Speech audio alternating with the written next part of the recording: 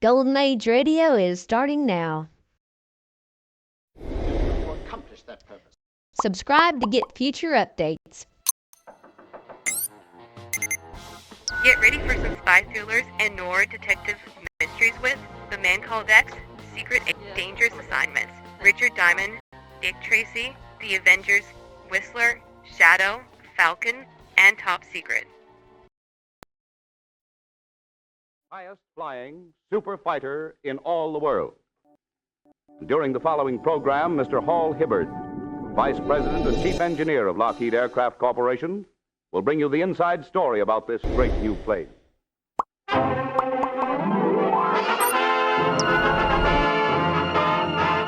Lockheed presents The Man Called X, starring Herbert Marshall. With the music of Felix Mills. Produced and directed by Jack Johnstone.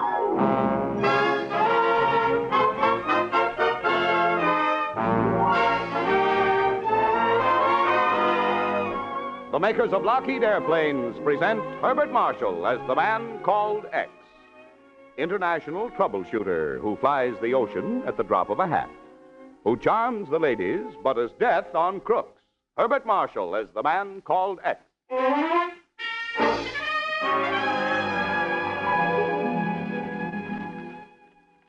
Listen to this, Chief.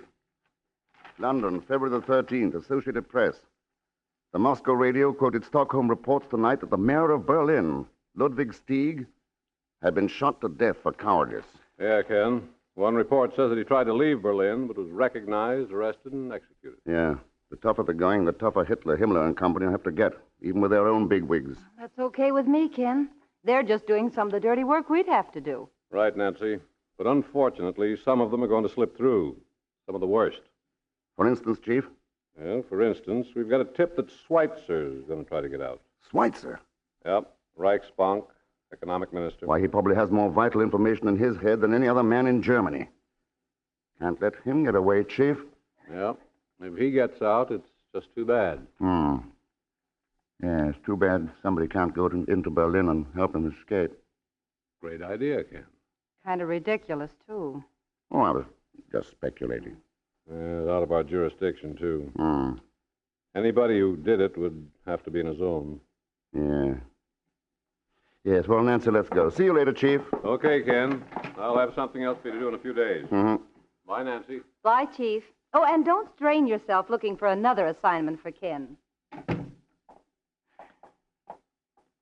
Berlin, huh? Well, you heard the Chief. It's out of our jurisdiction. Well, don't let it get you down. What would you like to do today, darling? Oh, I don't know. How about dropping in on Harold Annis? All right. Haven't seen Hal for ages. Oh, what's he doing now? Nothing much. Colonel with the ATC. Yes. Oh, that's what... Wait a minute. What did you say? Yes, darling. Colonel Harold Annis of the Air Transport Command. Tell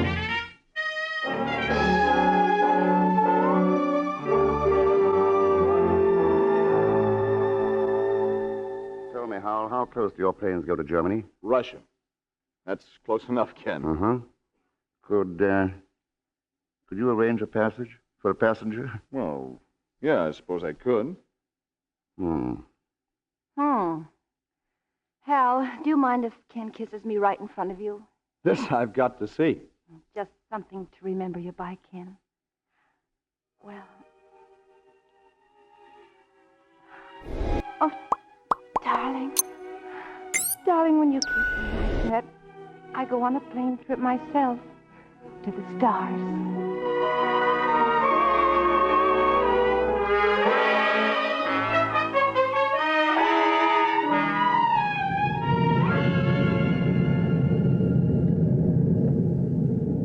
You like flying for the ATC, Captain? Sure, Mr. Thurston. Why, during the last couple of weeks, I've been in Cairo, Sydney, Burma, London, Paris, Saipan, and Long Beach, California. And next stop, Moscow. Yep. I'll just have time to say hello to Uncle Joe and go on to Cousin Chung in Chungking.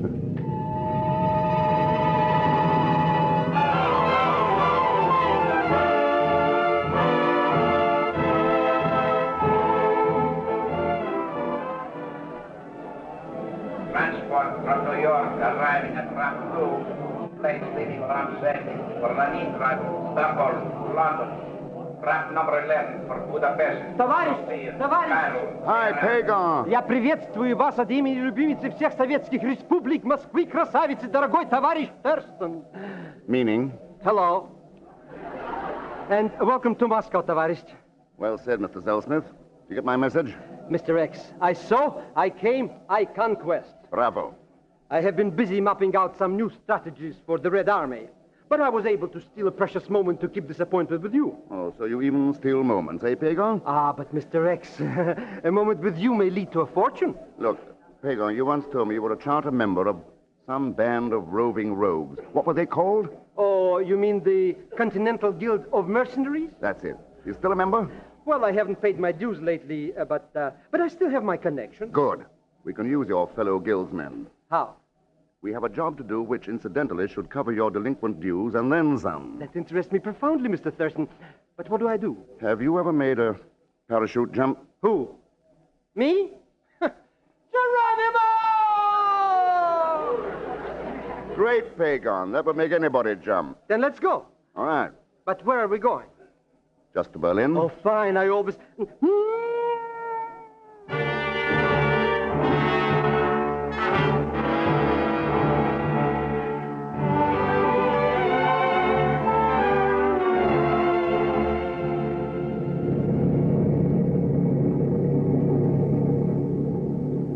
There you are, Mr. Thurston. If you drop now, you'll land on the forest. Thank you, Major Malinoff. Pretty smart of you to pick a place where we wouldn't have to dodge enemy flak. In this new plane, we could dodge anything. You better hurry and jump, or Marshal Zhukov will be in Berlin before you are. Okay. You ready, Pagon? Don't you think, well, maybe perhaps we can wait a little while? Just close your eyes and jump. You first, my dear Thurston. After you, Pagon. But I insist. Okay, but Major, you'll take care of my friend, won't you? To your entire satisfaction, Mr. Thurston. Good luck, Tovarishch. Good luck to you. So long. He did it. He did it. It's very simple. Now watch. I will show you a little trick. With a flick of my finger, my beautiful plane rolls over on its side, so... Good luck, Tovarishch.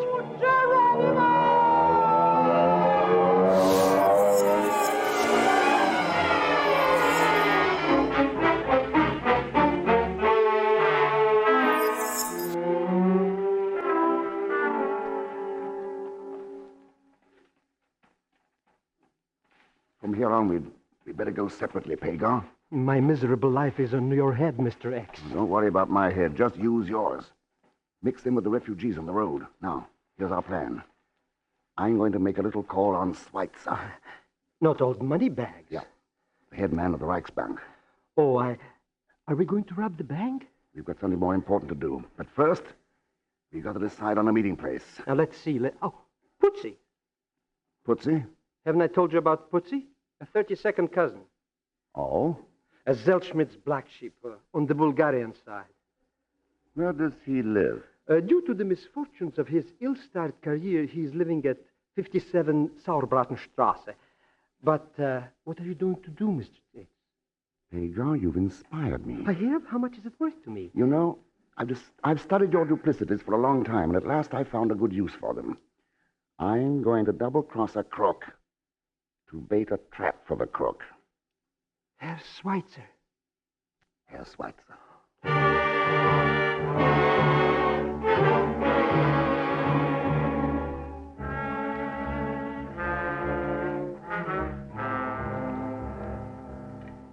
How did you get in? I don't know you. Who are you? Herr Schweitzer, you're planning to try to get out of Germany.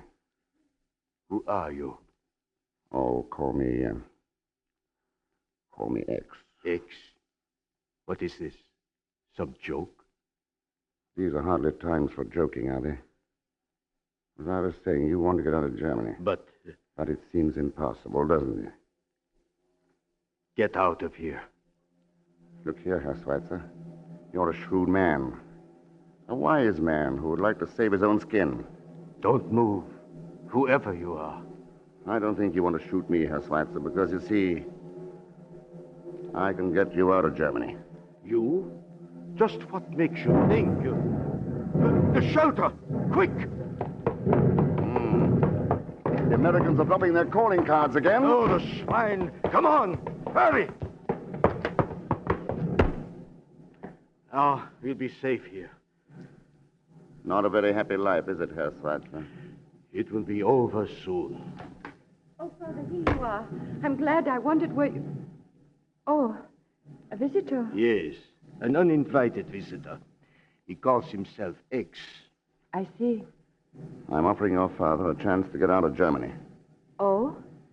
And what do you say to that, Father? Oh, don't take him too seriously, Elena, my dear. It's very amusing. Go on, X. Let's be frank. Rather punctuates the defeat to come, doesn't it? Well, go on with what you're saying. Yes, but defeat may not be the end of everything. Failure can sometimes be turned into profit. To speak your language, Herr Schweitzer. What do you expect to get for all this? A small measure of what you expect. A future made out of catastrophe. And all this, of course, is based on the assumption that Germany has lost the war. That's your assumption, isn't it? I know you played along with the Nazis because you thought it was good business. That doesn't sound like good business, does it, Herr Schweitzer? Huh? To stay here means utter ruin for you. It means the end of business. So, of course, you'll be interested in my proposal. Supposing I were interested, how could I trust someone I don't know, nor have ever heard of? You haven't been able to trust those you do know, so I wouldn't expect you to trust me, except that I shall profit as well as you if you get out. Get out to where? The plane will be waiting on the other side of the border. What border? We'll come to that later. What border? It doesn't matter. France, Italy, Yugoslavia. What about Bremner, this Gestapo? You must think they are fools. Not for a minute. But there are some things that even Bremner can't stop. What do you say, Herr Schweitzer? I shall report you to the Gestapo. Won't Bremner be a little curious about the fact that you've been approached with this kind of proposition? Bremner's a suspicious man, you know. In case you shouldn't report me to him, you'll meet me at 6 o'clock this evening? You are very bold, aren't you? Maybe just foolish. I've offered your father a deal. I don't know whether he'll buy. May I expect to see you this evening, Herr Schweitzer? Perhaps. 57 Sauerbratenstrasse.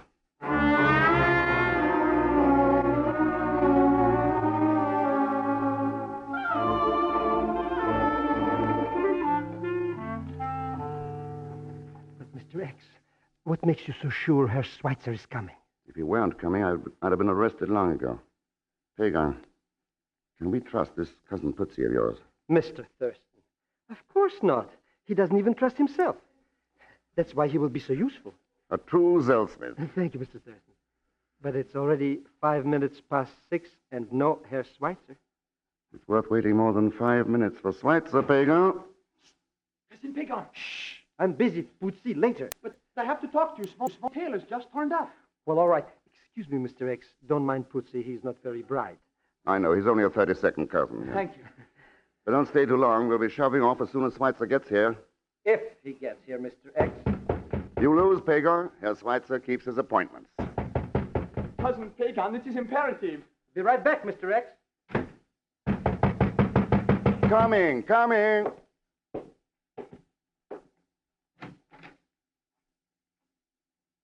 Oh. Yeah, Mr. X. The Gestapo. You are under arrest as a spy.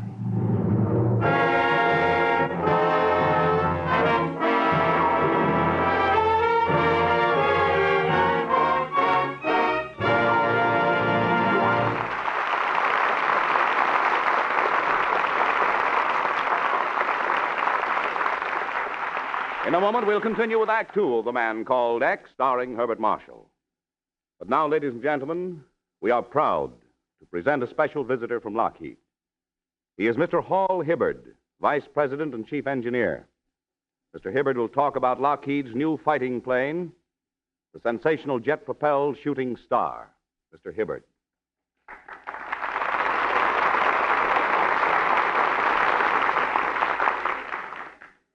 Thank you, ladies and gentlemen. I am glad to be able to tell you about the Shooting Star because I believe it to be more than merely a weapon of war. It is a significant airplane, significant in war and significant in peace.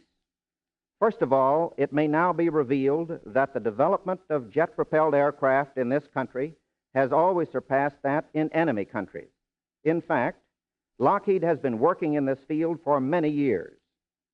Some months ago, then, when the Germans introduced jet planes in the European theater, both the United States Army Air Forces and we here at Lockheed felt that we had something better.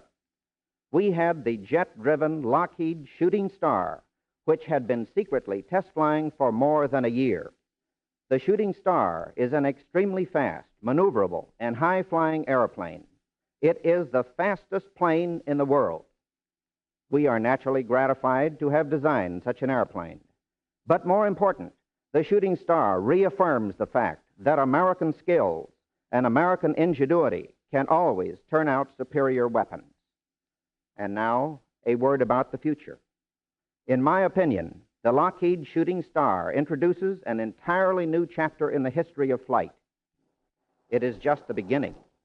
We at Lockheed can foresee and are working toward the time, a matter of a few years, when the largest transports equipped with jet engines will fly across continents and oceans at tremendous speeds.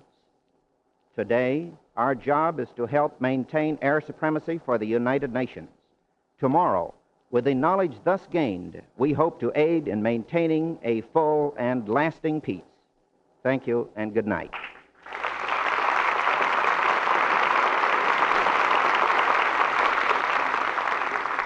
You've just heard a talk by Mr. Hall Hibbard, Vice President and Chief Engineer, Lockheed Aircraft Corporation. Thank you, Mr. Hibbard.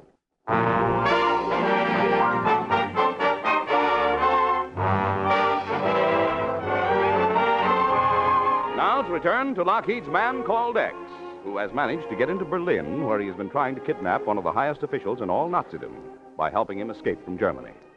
But his plans have apparently blown up in his face, for he is now a prisoner of the Gestapo. At the moment, we find Mr. X in his cell, somewhat the worse for the customary treatment by the Gestapo.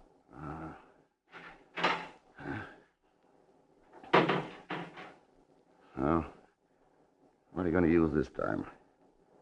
Lashes or lighted cigarettes? Oh. Why don't you put on the light? You usually like to see your handiwork. Well, say something. You should never have come to see my father. Elena. You remember my name. It isn't all I remember, Miss White. But I don't even know yours. How did you get in here? The way people usually get into places. Oh. The Nazis have their little weakness, too. Why did you come? I couldn't help it. I had to see you again. But I feel foolish having to call you just X. My name's Ken. Ken? Oh. Why were you trying to help my father? For the reason I told him. For profit. But you look like a man of ideals, Ken. And you look like one of those ideals, Elena. Well... Very sweet of you to come to see me. That's taking chances, you know. I told you I had to. Did they hurt you? What do you think? Oh, Ken.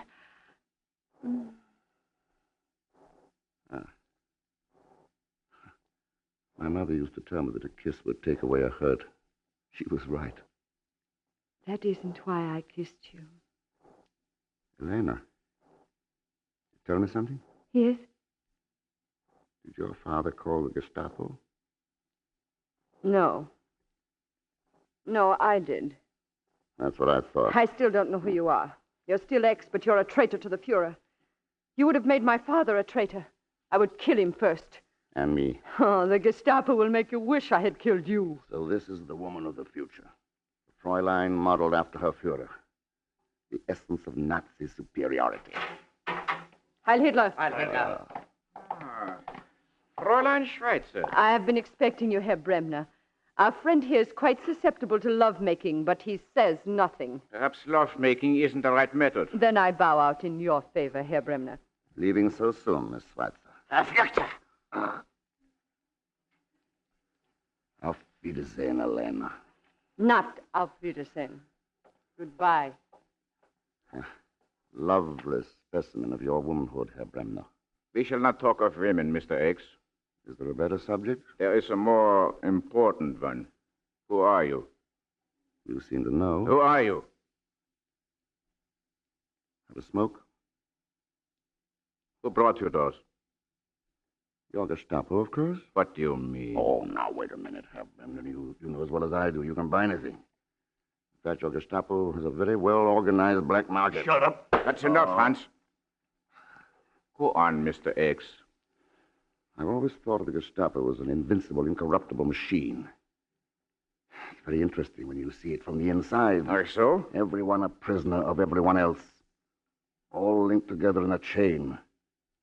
But the chain is held together only by fear. Fear of each other. Stop. You will not tell us who you are. But we do not need to know. We know enough.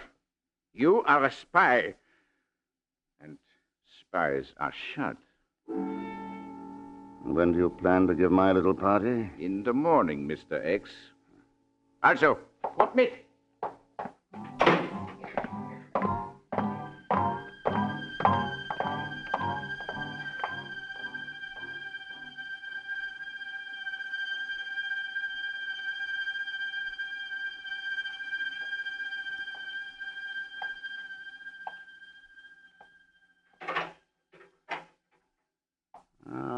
Herr Bremner, back so soon. Have you changed your shooting schedule? Mr. X, you are an intelligent man. You could be very useful if you would talk. Apparently I've talked too much. I know, of course, about your attempt at negotiations with Herr Schweitzer. Of course, his adoring daughter told you. You were very sure you could get him out of Germany, weren't you? Yes? I see, but unfortunately, you will be shot in the morning. Yes, unfortunately. And you still won't talk? Mr. X. Yeah? Mr. X, can you get me out of Germany?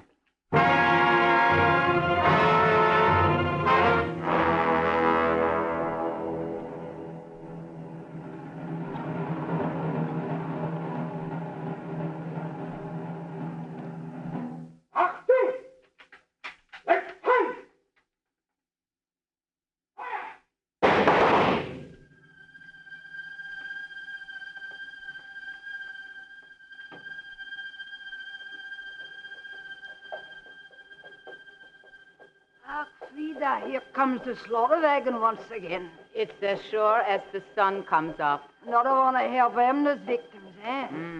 I wonder who it is this time. Driver, is it another field marshal you're burying? Sorry to disappoint you, old woman. All I've got today is an American spy. American. Come along, Frida. A very bad character.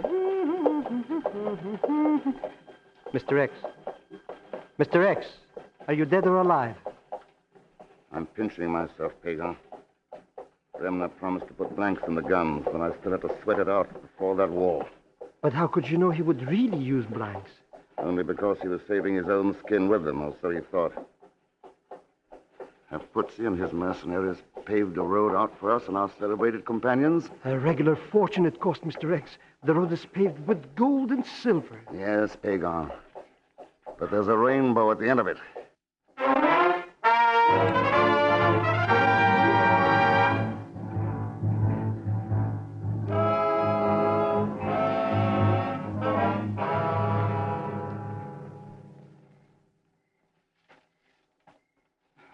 It's very hot in this ridiculous clothing.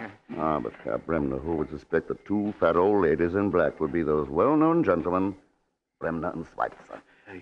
I must admit, Mr. X, the costumes have served their purpose. The idea came from Pagan, the fount of all chicanery. Thank you, Mr. X. Here we are. Here is the border. Doesn't seem much different, does it? Except that the air smells free. Nobody but me, gross Uncle Heinrich, knows this pass. Good for you, Uncle. Mr. X has your bonus for you like I promised. That's right, Uncle. Here you are. Danke, schön. Are you sure nobody but you knows this way out, old man? Nobody. I've lived here for 70. No, what are you? Uncle Heinrich!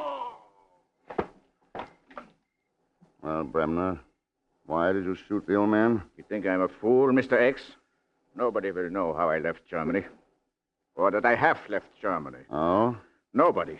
No blanks in the gun now, huh?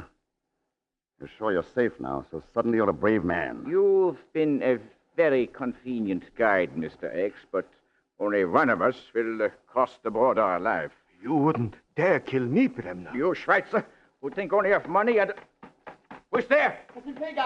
Pagan! Ah, Bootsy, you're a regular Marine. What is it? The American flyer. He's coming. Good. Americana. As I promised you, gentlemen, there's a plane waiting. A plane which will take you for a nice long ride to America. You'll never get me to... Nice work, Mr. X. Here, I have his gun. Come on, Bremner, get up. Schwein. Oh, I'm getting awfully tired of that word. But perhaps pigs know no other language. What are you trembling for, Bremner? And you, Schweitzer? You afraid? Did you really think you'd get away? How could you get away from yourselves? Maybe you've forgotten that. He that fleeth from the fear shall fall into the pit. And he that getteth up out of the pit shall be taken in the snare. Maybe you've forgotten that for the creators of destruction and disaster, there is no way out.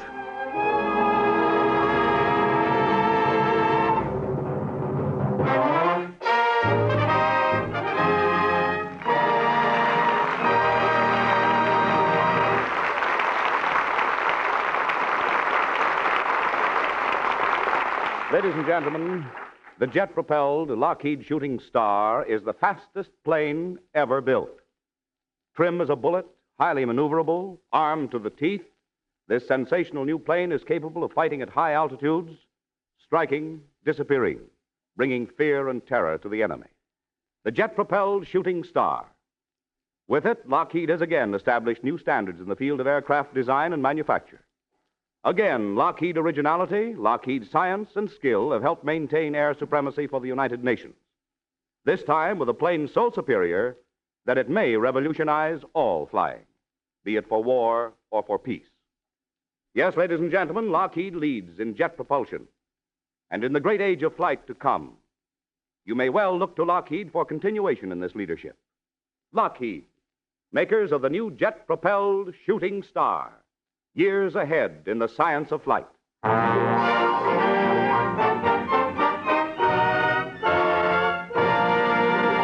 now a word from Lockheed's star, Mr. Herbert Marshall. Ladies and gentlemen, this is our last program in the present series.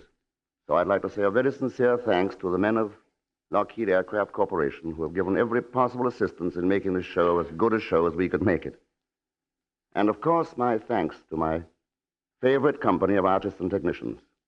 Felix Mills, our superlative music master. Milton Merlin, author of tonight's exploit and most of the stories in this series. Francis Farrago, writer. Paul LaCroix, our excellent engineer. Floyd and Monty, our sound effects wizards. John McIntyre, our grand announcer. And the cast. Gigi Pearson, who plays the charming Nancy Bessington. Leon Velasco, who is my rascally shadow, Pay Gonzell-Smith. And of such fine actors as Bea Benaderet, Lucille Meredith, and Jeanette Nolan. Frank Graham, Theodore Bonells, Will Wright, Joe Granby, Charlie Lung, Bob Bruce, Vic Rodman, Ed MacDonald, and my many other friends in the cast. Well, naturally, I've saved my final salute for Jack Johnstone, our producer and director whose magic wand has safely and brilliantly guided the man called X through his many adventures. And to you, my most highly esteemed audience, my profoundest thanks of all. So until we meet again on the air, good night.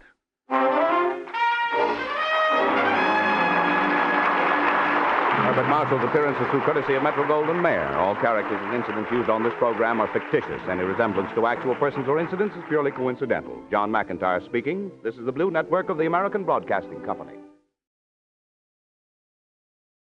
You are listening listening to Golden Age Radio, rumble.com/C/GAR. Brought to you by G3PL.com.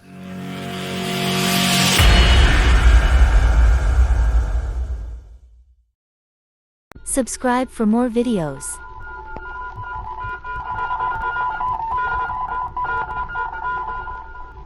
Secret Agent K7, return.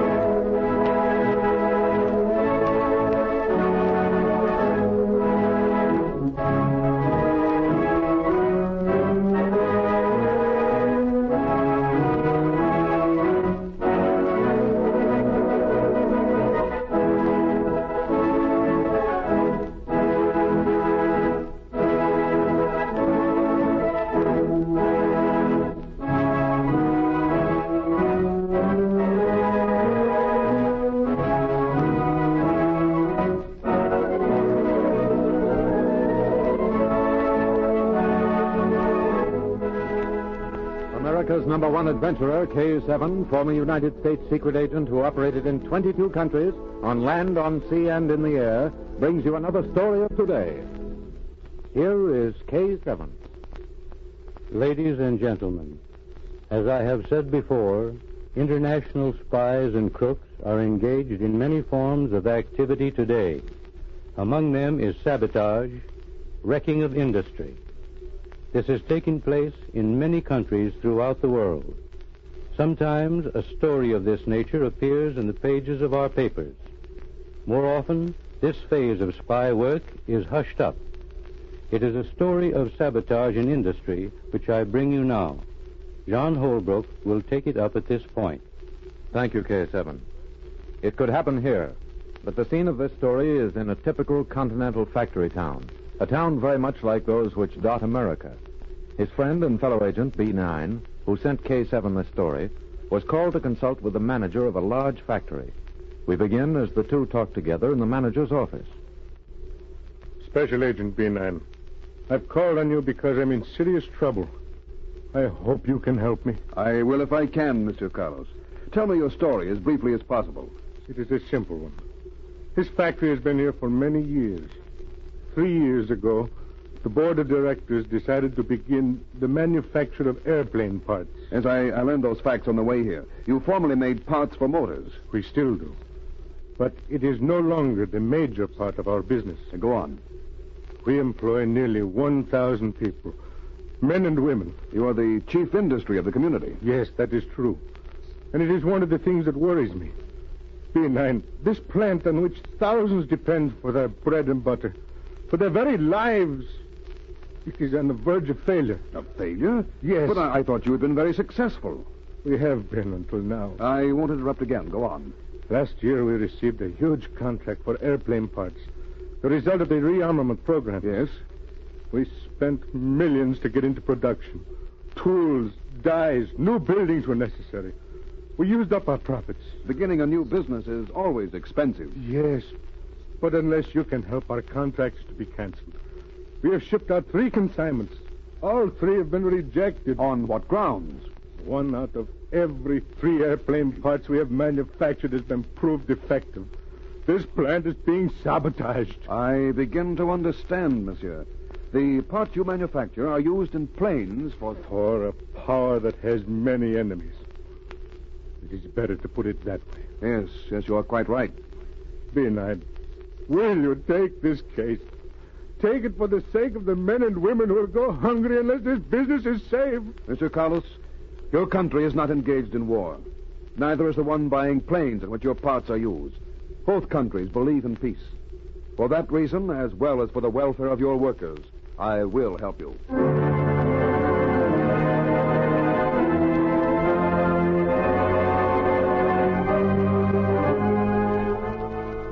B9 made a brief inspection of the factory. Then he went to a telegraph office and sent for Rita Drake, a girl who worked with him.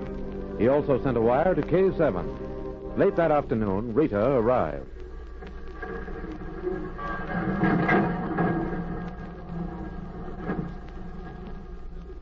Rita, Oh, there you are, B9. Your wire arrived just in time for me to get this train. let me take your bag. Thanks. I've got a car waiting. What's up? Have we a case? Yes, and a difficult one. I'll tell you about it in a minute. Here's the car.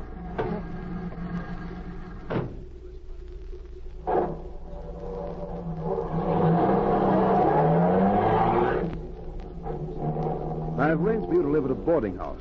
Now we'll go shopping and buy you some clothes. But B9, I have all the dresses and gowns I need. You're not going to need dresses and gowns here, Rita. Tomorrow morning at 7 a.m., you'll become a factory girl with a job. B9, are you fooling? Here, read this telegram. It just came in. Look for a man named Lorray. 6 feet tall, slender, scar on right cheek. Specializes in industrial sabotage. They work under an assumed name. And it's signed K7. I wired K7 this afternoon. Do you see that big factory ahead? Yes. That plant is being sabotaged. Tomorrow morning, you start work on the assembly line. Unless we are successful, this will become a ghost town. The women and children whom you see walking the streets will starve.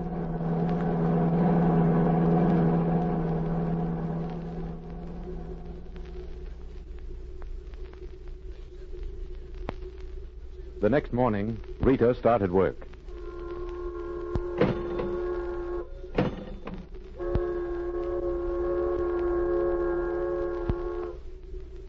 You must be the new girl. Follow me. Yes, ma'am. You do not look very strong. Who hired you anyway? Why, the employment office. I did not tell them I wanted any more girls. Now come this way. Sit there. Here on this stool? I said there, did I not? What is the matter with you? You act as if you had never been in a factory before. Oh, but I have. I've worked... I am not interested in where you work. Speak when you are spoken to. I do the talking here. Do you see this box of rivets? Yes. As these parts go past you on the belt, put the rivets in the holes on your side. Well, go on. Get started. Like this? Oh, you clumsy little fool. You will have to work faster than that. The riveting machines at the end will start in a minute, and if you leave one of these holes without a rivet... Oh, I won't. I'll catch on in a minute. Well, you had better. And see that you do not open your mouth. If I see you talking to anyone, out you go. Remember that. Do not talk to anyone.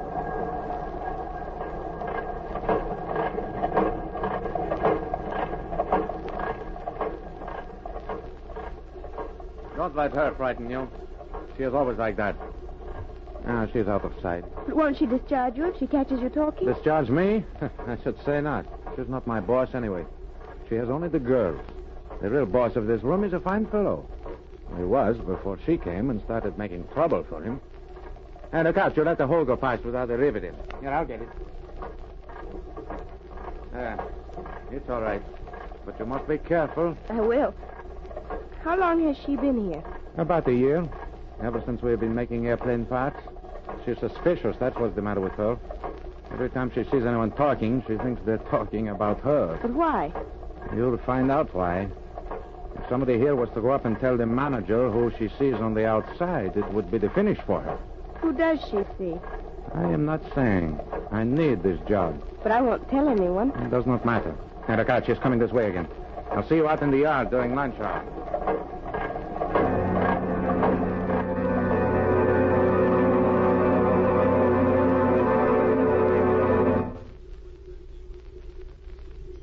That night after work, Rita talked with B9 in his rooms. She's horrible, B9. I can't stand her near me. I hope you won't have to stay there long. You say this boy told you that she meets someone outside the factory. Yes, but he wouldn't say who it was. He seemed frightened. He told me to go into the cafe late at night and find out for myself. That may be the tip I need. Now, let's look at this part you brought me. These go by on an endless belt, and you put the rivets in these holes, is that it? Yes, there are 14 holes. I see. I wish you could have taken one with the rivets in. Do you know what part of an airplane this is, Rita? No, do you? Yes. It's a very vital part of the wing mounting. If this should give way, the wings of a plane would crumble. Rita, I've got to have samples of the rivets. I should have told you that before you went to work. I can get some of them tomorrow. Yes, but I wish I had them now. Mr. Carlos, the manager, said that his contract might be canceled at any time. Rita, do you think you could get back into the factory tonight? You could tell the watchman that you'd lost something. I'll try. I'm sure I can. It's getting late. Go over there at once. Then come back here. I'm going to the cafe.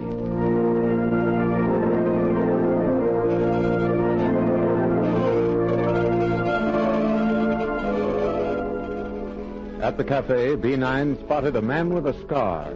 He seemed to be waiting for someone. Without being seen, B9 slipped into the booth next to him. A few minutes later, a woman entered.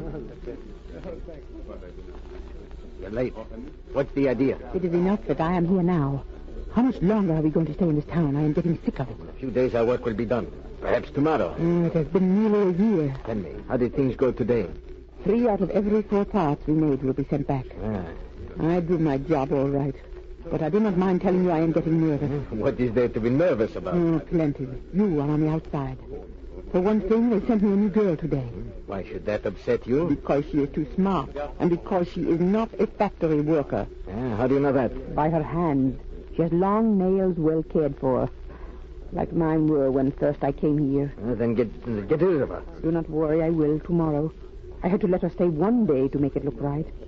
Now, how about materials? We are running out. That is being taken care of. But there are not enough to last all day tomorrow. I tell you, it's being taken care of. Louis is up at the factory now. Materials will be mixed in the boxes by tomorrow morning. They had better be. That is your part of the job, and I do not want the responsibility of... What is that? The plant whistle. Something has happened. Oh, let us leave here at once. We do not want to be seen together. I am leaving now. No, you're not. Stay where you are. What's the idea? Who are you? I am Special Agent B9, Noir, and I'm turning both of you over to the police. Get up and walk out of here. And see that you keep your hands over your heads. There's the door. Now get out.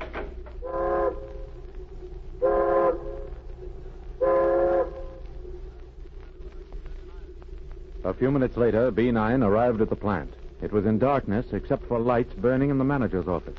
He rushed there at once. Now, what's going on? What's the matter, Monsieur Carlos? B9, this girl. I found her in the watchman's booth. She's been injured. Rita. Oh, Quick, get me some water. She's been hit on the head. All right, here is some. Rita, I shouldn't have let you come here alone. Here is water. Hold her head up. That's it. Drink it, Rita. Poor girl. is that you, B9? You're all right now, Rita. Oh, my head. It aches. Yes, just take it easy. The man, he's out there. I locked him in a locker room. What man? He's locked up. He had rivets like these. The watchman let him in. I followed him. He took the rivets out of the boxes and put these in. I pushed him in the locker room and bolted the door. Then we've got him, B9. That locker room has no window. We'll take care of him later. Are you feeling better, Rita? Yes, a little. I locked the man in and ran out and blew the whistle. The watchman came. He hit me. I'll find him later. B9, these rivets are not the ones we use. They're just like them, but they're soft metal. They'd never hold. I suspected that, Monsieur Carlos. Your business is safe. I took a chance and arrested 2 spies downtown. One was an international crook, a man named Luray. Rita has locked the third in a locker room. It is the end of sabotage here. Sabotage is a dangerous form of spy activities.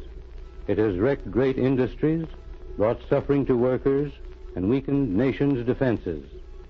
It is a danger that must be constantly guarded against. Listen for my next story. This is K7 speaking.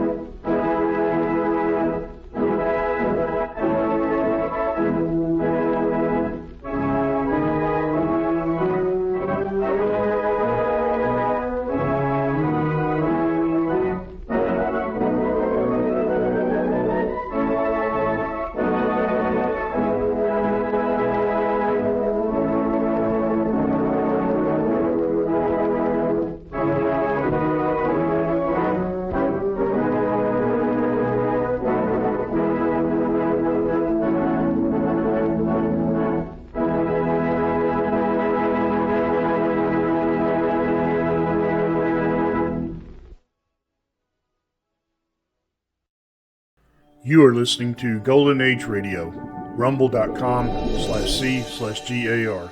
Brought to you by G3PL.com.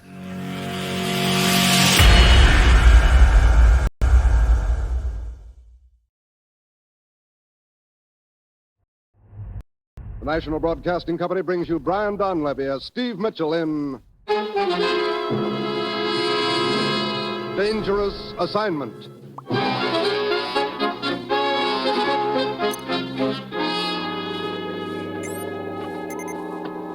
The time, sunset. The place, a small fishing village on the coast of Portugal. Two fishermen trudge wearily homeward past a deserted monastery near the waterfront. A sudden sound breaks the stillness of the evening air. Sanchez, listen. Huh? The monastery bell is ringing. Oh, but that is impossible, Naranja. No one has lived in that monastery for 5 years. Now it's quiet. Come, Sanchez, we better go see.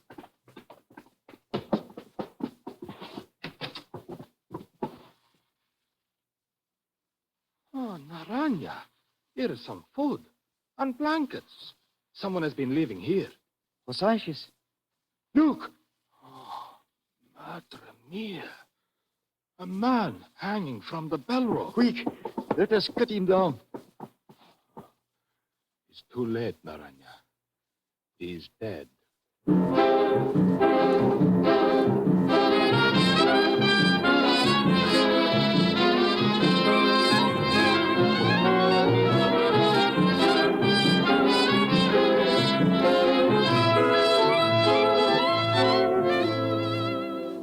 You've seen him in such pictures as Wake Island, Stand By for Action, and Command Decision.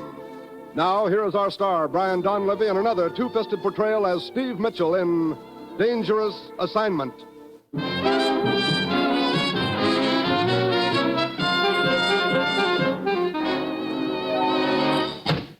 Hi, Commissioner. You know, you pull me away from more big deals. I want to talk to you about Alan Prescott, Steve. Oh, is he back? That's good. No, he's not back. Steve, Alan Prescott is dead. Let me have that again. I'm sorry, Steve. I know he was one of your best friends. Alan dead? How did it happen, Commissioner? He was found hanging from a bell rope in a deserted monastery. Where? Portuguese fishing village. Mazimbra is the name of it.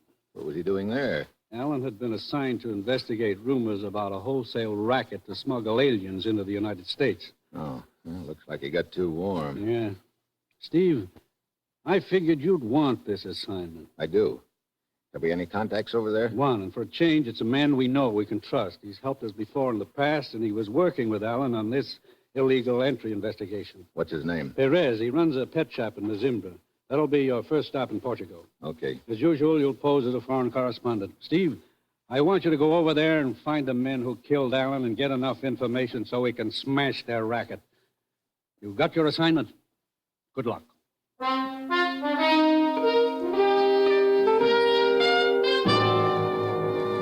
Flight 9, now departing for Bermuda, the Azores, and Lisbon, Portugal. All aboard, please.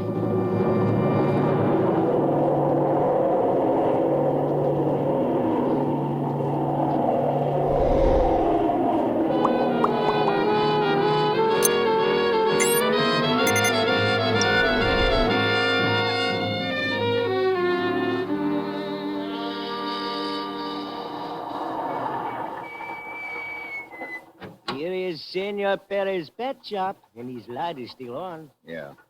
Okay, driver. There you are. Oh, gracias. You want me to wait for you, senor? No, thanks. Hey. Senor Perez has many birds in his shop, senor. So I hear. Good night, senor. All right. Boy, what a menagerie. Anybody home? Perez? Perez? Okay, Polly, you call him too. Hey, Perez! Perez! Stop! You're choking me! Hey, what's the matter, Polly? You got a persecution complex? Well, maybe Perez is in the back room here. Perez? You're choking me! Oh, shut up. Dark in here. where he is. Come in and close the door. What? I have a gun. Do as I say. Okay. Look, Perez, I want to talk to you. I'm a friend of Alan Prescott's. I will turn on the lights. That's better. Perez, what's the matter? You're bleeding. There has been a fight. Here. Come on over here and sit down. Let me help you. Thank you. I will be all right. What happened? 2 men came into my shop with knives, tried to kill me. I got my gun and drove them off. When I heard you come in a minute ago, I thought they had come back. Yeah, I guess that's what your parrot thought, too. You say you are a friend of Alan Prescott? Yeah. You were sent to take over the case he was working on, huh? That's right. The alien smuggling ring. I was working on it with Senor Prescott. How much had he found out? Why, so far, very little, Senor. However, I expect to come into possession of some valuable information tomorrow. Okay, I'll check with you then. Now, you better get a doctor to look after those cuts, Perez. I'm going to the police station.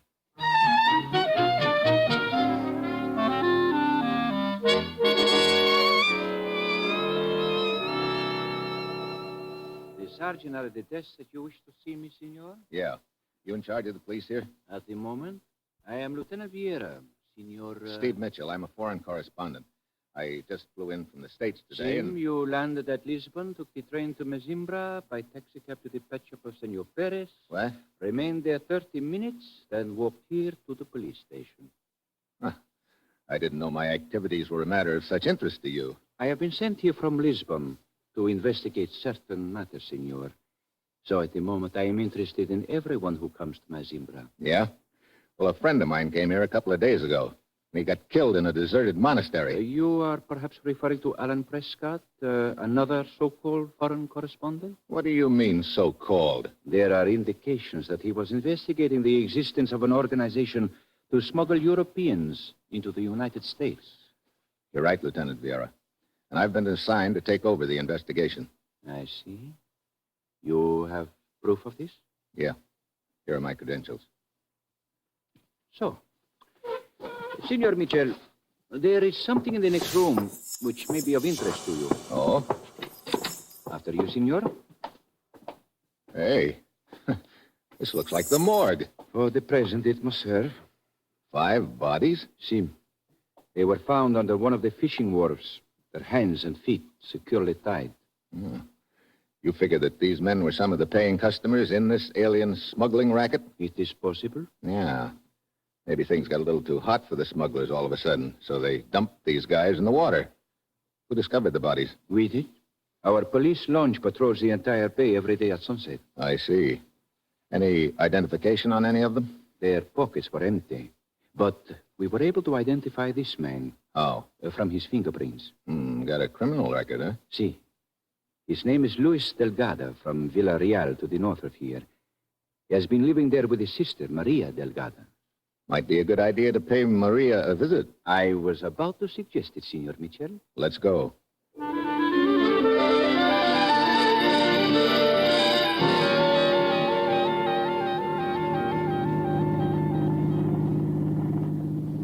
How much farther to Villarreal, Lieutenant? But a few miles, Mitchell.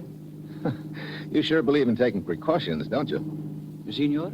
Having one of your boys tail us. Tail us? I do not understand, Mitchell. Well, that car behind us. It's been following us for the last 10 minutes. I gave no orders to follow us, Mitchell. What? Then who? Hey, he's coming up at us. Can you see who it is? No, it's too dark. Yara, watch out. He's trying to run us off the road. Get down, Mitchell. Get down. Hey, we're skidding. Hey, brace yourself. Watch out. Boy, that was close. Nice driving, Yara. Thank you. Thank you, Mitchell. Well, somebody's sure anxious to put us out of the way. Beginning to look like we're on the right trail. See, we will continue our trip to the Delgado house in Villarreal.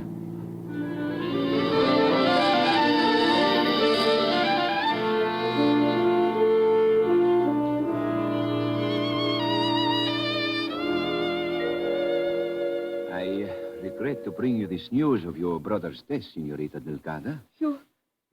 You say he was drowned in the bay, Senor Lieutenant? How did he get there? That is a question, Senorita. You You mean he was murdered? Senorita Delgado, if you do not mind, Senor Mitchell and I will ask the question. Maria, did you notice your brother talking to any strangers the last few days? Strangers? He talked to no strangers. Well, when he left home, did he say where he was going? He told me nothing. Senorita, I think you are withholding information. No, he's not true. I tell you everything I know. must remind you that your brother Luis Delgado had a criminal record. That was long ago when he was in trouble. My brother was a good man. Perhaps he intended to commit a crime when he left That here. is a Perhaps lie. that is why he would not tell you where he was going. He was not going to commit a crime. He was going to the United States to live with my uncle. I do not remember what he told me. I see. Have you anything more to tell us? Very well. Senor Mitchell? Yeah, let's go. Thanks, Maria. We will question you more if necessary, senorita. Night. Well, Maria sure clammed up all of a sudden. But not until she told us what we wanted to hear. See? You know, it's a cinch that some of the arrangements on these deals are made in the United States.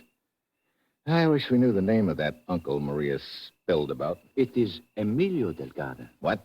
As you were talking to the senorita, I noticed on the table an envelope addressed to her dead brother. In the upper left-hand corner was the name Emilio Delgado. Was there an address? I do not know if it was an address or not. Mitchell, in the United States, is there a place called Bronx? Bronx? Yeah, that's an address, all right. Well, good work, Lieutenant. Let's go to the nearest telegraph office.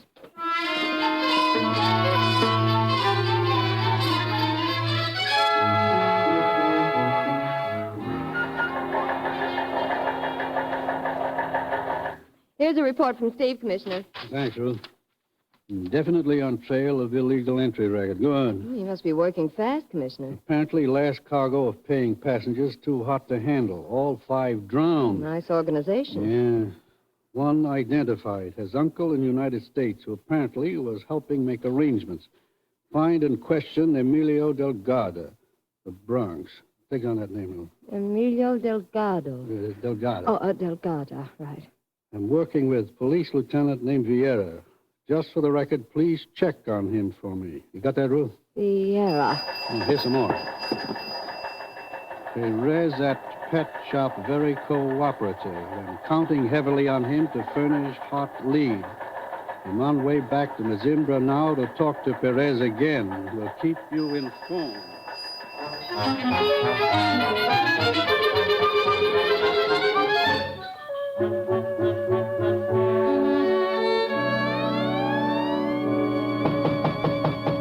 Come in. Ah, Senor Mitchell. Lieutenant Vera, I'm worried. Jim? I've been counting on Perez at the pet shop to give me some hot information he hinted at yesterday. Perez? As soon as we got back from Villarreal last night, I went to his parrot palace, and he wasn't there. I've been there on and off all day today, and he still hasn't shown up. Jim, he has shown up, Senor Mitchell. Oh, has he? Well, that's good. No, it is not good. What do you mean? This afternoon, a fisherman saw something floating in the bay. A man, face down. It was Perez.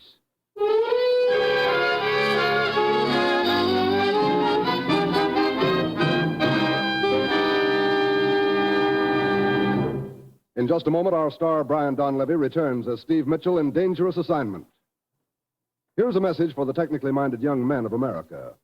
The armed forces of the United States want volunteers. Volunteers for the greatest scientific enterprise in history. Volunteers for the world's greatest educational program. The new scientific armed forces offer training in dozens of technical specialties. Radar, radio, diesel, jet propulsion, aviation, and many, many others. So if you're thinking of an active career, a vital career, think of the United States Armed Forces.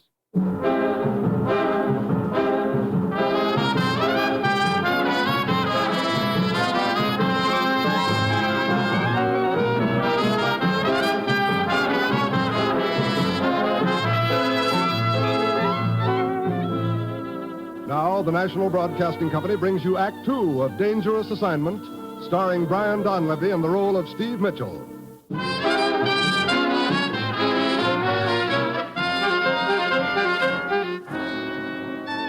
Time, 4 hours later. The place, the commissioner's office in the United States. I finally got hold of Steve, Commissioner. He's on the line. Thanks, Ruth. Steve? Hello, Commissioner. We located Emilio Delgado in the Bronx. First, he wouldn't talk, but when we told him his nephew had been murdered trying to get out of Portugal, he opened up. Oh, did he put the finger on the stateside branch of the racket? It's a small travel bureau in New York. Delgado gave them $3,000. They promised to smuggle his nephew into the United States. I see. Incidentally, I checked on Lieutenant Vieira. His record is excellent. Good. I figured it was, but I didn't want to take any chances. Steve, we close in on the travel bureau in New York. The gang in Portugal will slip away from us. Oh, don't close in on the travel bureau yet, Commissioner.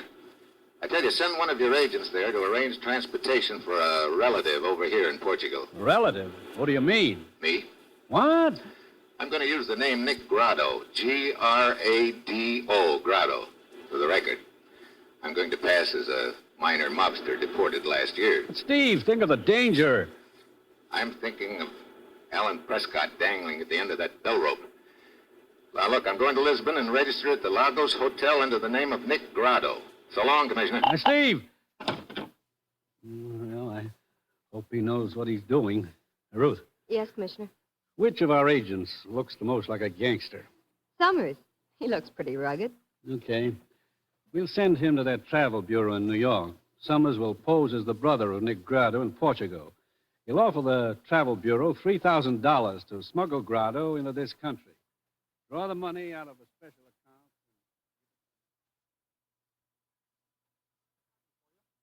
You in charge of this travel bureau?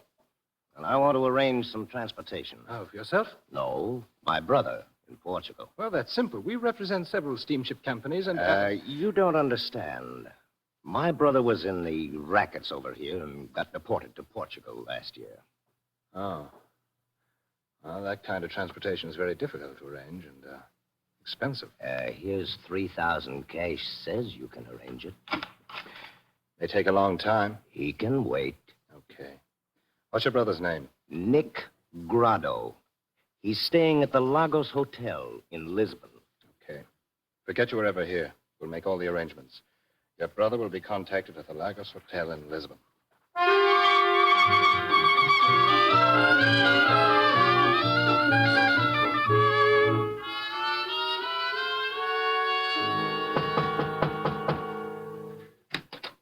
Yeah? Your name, Nick Grado. Who are you? Bogota. You want to take a trip, Grado? Trip? Your brother in America arranged it. Oh, okay. Well, I'm all packed up. Do not carry any identification. You have your money and valuables? Yeah, right here on me, Bogota. Good. The car is outside. Where are we going? To the cliffs, overlooking the sea, near Mezimbra. Cliffs? See, there's a cave at the waterline. You will wait for the boat there. Okay, let's go.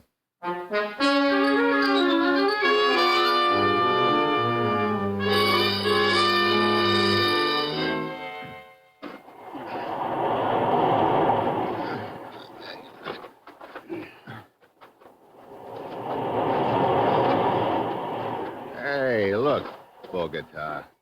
Climbing down the side of a cliff in the dark is not my idea of fun. How about a light? No, we are almost there.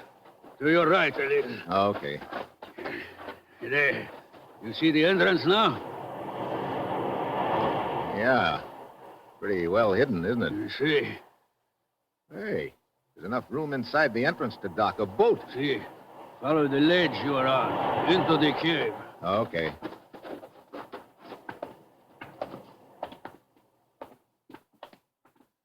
Quite a place. It serves our purpose.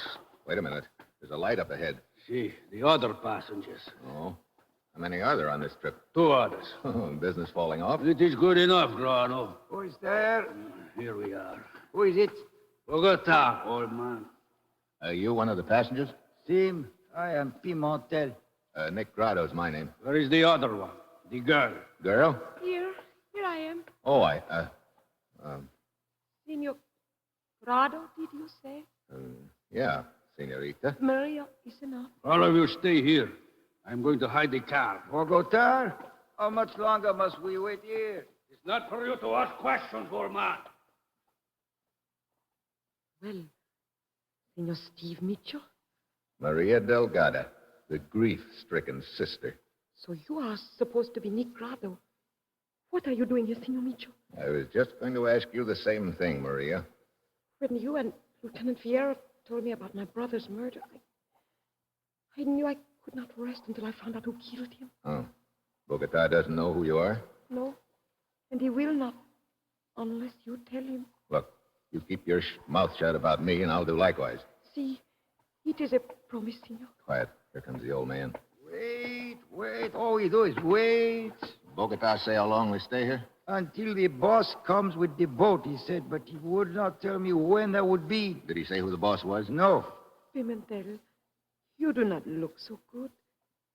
Why you don't try to rest? Oh, thank you for your kindness, Senorita. I'm sick and an old man, but everything will be all right when I get to America. Everything. Means a lot to you, huh? It is what I'm living for, Senor. Say, how far back does this cave go, anyway? Bogota told us to stay on this ledge and not to go back any farther. He said that narrow channel below winds back and ends against a solid wall of rock. The front entrance, the only one, huh? That is what he said. Well, looks like nothing's due to happen tonight. I think we all better get a little sleep.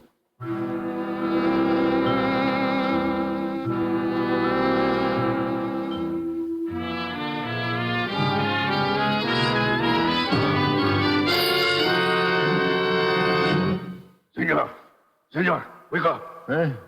Oh, Bogota. It's past noon. Wake up. You, old man, wake up. Bogota. Oh, what is the meaning of this? Take all the money and valuables out of your pockets. Pile them on the rock here. Hey, what is this? What are you doing with that gun? Do as I say, all of you. And as for you, Senor Mitchell. Mitchell? See, we know who you are. Well, thanks for tipping them off, Maria. No, I did not tell them, Stephen. I swear it. The boss wishes to talk to you, Mitchell. The boss? When did he arrive? I came in my boat while you were asleep, Mitchell. What? Perez. Hey, what is this? The police told me you were dead. The real Perez is dead, Mitchell. Real Perez? Wait a minute. You mean when I talked to you in Perez's pet shop? I had just killed Perez before you came in. You assumed I was Perez. I played along with you. After you left, I threw his body in the bay. Great. So you're the boy who's running this racket. A profitable one, I assure you. Yeah, and a vicious one. You get the passengers out here. You take their money and kill them.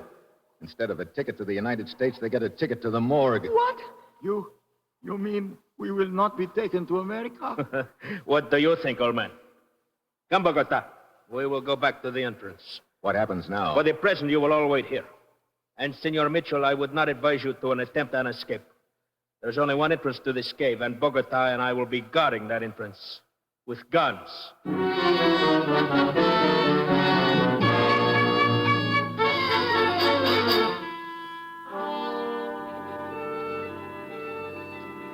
If they are going to kill us, why don't they do it now? Look at them, sitting at the entrance to the cave like two vultures. What are they waiting for? That's what I've been trying to figure out. It's almost 6 p.m.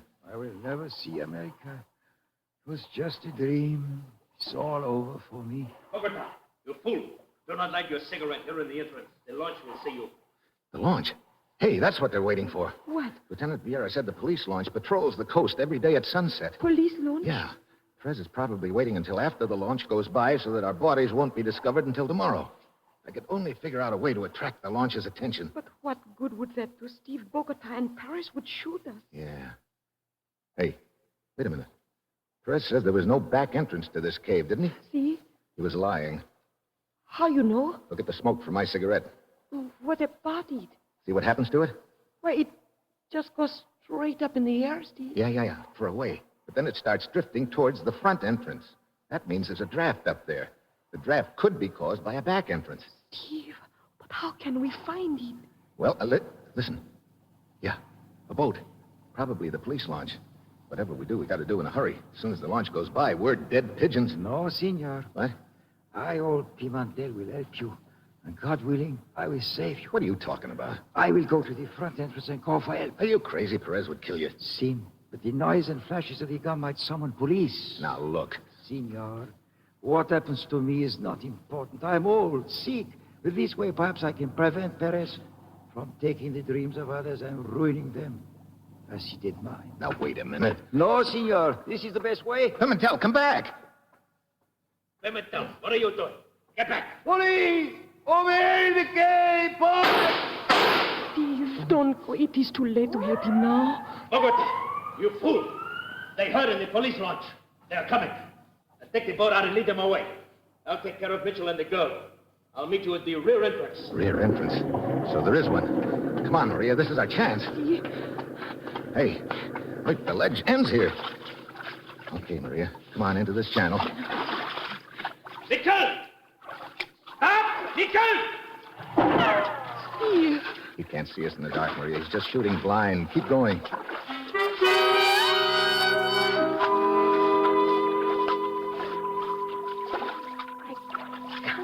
I think, Steve, it is so dark in here. The water is up to my waist. Yeah, these walls are getting closer together, too. Hey, wait a minute. Oh, great. Solid rock. What? Yeah, this is the end of the line. We took a wrong turn back there somewhere. Yeah. Listen. Paris is still after us. Yeah. And we can't just sit here and wait for him to kill us. Maria, keep talking. What? Keep talking as if I were with you. Repeat what you've been saying. I'm going to backtrack and wait for him. All right. Steve, what can we do? We cannot go any farther. It is a blind alley. Paris is getting closer. You're right, senorita. Paris is getting closer. And there is nothing ahead of you but solid rock. Did you hear that? It is Paris. See? And the two of you are caught like rats in a trap. I have... Mitchell! Yeah, the gun's not going to do you any good underwater, Perez. I do not need the gun. Oh, there is strength enough in my arm. Oh, yeah. Steve, hit him! I can't. Oh, Martin, help Steve, help him.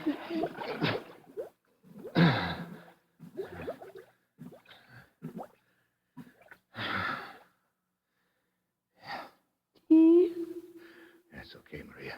Oh, I could not tell which one of you was which, Steve. Yeah, I was a little in doubt myself for a second or two. Come on, Maria, let's get out of this rat trap.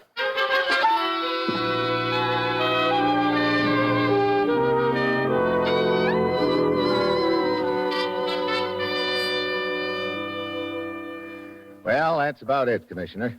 Perez is dead, and the police picked up his hired hand, Bogota. Good work, Steve. Where are you calling from? My hotel room. I'm up here drying out all alone. Stop! You're choking me! Sounds like you're all alone. Oh, that was just a parrot, Commissioner. Parrot? Yeah, from Perez's pet shop. He took a shine to me, I guess. Now, Steve, you can do better than that. No, it is a parrot, Commissioner. I'll prove it to you. Look, I taught him something to say to you. Huh? Go ahead, Polly. Polly? Drop dead! Drop dead!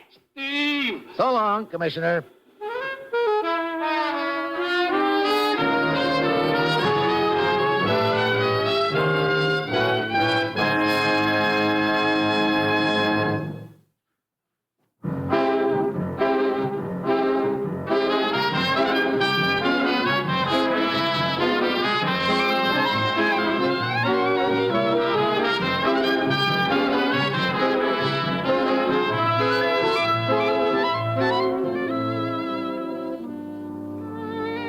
You have just heard the sixth in an exciting new adventure series, Dangerous Assignment, starring Brian Donlevy as Steve Mitchell.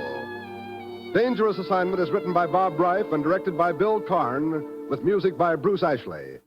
Be with us again next week at this same time, when Brian Donlevy, starring as Steve Mitchell, will embark on another Dangerous Assignment.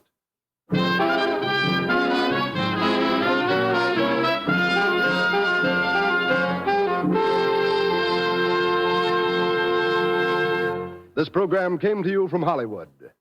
This is NBC, the national broadcasting company.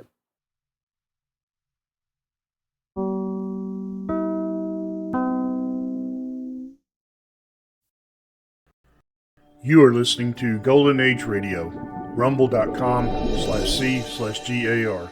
Brought to you by G3PL.com.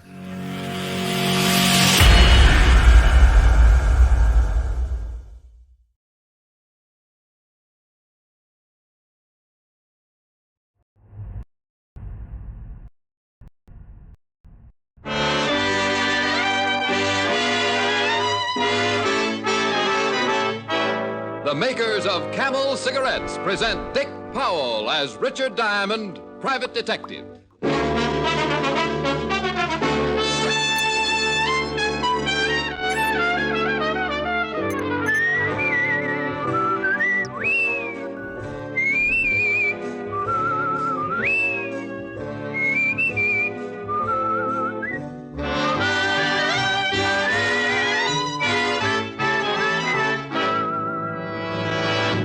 Steady pack after pack smoking is the only sensible way to tell how a cigarette will get along with your throat. In a test from coast to coast, hundreds of people smoked only Camels for 30 days. Noted throat specialists made weekly examinations and reported not one single case of throat irritation due to smoking Camels.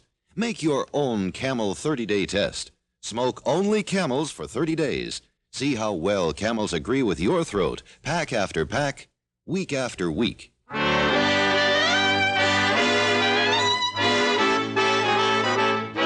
Here transcribed is Richard Diamond, private detective, starring Dick Powell.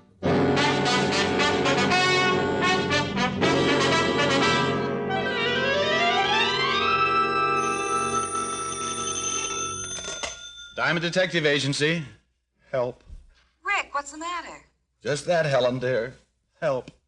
I haven't had a client in 3 weeks. Aw. Well, I'll take you to dinner tonight and fatten you up. No, I'm not hungry. You couldn't just send the money, could you? No. Go ahead and starve. Ferdy Parker asked me to dinner anyway. You remember Ferdy. Oh, sure. Your old boyfriend, the very old one. Rick Ferdy's really a very nice boy. Plays polo divinely. So do horses. Well, do I go out with Ferdy or don't I? Helen, and lose the chance of watching me stuff myself? Now, you tell Ferdy you've got to do some research on a tapeworm. I'll see you in 10 minutes. Bye. Bye.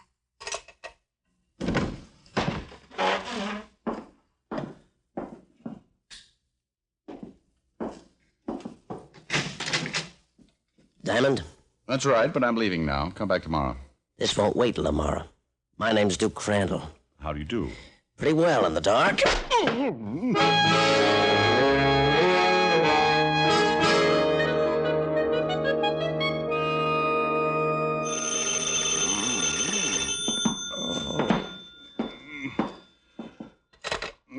Yeah.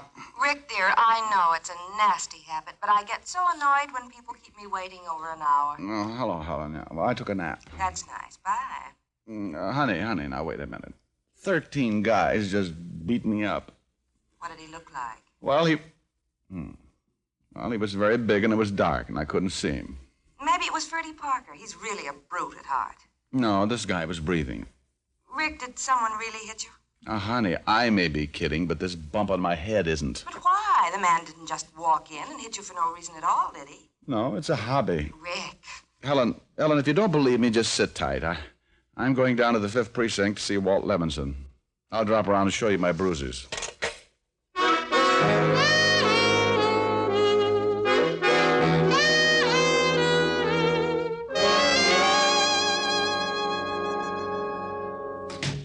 Hello, Rick. How's the... Well, what happened to you? I got engaged. She was lovely. Used gunpowder. Better get a beefsteak for that eye. My eye's not hungry. What I want now is to find a guy, Walt. Who? Said his name was Duke Crandall. Crandall? We've been looking for the Duke ever since he jumped bail on a blackmail charge. Oh? Know where he is now? If we did, he'd be in jail. How'd you get mixed up with him? I wish I knew. He just came into the office and sold me a fistful of dreams. You, sure it was the Duke? What'd he look like? Oh, I couldn't see him too well in the dark. He was a big guy. Wore a flashy plaid overcoat. Yeah, the old coat fits. Duke's a natty dresser. You can look over his record for yourself, Rick. No. You, so you're looking for this guy? Yeah, he's somewhere in the city. It's anybody's guess where. What about this blackmail charge? He was, bleeding a city official. Duke used to work for Benny Rathman, the gambler. Some think Benny was behind it, but Duke's the only one we could grab off. Who put up his bail? Rathman? Yeah. Until now, we thought maybe Benny had killed Duke after he bailed him out, so he couldn't pin the job on him. Here, Here's the package. Don't worry, he's still alive. I got the bruises to prove it. What about this Benny Rathman? You think he'd know where Duke is? Hard to say. If he did, I think he'd try and get rid of him. See, the DA's been trying to pin something on Ben for a long time. And if we find Duke and Benny is implicated in the blackmail, it'll be the DA's meat. Oh, I catch. So if Duke's smart, he let Benny bail him out and then goes in hiding before Benny can get to him. That'll make him twice as hard to find. You're really going looking for him, huh? Yeah, might as well. I don't mind getting slugged, but I'd like to know the reason why. Thanks, Walt. I left the 5th Precinct and hailed a cab. The fresh air made my head feel better, but my pride hurt all the way to the Blue Chip Club, owned and operated by Benny Rathman. As we pulled up, I lit a Camel, came to a little, and when I walked inside the club, I found a dissipated pianist playing worn-out love songs on a worn-out piano.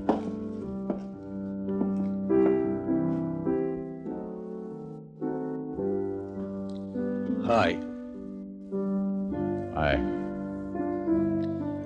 Like my playing? Not particularly. Me neither. Your boss around? Maybe. Back room? Maybe. Alone? Again, maybe. Thanks for the brilliant conversation. Maybe. I enjoyed it. Hey. Hello, Benny. Well, Diamond. Don't you ever knock? Only a gender, I mean. Well, grab a chair. Not every day we get a visit from thee, Richard Diamond. Well, roll down your sleeves. Your goosebumps are showing. I'm allergic to stupid remarks. Benny, Duke Crandall used to be on your payroll. Where is he now? Looking for the Duke, eh? Now, that's a coincidence. So am I. And you just don't happen to know where he is, huh? That's right. I put up bail for Duke, and then he skipped. I don't like that. Go on. That's all. Duke cost me a lot of money. Yeah, I'd sure like to have a little chat with him. Mm-hmm. Only I bet Duke would wind up speechless. You know, if he's caught, you'll be in hot water, Benny. So, I've been in hot water before. Not recently, I'll bet. Keep it up. I may grow to hate you. I'll work on it. Look, Diamond, that blackmail rap's all Duke's. I'm an honest businessman. For that line, you should be a comedian. Benny, did Duke ever mention my name around here? Maybe. He used to swear a lot. Oh, very funny. Why all this interest in Duke, Snooper? I owe him something, that's all. I'd like to pay my debts. Oh, gee, I'm sure sorry I can't help you, pal. Save the tears till I leave, Benny. Wait a minute. Here. What's this? The address of Duke's old girlfriend, name's Patty Carroll. She won't talk to me, but maybe she'll help you. It's worth a try. And if you should locate the Duke, let me know, huh? I'd still like to have that little talk with him. Maybe I will, if he's in any condition to talk. I left the Blue Chip and went across town to the flat of one Patty Carroll. Benny described her as a one-time girlfriend of Duke's, and when she opened the door, I had respect for Duke's taste. She had the kind of figure that drives architects mad, and any other type of man, too, for that matter. Hi. You the television man? Do I look like a television man? How should I know? You're cute. Well, thanks. So are you. I guess they could have cute television men. I don't see why not, but I'm not one of them. Oh, shoot. 3 days I've been waiting for that set. Heartbreaking. Ain't it, though? My brother says, Patty, that's my name, Patty. He says you gotta get a television set, see a lot of educational programs and such. He says it makes you appreciate the finer things in life. Yeah, like radio. So I get me a television set, but the guy ain't shown up yet. What do you want? Well, I'm glad you got around to that. Honey, I'm gonna want a little information. I'm no library. I'm no bookworm. Mind if I come in? All depends. You a gentleman? All depends. I eat with a fork. You sure look all right. Only I wish you were the television man. Patty, at times, so do I. Now, what's on your mind? Duke Crandall. Oh, you must be a cop then. Hey, I like cops. I used to think it was fun to date hoods, but my brother says, Patty, that's what he calls me. Patty, he says, you gotta quit running around with the hoods. So now I like cops. Very commendable change. Yeah, hoods are always getting sent to prison. And who did you say you were looking for? Duke Crandall. Oh, yeah. I used to date Duke, till my brother said... Where's Duke now, Patty? I don't know. We broke up, Duke and me. He was always slapping me and ruining my makeup. Look, honey, think hard, will you? Do you know any of Duke's friends who might know where he is now? Let me see. Yeah, I know one guy, Joey Thompson. Him and Duke used to play cards every Friday. Where does Thompson live? How should I know? Oh, just wishful thinking. Mind if I use your phone? I guess not. Only don't be long. The television man might be trying to call me. This'll only take a minute.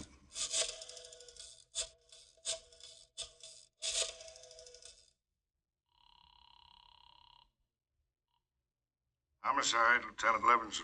Well, I got a problem. Oh. You know a guy named Joey Thompson? Thompson? I know a Charlie.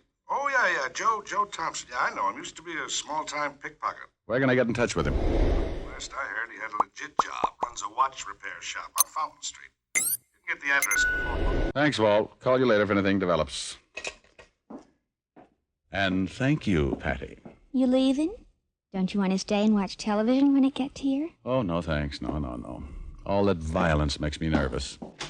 Well, drop in again anytime. Hoppy goes on at 8, doesn't he? Patty had few brains and many curves and was the type you hated to leave. But Joey Thompson might lead me to Duke Crandall. And curves can be dangerous if you don't watch your speed, I always say. The hall outside Patty's rock, and as I walked down it, I had the strangest feeling that someone was behind me. 2 seconds later, the strange feeling became one I was thoroughly familiar with. Oh, the walls spun around, and I spun with them. But on the way down, I caught sight of what had hit me. An ugly blackjack held by an ugly hand sticking out of the prettiest plaid overcoat you ever saw.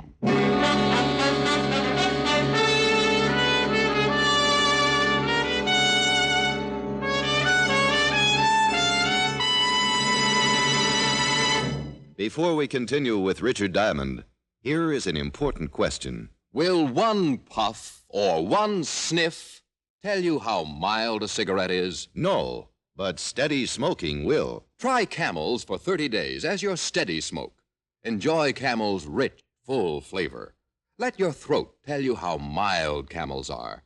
Pack after pack, week after week. Hundreds of men and women from coast to coast made the Camel 30-day test under the supervision of leading throat specialists who examined their throats every week. Those throat specialists reported not one single case of throat irritation due to smoking Camels. Start your own Camel 30-day test tonight.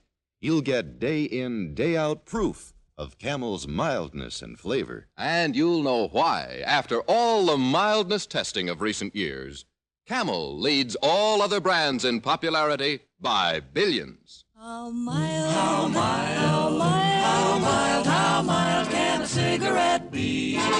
Smoke Camels and see. And now back to Richard Diamond, Private Detective, starring Dick Powell.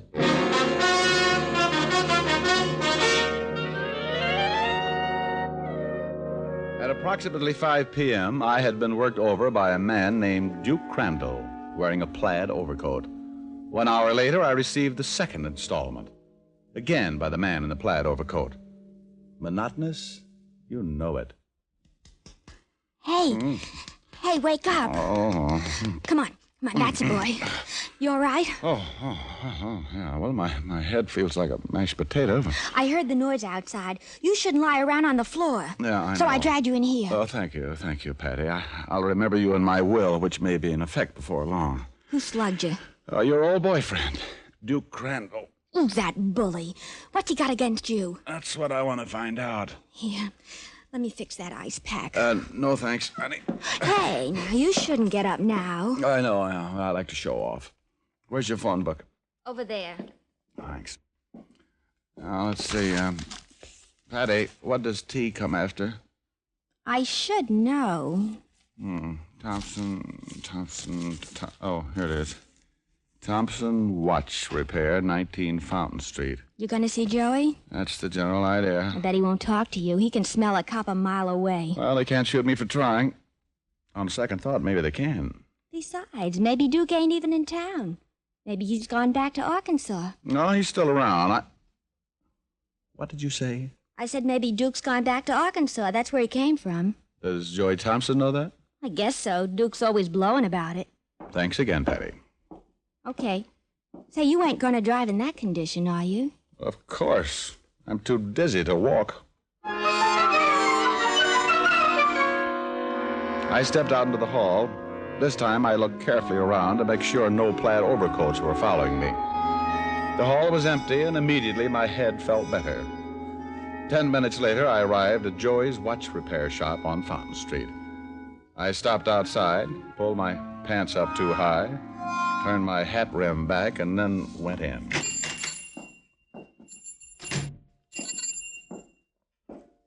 Yeah, what can I do for you? Well, my name's Harold Appleknocker from Big Lake, Arkansas. Well, how are you, Mr. Applesucker? Appleknocker, Harold. Oh.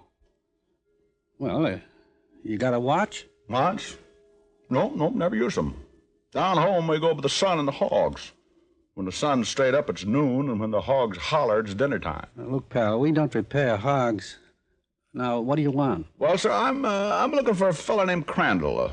What's that fella's first name? Something like Prince or King or, I don't know. It's one of them royalty fellas.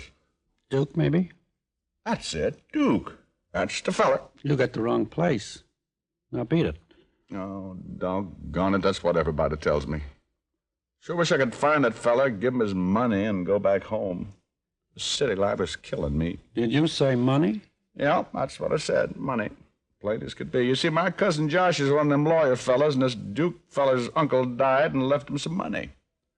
Uncle Josh sent me up here to find him, and doggone, I sure wish I could. How much money? Fred, I don't rightly know. But Uncle Josh says it's enough to buy a poke of pigs, 2 or 3 farms. That'd be a lot, huh? Sure would be, Fred, sure would be. Duke could use some dough. You sure you're on the level? Well, I think so. Had to come up a hill to get here, but I do believe Never mind. You got the money for Duke? Nope, but I got this here paper I'm supposed to watch him sign, and then Uncle Josh will send him the money. Well, wait a minute. You stay right there. So far, so good. Joey went into the back room, and I heard him dial. I couldn't hear the conversation, but I knew he was talking to Duke. 2 minutes later, he came back out. Okay, pal. I'll take you to Duke. Why, now, that'd be right neighborly. Only I don't want to take you away from your work, and you just tell me where I can find him. Duke says to bring you. The shop will keep. Now move. Joey locked the door, and then we went to his car and drove to the warehouse section. He pulled up in front of a deserted warehouse, stopped, and blew his horn twice. Pretty soon, a big man wearing striped trousers and a loud check sport coat came out of the warehouse and over to the car. This had to be Duke Crandall. This the guy, Joey? Yeah, Duke. Okay, Hick, start talking. Appleknocker, Harold Appleknocker. You dropped that business. You told Joey my uncle left me some dough. Oh, you ain't got an uncle, friend. No, I was afraid of that. Yeah. Now, what's your name? How about a Swedish dialect? Got any uncles in Sweden? You see, Duke? I told you over the phone he was a fake. Yeah, it's good work, Joey. Now get out, bud. I want to know why you were looking for me. I didn't know where you were. Get out, he said. Oh, all right. Maybe somebody followed this boy, Joey. Drive back up the alley and keep a lookout. I'll take care of him. Right, Duke. In the warehouse, Buster.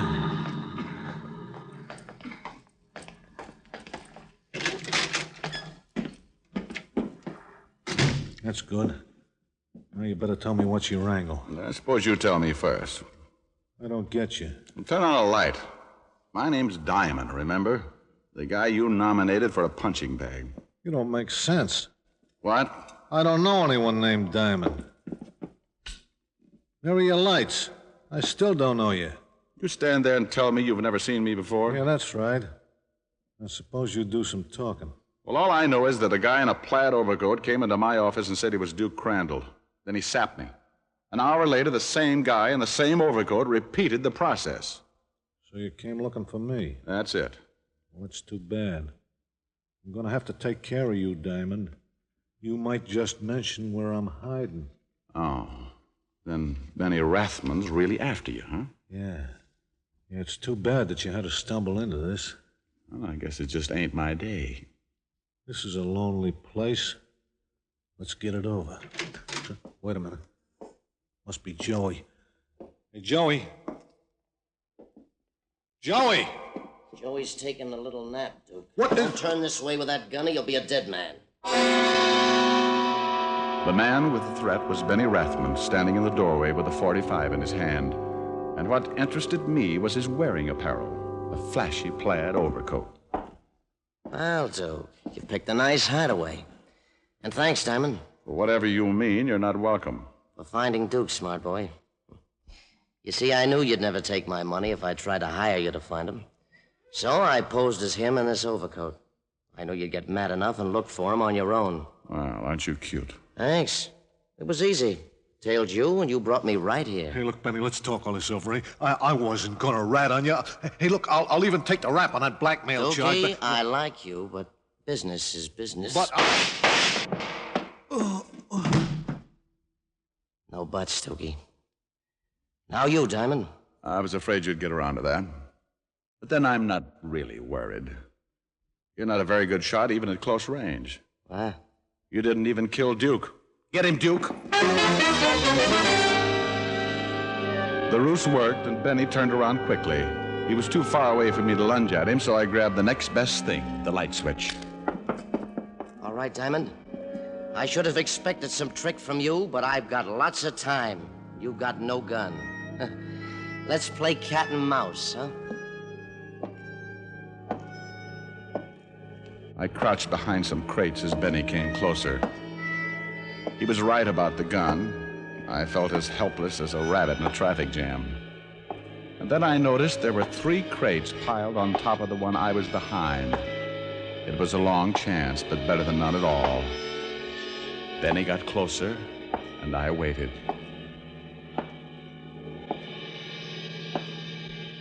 It'll be soon, Diamond. I'm getting accustomed to the dark now. I'll find that light switch soon, and I'll get you...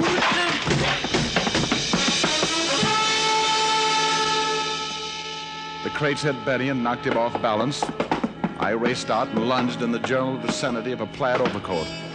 My left hand caught a flabby stomach, and the gun went clattering to the floor. Then my free right hand went hunting for a bobbing head. It found it.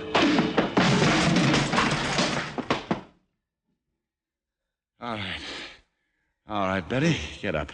Oh. I beg your pardon? Oh. And I'll quote you on that. Now then, upsy daisy. Attaboy. Oh, my head. Hurts, doesn't it? But you know, Benny, you hit me twice today, and I've only hit you once. Now, that's hardly fair, is it?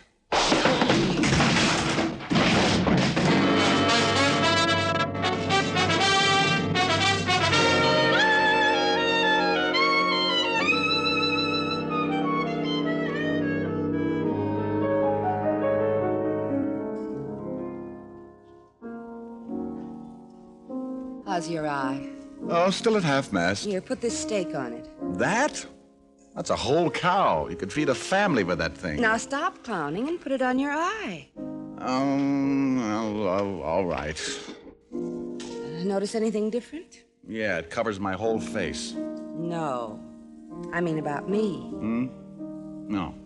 New dress? Mm-mm. New hairdo? Mm-mm. Well, you're too young for new teeth. I give up. New perfume. Smell. Nice. Yeah. What's the occasion? Oh, after you broke the dinner date, Ferdy Parker dropped in for a little while. Oh, good for Ferdy. Did he make it under his own steam? Oh, Rick, aren't you even a little bit jealous? Of course not, honey. I'm broad-minded. You mean thick-skulled. Oh, Helen, dear, I was only kidding. I noticed something different as soon as I came in. Oh? Yeah. You finally got your piano tune. Rick! When we are dancing and you're dangerously near me, I get ideas. I get ideas. I want to hold you so much closer than I dare to. I want to scold you 'cause I care more than I care to. And when you touch me and there's fire in every finger, I get ideas. Oh, I get ideas. And after we have kissed goodnight and still you linger, I kind of think you get ideas too. Your eyes are always saying the things you're never saying. I only hope they're saying that you could love me too. For that's the whole idea, it's true. That lovely idea that I've fallen in love with you. Rick, Mm-hmm.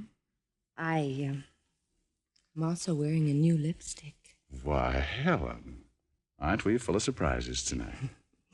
Come here. And people feel sorry for me when I get beat up.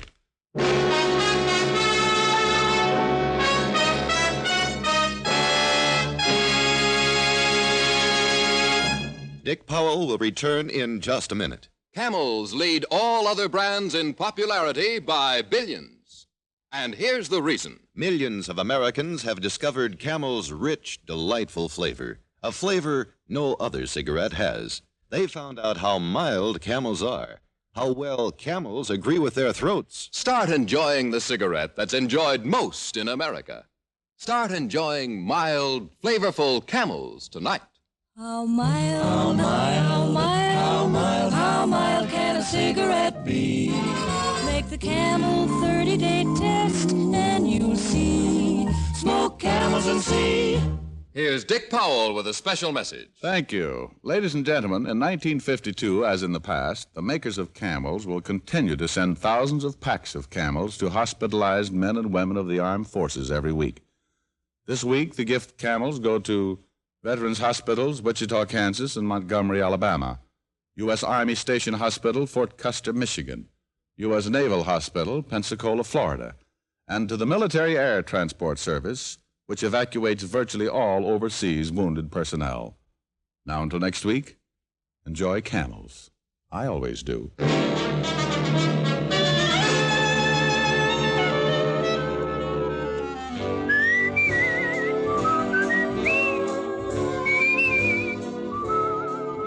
Dick Powell can now be seen starring in the Universal International film You Never Can Tell. Tonight's transcribed adventure of Richard Diamond was written by Dick Carr with music by Frank Worth. Our director was Nat Wolfe. Virginia Gregg played the part of Helen Asher. Alan Reed was Lieutenant Levinson. Others in the cast were Herb Butterfield, Sidney Miller, Sandra Gould, and Sheldon Leonard. There's more genuine pipe-smoking pleasure in Prince Albert. Let the singers tell you why. The bite is out and the pleasure's in when you smoke Prince Albert. It's specially treated not to bite your tongue. The bite is out and the pleasure's in. Pack your pipe with Prince Albert, the national joy smoke. The bite's out and the pleasure's in. And now there's more tobacco in every tin. Listen next week for another exciting adventure of Richard Diamond, starring Dick Powell. This is Your FBI. The official broadcast from the files of the FBI follows immediately. Stay tuned. This program came to you from Hollywood. This is the American Broadcasting Company. You are listening to Golden Age Radio, rumble.com/C/GAR. Brought to you by G3PL.com.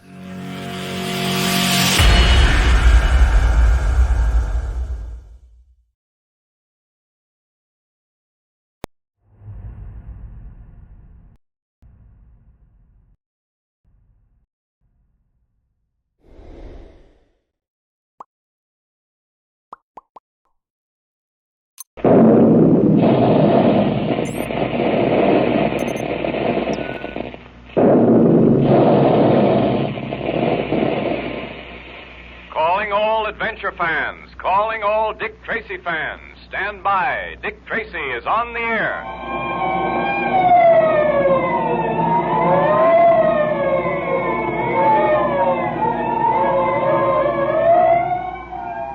Once again, the makers of Quaker Puffed Wheat and Quaker Puffed Rice, those two nourishing, delicious cereals that are shot from guns, bring you another thrilling Dick Tracy adventure.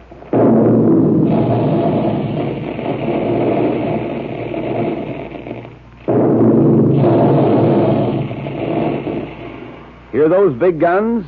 They're making puffed wheat and puffed rice, those two delicious cereals that are shot from guns right in the Quaker plant to give you nourishing wheat and rice in their most digestible form.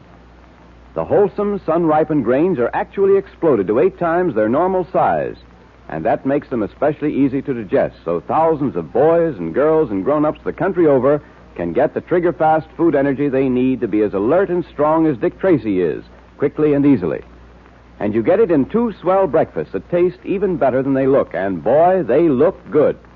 Mother and Dad enjoy puffed wheat and puffed rice, too, because they're so different from ordinary cereals. The plump, crisp, nut-like grains of goodness fairly melt in your mouth. So join that great, happy family of thousands of puffed wheat and puffed rice fans. Ask Mother to get you some Quaker puffed wheat or Quaker puffed rice from the grocer. In our last episode, we learned how Dryden Small, the Egyptologist whom Dick Tracy had been trying to protect, was seriously wounded by Humi Batik, the man with the yellow face. Batik claimed that Small had stolen from the cult of Osiris a black pearl said to be the heart of the god of Osiris. Tracy, who had been shot in the leg while Batik was escaping, is trying to solve 2 problems. Where is Humi Batik, and where is the black pearl of Osiris? As we continue our story, we find ourselves at the pier where the SS Marvania has just docked. Tracy, Pat, and Junior have been watching the passengers disembark, trying to find Humi Batik, when suddenly... Well, I've got to hand it to you, Tracy. I would never have suspected that Humi Batik might be hiding in that mummy case. It would never have occurred to me. Well, we're not sure he's in there yet. He may not be, you know. Yeah, there's something to that. All right, boys, pry out that lid. Okay. Draw your gun, Pat, and stand ready. You may need it. Right. Well, we were wrong. The man with the yellow face isn't here. That's a mummy, all right, Dick. Yes, so it is. Stand back, Junior. Just to be sure, Pat, I think I'll put a bullet in it. No, Tracy. In the name of Osiris, I command you, stop. Dick, it's not a mummy after all. It's Batik, the man with the yellow face. I recognize his voice. Yes, and so do I. I rather suspected he'd be there. Unwind that sheet, boys. Okay. Come on, boys, come on. Hurry it up. Come on, put it on the side there. Take the wrappings off his feet. Yeah, they're off now, Mr. Tracy. Thanks. Well, Batik, have you anything to say? What can I say, Mr. Tracy? You have captured me. I bow to you, sir. You had your duty to do as you saw it, Batik, and I had mine. If I was to be caught, I'm glad it was by you, Mr. Tracy. At least you understand and respect my purpose. One thing only do I regret. I did not find the black pearl of Osiris before you caught me. Take him to the tombs, Pat. Where are you going? Down to headquarters at once to see Dr. Goldman and get this bullet probed out of my leg. It's beginning to hurt pretty badly.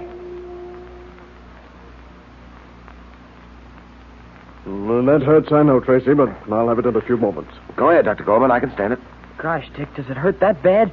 You sure can take it. Well, it can take almost anything, Junior, if you make up your mind to it. One moment now, Tracy. I believe I've got the bullet. There it is.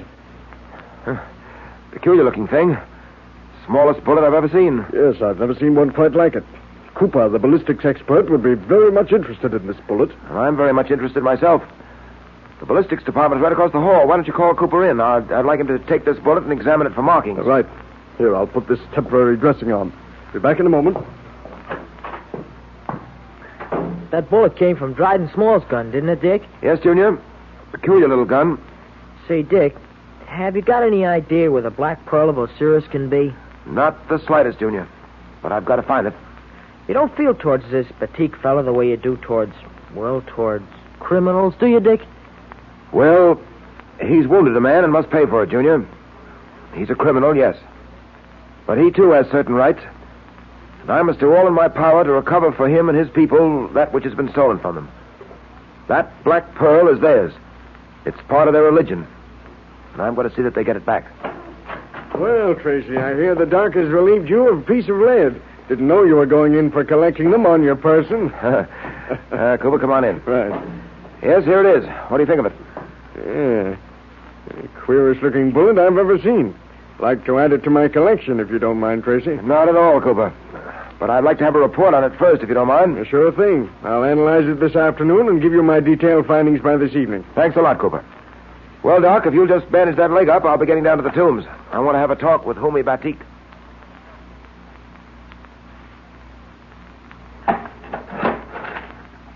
Batik's in cell 4, down this way, Mr. Tracy. Thank you. Come on, Junior. Yeah, right behind you, Dick.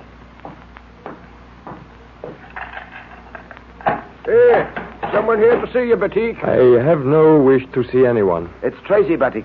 Oh, Tracy, welcome.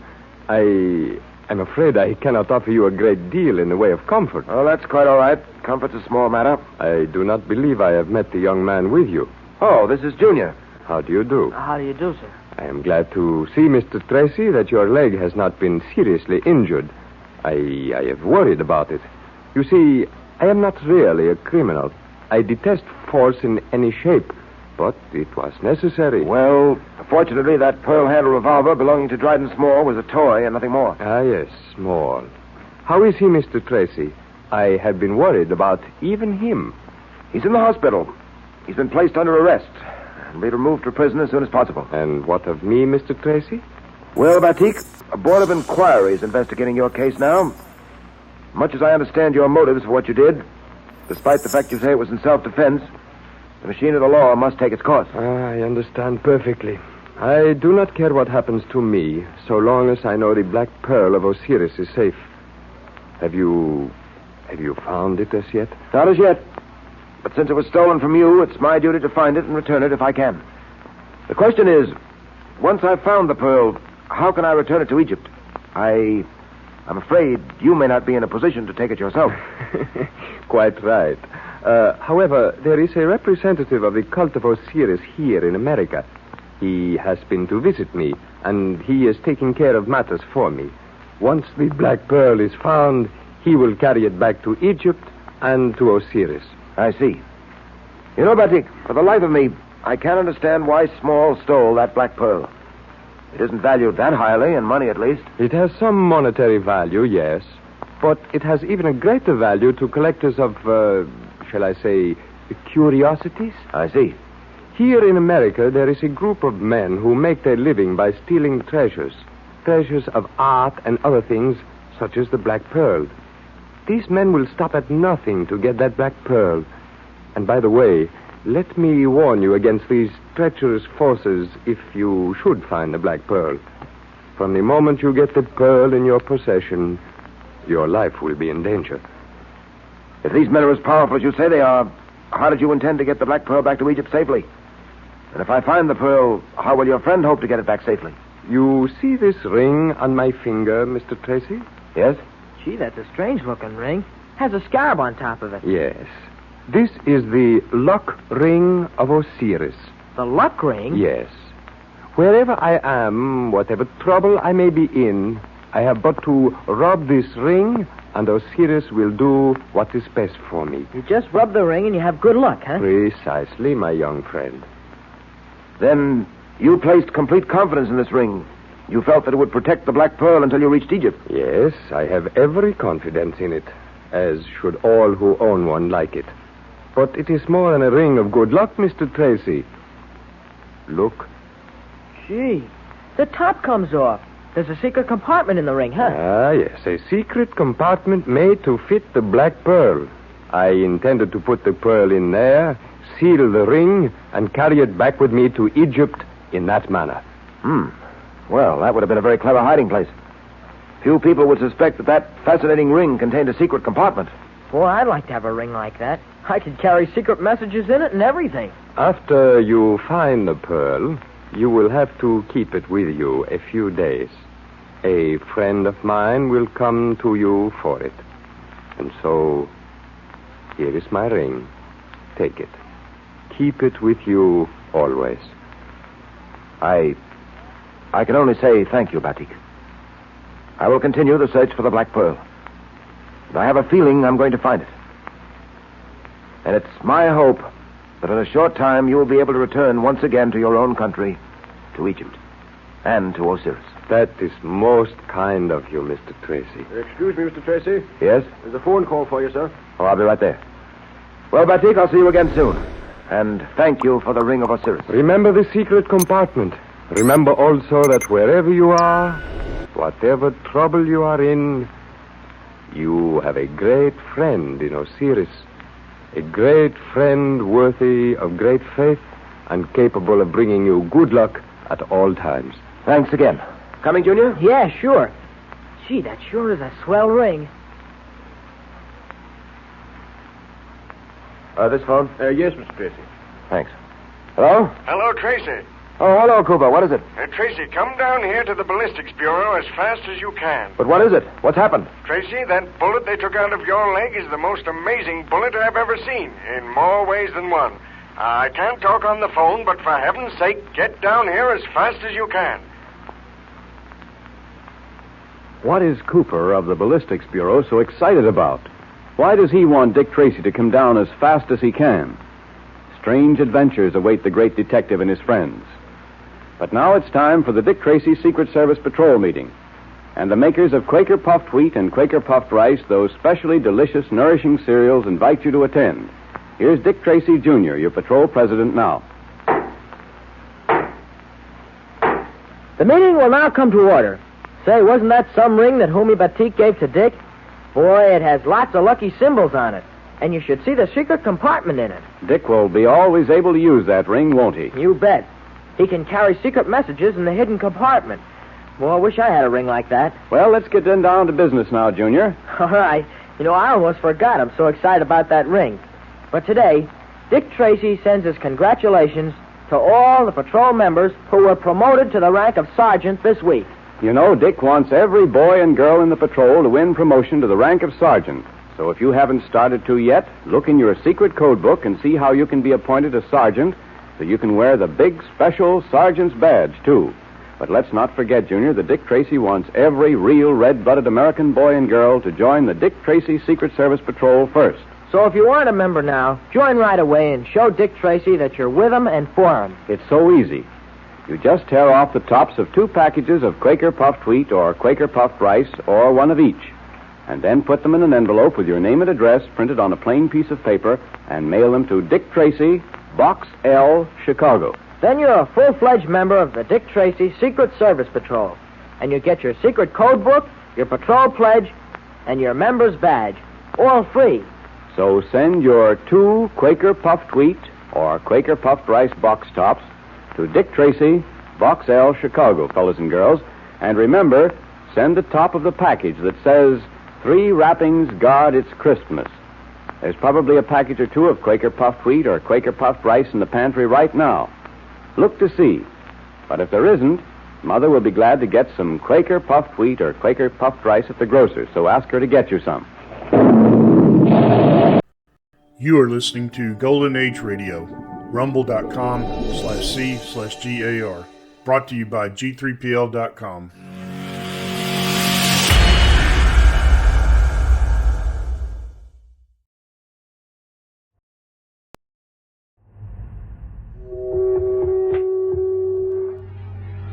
Now, from the makers of Cold Water Omo. The key has gone, Emma. You won't get out through that way. Let me out. Which way will you go? No! Let me out! Let me out! No! Or here. Right here. Everywhere you go. No! I shall be. I am everywhere waiting for you, Emma, my dear. Let me out! Waiting for you to hold you in my arms. No! Come to me, Emma. You can't get away. Come to me. Stop it! You are frightened now, aren't you, Emma Peel? Frightened at last.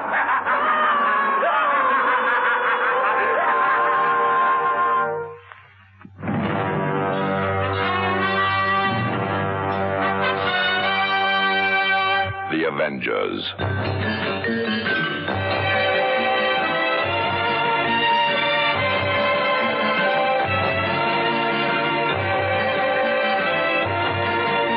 John Steed and Emma Peel, The Avengers.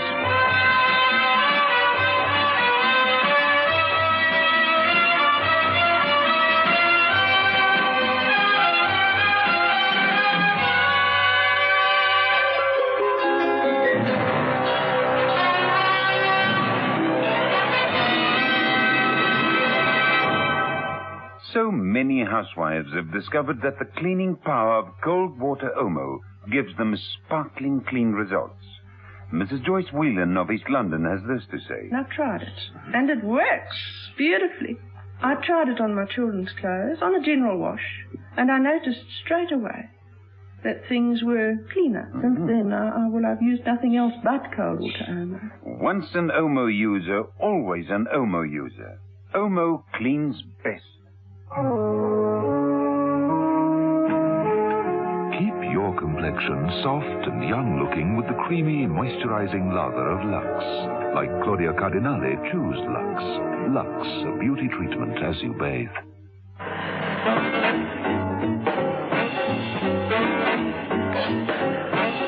Episode 6, the final episode of this story, in which John Steed and Emma Peel play every trick in the pack to defeat the Joker.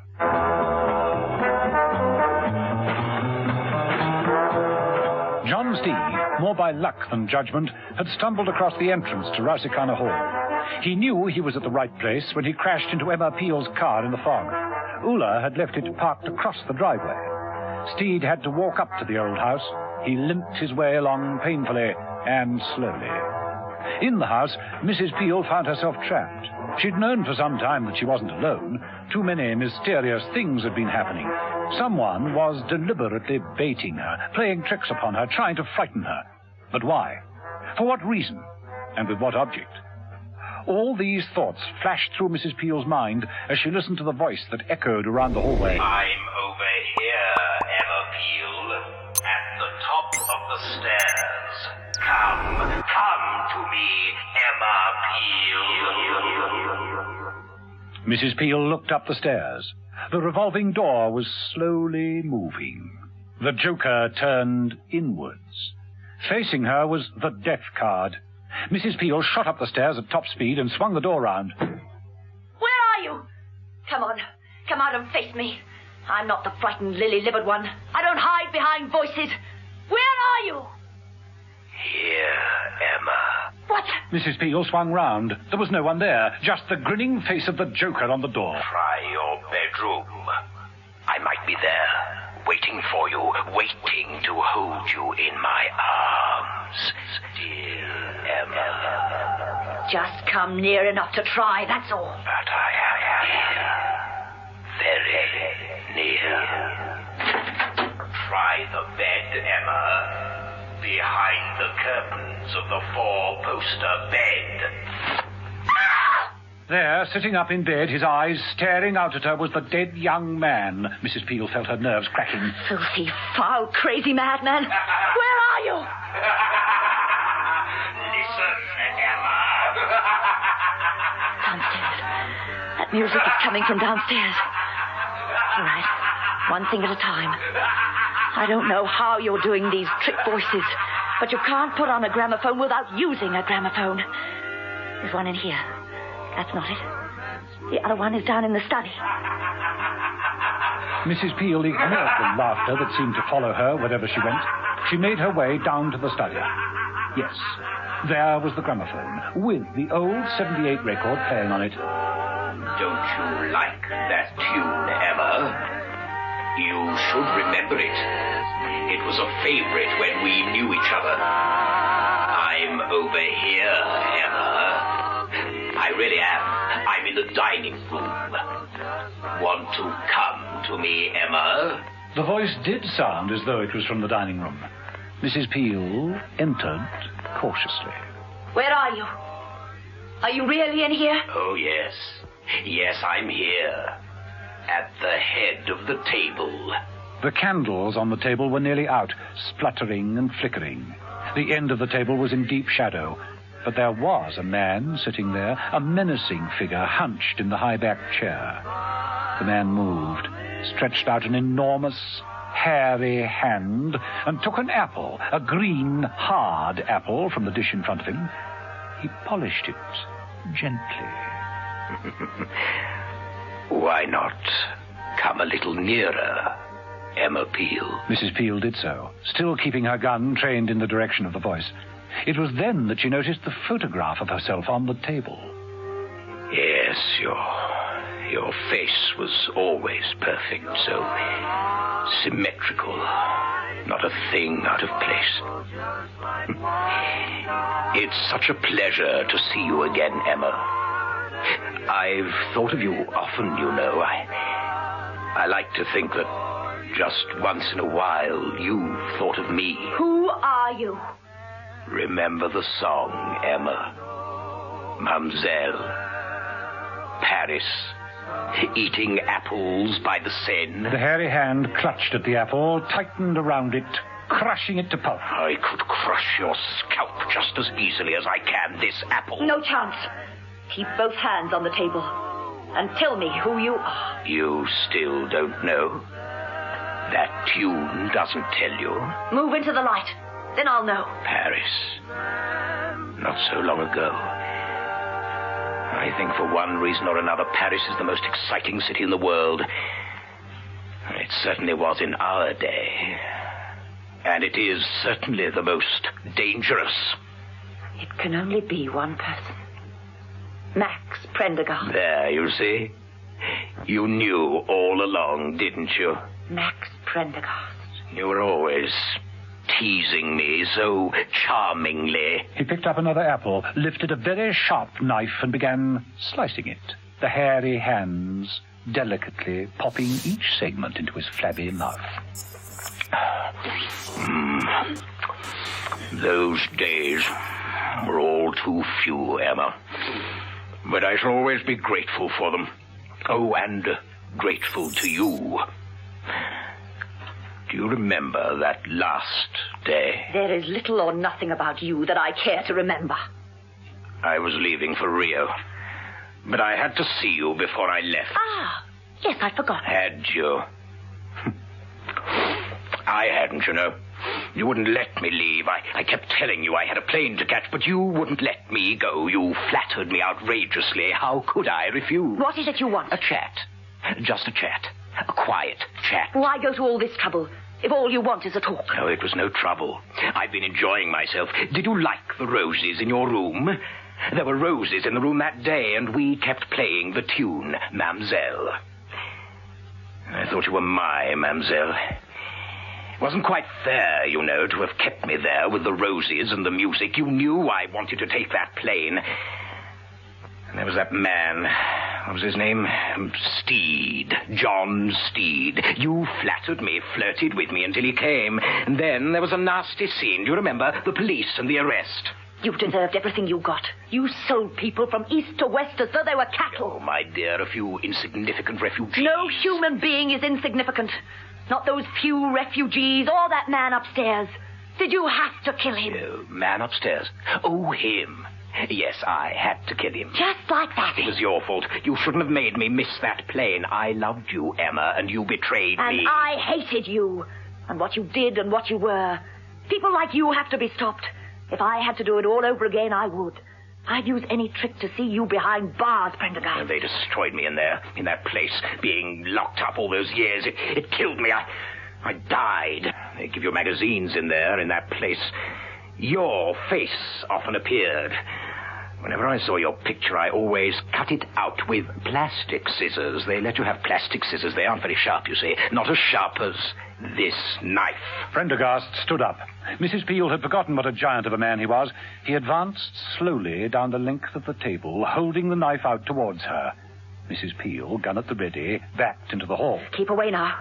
Stand back or I'll drop you. In the hallway, Mrs. Peel stopped. From the top of the stairs, a voice said... Oh, how exciting! A knife and a gun! Ora! That's right. And I've got a gun, too. You see, I'm not alone anymore, Emma. I found someone who understands me, who's in sympathy with me. Yes, that's right. Ula, do you know what kind of a man he is? Do you have any idea? He's going to kill you. He said I could watch. Max advanced on Emma, knife outstretched. You're asking for it.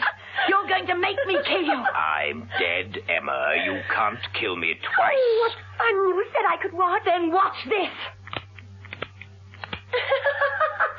Your gun's only got blanks in it. Mine hasn't.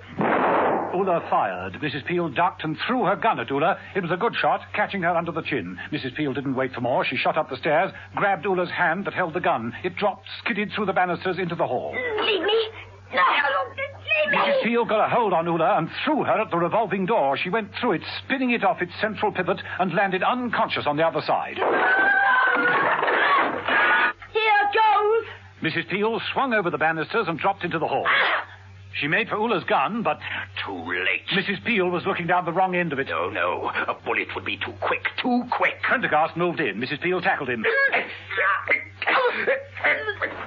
In the struggle, the candelabra was knocked over. Mrs. Peel found the hairy hands grasping her throat, squeezing.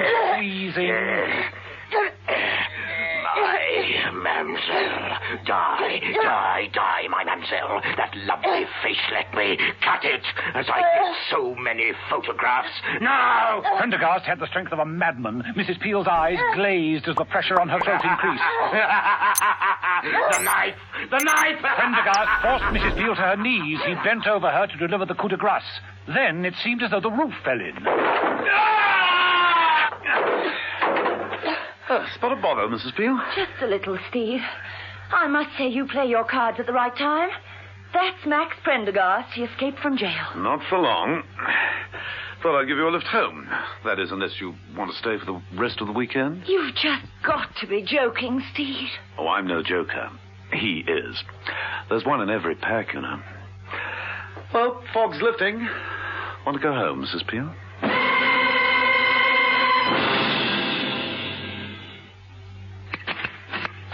And with a vicious uppercut, Jimmy Anderson finishes trimming his whole hedge in just 3 hours, 11 minutes. Great work, Jimmy. You play any other sport? Yes, dominoes. You're looking pretty cool, Jimmy. What deodorant do you use? Shield for Sportsman, of course. Why? It works. Shield for Sportsman deodorant won't stick, sting, or stain. In aerosol or roll-on, it's made to keep sportsmen cool and dry. Think what it can do for you. Once an Omo user, always an Omo user, like Mrs. Bodington. My wash is beautiful, and I'm very proud of it. There's nothing like cold water Omo. No dirt can stand up to Omo. Over 1 million housewives have proved it. It cleans best.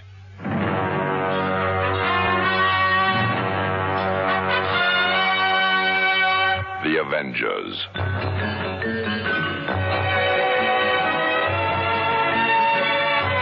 Listen every evening, Monday to Friday, to John Steed and Emma Peel, The Avengers.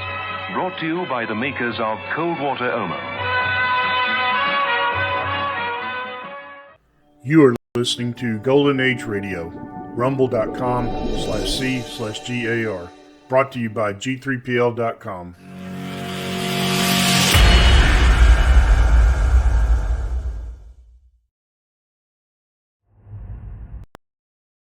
Have you heard the strange tales of the Whistler?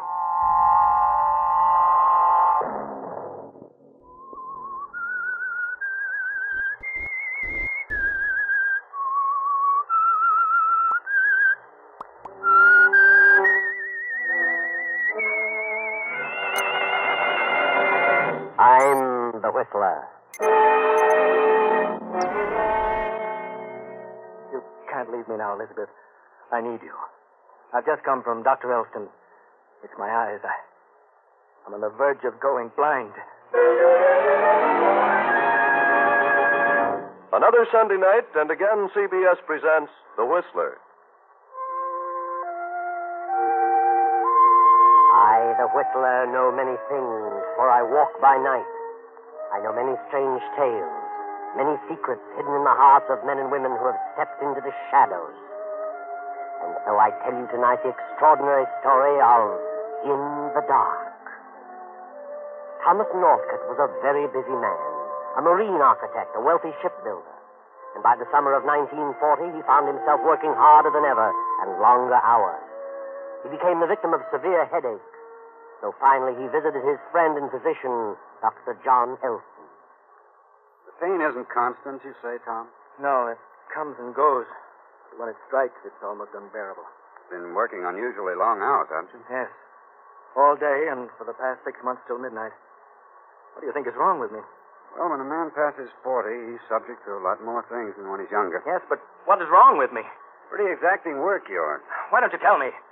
Can't afford to spend the day here. Oh, don't get excited. Calm down, I'll tell you. You won't like to hear it. What? You don't think I'm losing my mind? I didn't say that. But that's what you mean. Please, Tom. That's ridiculous. Why, I've known all about my family for 200 years back. Not a trace of insanity in one of them. I said nothing about insanity. Well, then, what are you talking about? Well, it is possible, however, to throw yourself completely off balance by overwork. Worry, mental strain. I know. Your nerves are shot to pieces. What does Elizabeth think about your working like this? I don't know. What can she say? It's got to be done. Well, Tom, you're going to let someone else do it for a while. What? I mean it. You're headed for a nervous breakdown. And something else. What else? Blindness. Good heavens. You have an eye condition which has become aggravated by environment. What can be done about it? Stop work immediately, rest, get outdoors, get away. For how long? Months at least, maybe longer. Put that yacht you built to some use. Been tied up for over a year. Are you sure about all this? Positive. All right, John. I've no choice in the matter. I'll drop in again in a few days. Of course. Goodbye, Tom.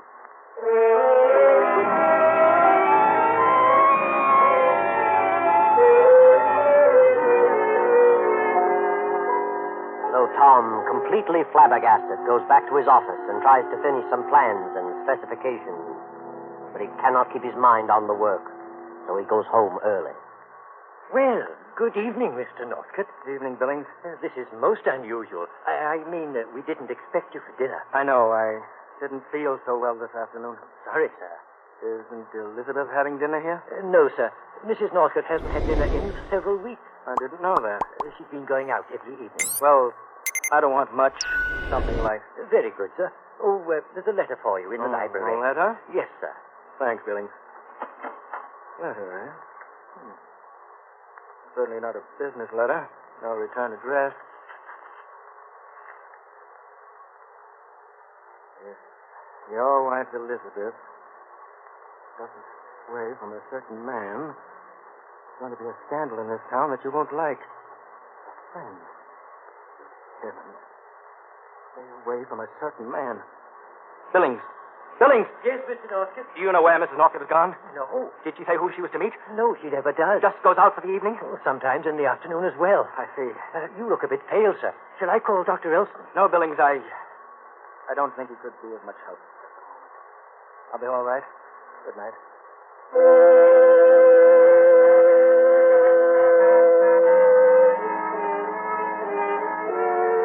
Tom moves slowly up the stairs to his room and goes to bed. He has difficulty falling asleep, stares into the darkness, and through his mind runs the phrase, certain man, a certain man. But what man? Finally, he drops off to sleep. He rises early and without seeing Elizabeth goes to the office to wind up his affairs. Then arrives home early again. But Elizabeth is not there. Elizabeth is sitting in a cocktail lounge with Charles Carroll, her attorney. I never see Tom anymore. He leaves early, comes in late. Nothing but business, business, business. I just can't go on like this. It's driving me mad. You're no different from a lot of women in this country. Production has speeded up, and there's nothing a man can do about it. But if Tom loved me, he could find a little time to spend with me. You still love Tom. I did. But his indifference has made me cold as a cucumber. Yes, but you have everything. Money, position. Why throw it away? This condition may only be temporary. I can't understand you, Charles. We went through puppy love together. Went through school together. Then we drifted apart, and I met Tom. Why can't you understand me? Because for 3 weeks now, and I've seen you almost every day, you, of all people, have been trying to talk me out of divorcing Tom. That's right. But do you want me to go on like this? I want you to be sure, Elizabeth. I am sure. Are you afraid you'll lose some business if I divorce Tom with you as my attorney?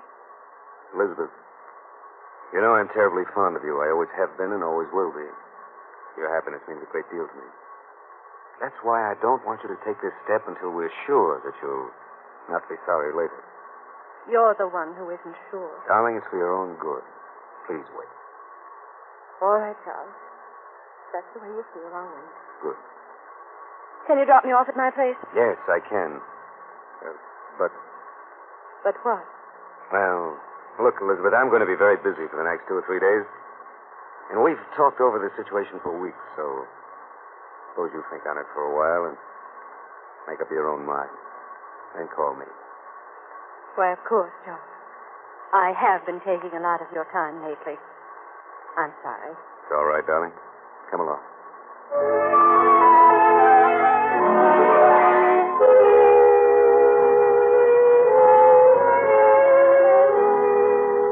Charles takes Elizabeth home and leaves her at the door.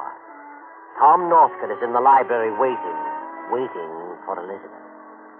Tom. What on earth are you doing home so early? Well, I'm certainly surprised. Are you? What's happened? What did you do this afternoon? The same thing I do every afternoon and every evening. Try to kill time. I suppose it has been rather boring lately, since I've had to spend so much time at the plant. Yes, it has.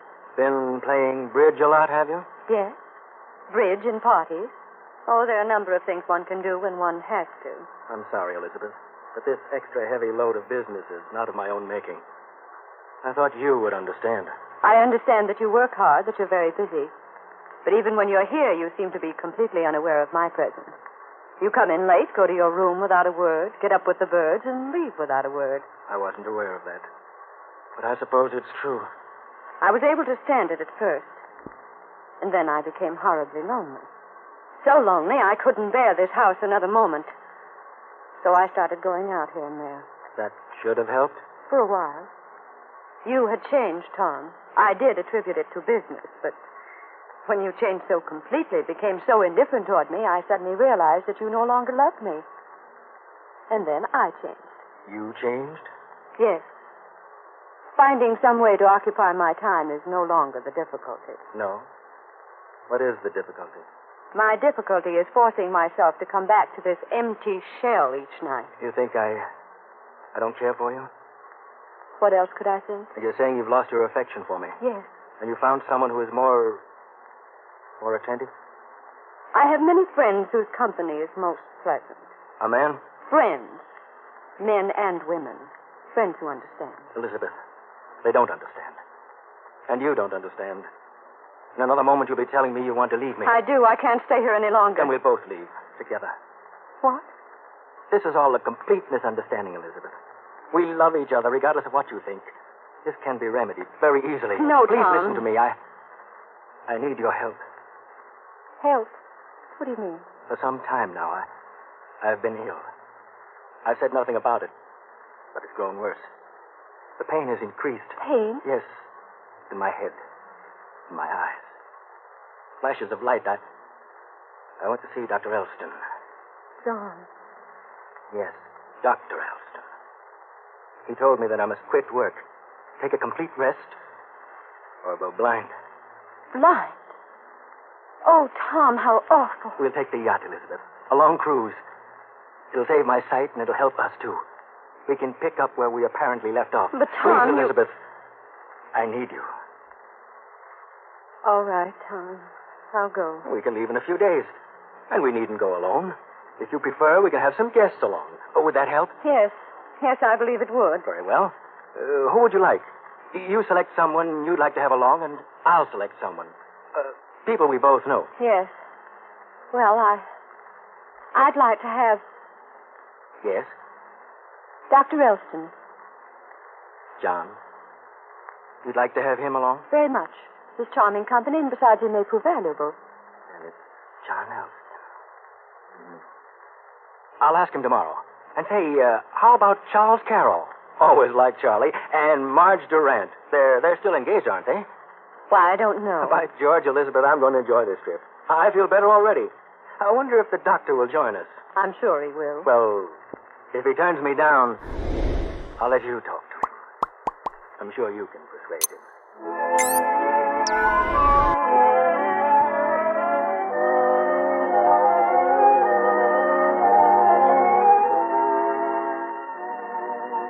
Next day, Tom visits the doctor, John Elston, and after some persuasion, the doctor accepts the invitation. Then Tom runs into Marge Durant in the doctor's waiting room. Well, hello there, Marge. How are you? All right. Haven't seen you or Charlie in some time. How is Charlie? Oh, all right, I guess. You guess? Haven't you seen him? Don't tell me you two have broken off your engagement. Oh, no, not officially. Charles has been exceptionally busy for several weeks. Well, you mustn't be too hard on us men in times like these. We don't mean to be neglectful. No? I'm taking a cruise in the old yacht. Going to leave in a few days. Be gone several weeks. How would you like to join us? Us? Yes. Elizabeth and me. And Dr. Elston. He's just accepted. Well, I'd love to go. We all need to get away from things now and then. We certainly do, but I don't... Oh, I've already asked Charlie. And he said he'd love to go if I could persuade you to go. Charles said that? He did. So you'll have a chance to see him every day. Well, I'll be tickled to death to join you. Good. The party's complete. Come aboard Saturday night. We'll sail early in the morning. See you later, Marge.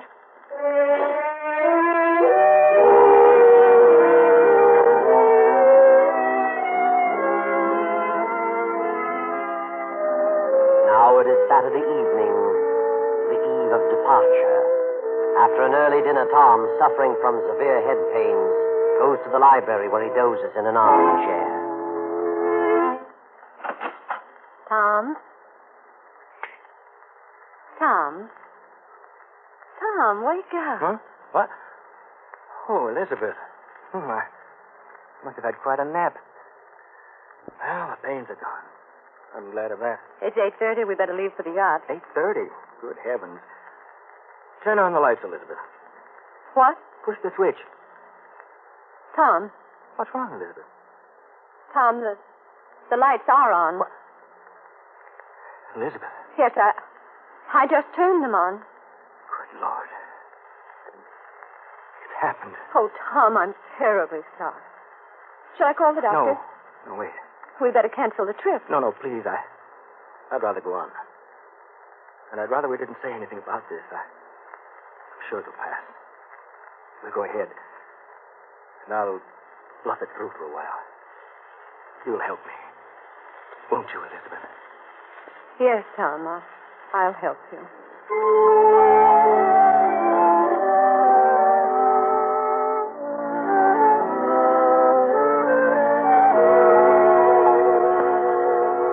Tom notifies his skipper that he'll be late in coming aboard. Then, when he is sure his guests on the yacht have retired, he and Elizabeth arrive, and he goes to his cabin. Next morning, the guests lounge in the sun on the afterdeck. Tom appears and moves along the deck to the stern, stops, and leaning against the rail, lights his pipe. Morning, everybody. Wonderful day, isn't it? Yeah, clear as crystal. Where are we going? Does it matter, Marge? This is a cruise to nowhere. The less we know about where we're going, the bigger surprise we get when we get there. Don't you know? No, my skipper does. Makes it more interesting, don't you think, Dad? I suppose so. That was Elizabeth's idea. Wasn't it? Are you asking us? Oh, I thought Elizabeth... That is, I thought she told you. It's a swell idea, just the same. Eh, Charles? Yeah, it's all right with me. Hope the weather stays like this. Yes, I was wondering about those dark clouds gathering off there. They mean anything, Tom? Oh, yes. Well, maybe not. Pretty black, aren't they? Yes, they are. Where are you looking? Over here, Tom, on the port side. Huh? Oh, those. Well, they are dark, but we may see them for days and never contact them. I hope you're right. I'm not much of a sailor. No? How about you, Elizabeth? Oh, good morning, dear. Sleep well? I've had the best rest in years. You look lovely this morning. Tom, what's wrong with you? What do you mean? Good morning, folks. Sorry to be such a sleepyhead, but I was dead tired. How do you feel, Tom? Why, Confound it, my best pipe. I'll get it. Wait a minute. Tom can get it. It's right at his feet. Tom. Here it is, Tom. When did this happen? Last evening. You weren't going to tell me. I'm to bluff it through. Yes. You knew it was going to happen this soon, but you said if I took a rest, it'd be all right. I didn't want to alarm you. I hoped my diagnosis was wrong. But you knew it wasn't. I'm sorry. Tell Captain Baker I want to see him in my cabin. Please forget all this and try to enjoy yourself. I'll help you to your cabin, Tom. No, thanks, Charlie. I designed this ship. I built it. I know every corner and cranny. What a rotten shame. Poor Tom. Poor fellow.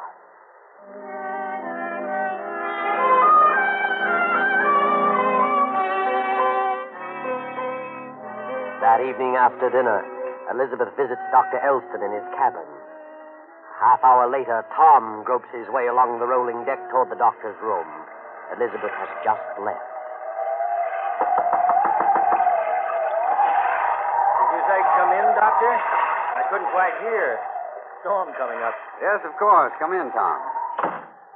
I wanted to talk with you, John, before I turned in. Certainly. Sit down, Tom. Yes. Here we are. Not a bad storm. Not bad at all. This will blow over. Yes, I suppose so. That's strange. That odor.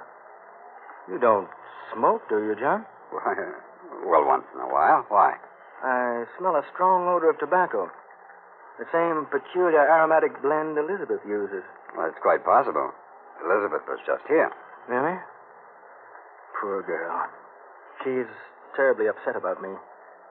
Came to talk over my condition? Yes, she's quite worried. I can imagine. And you're worried, too.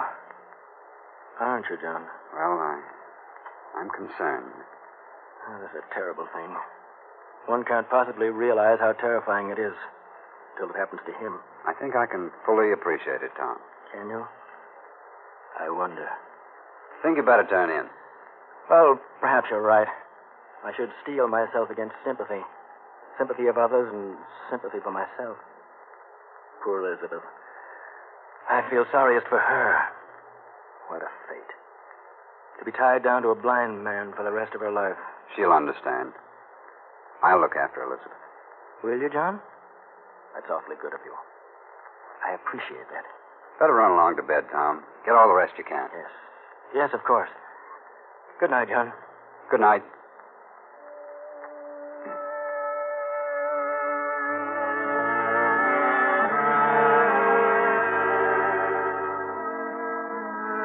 The next evening, after dinner, Elizabeth is in her cabin.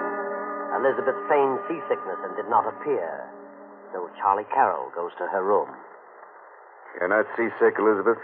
You and I have sailed rougher waters than these. But I don't want anything to eat, Charles. Now, please, darling, you can't go on like this. You've got to pull yourself together. I know. But what am I going to do? I'm bewildered. A few days ago, I was positive he didn't love me and I didn't love him. Now this happens and everything has changed. How do you mean? Well, now I'm sorry for him. And the indifference has changed to something else. Changed to pity? Perhaps that's it. You mean you don't want to divorce him now? I don't see how I could. Afraid of what people would say? Oh, no. But somehow it just doesn't seem right. Now Tom's different. Maybe it took this darkness to show him the light. I mean... Oh, I don't know what I mean. No. Elizabeth. Come on, darling, get a hold of yourself. Oh, Charles. I don't know what to do. I don't know what to say. Don't say anything, darling.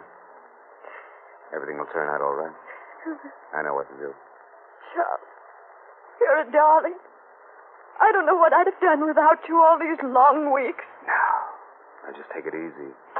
Well, take a look at that, Doctor. We certainly ought to apologize, but we were stricken dumb. Marge, what are you talking about? Oh, dear, the sweet little innocents. You give them a lecture on life, Doctor. Now, wait a minute, Marge. For 3 weeks, Charles has been busy. And this is why. What a nice way to be busy. Marge, please.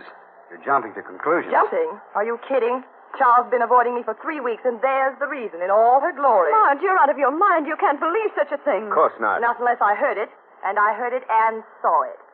Tom would just love to hear about this. Marge, you mustn't. No? Watch me. Just watch me. Don't worry, Elizabeth. I'll stop her.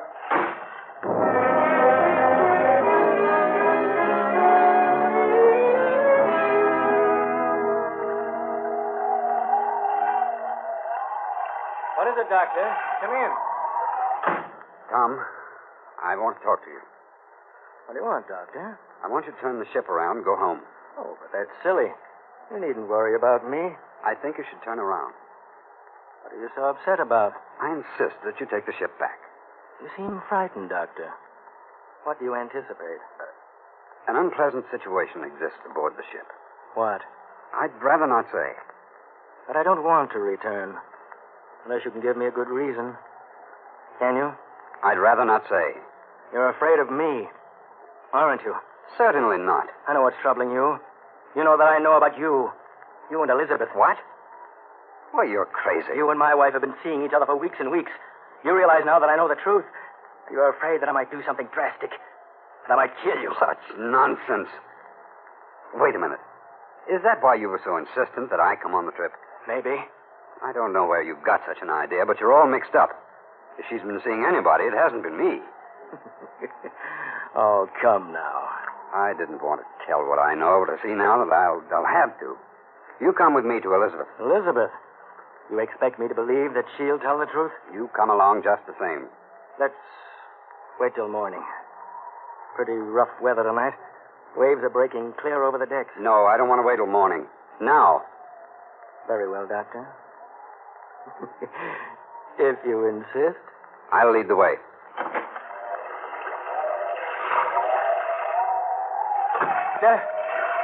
Wouldn't want you to get washed over the side. That'd be too bad. We'll go around by the stern, up the other side.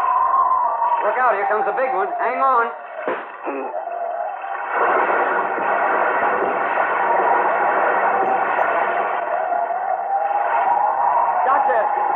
Doctor, where are you? Doctor! I've got him, Mr. Northcott. He almost went over. Is he? All right, Captain. He got a deep wound in the back of his head. Must have struck the opposite rail when the wave hit. I think he's dead, Northcott. Dead? Good Lord. He's dead, all right. I'll get him off the deck before we hit another big one.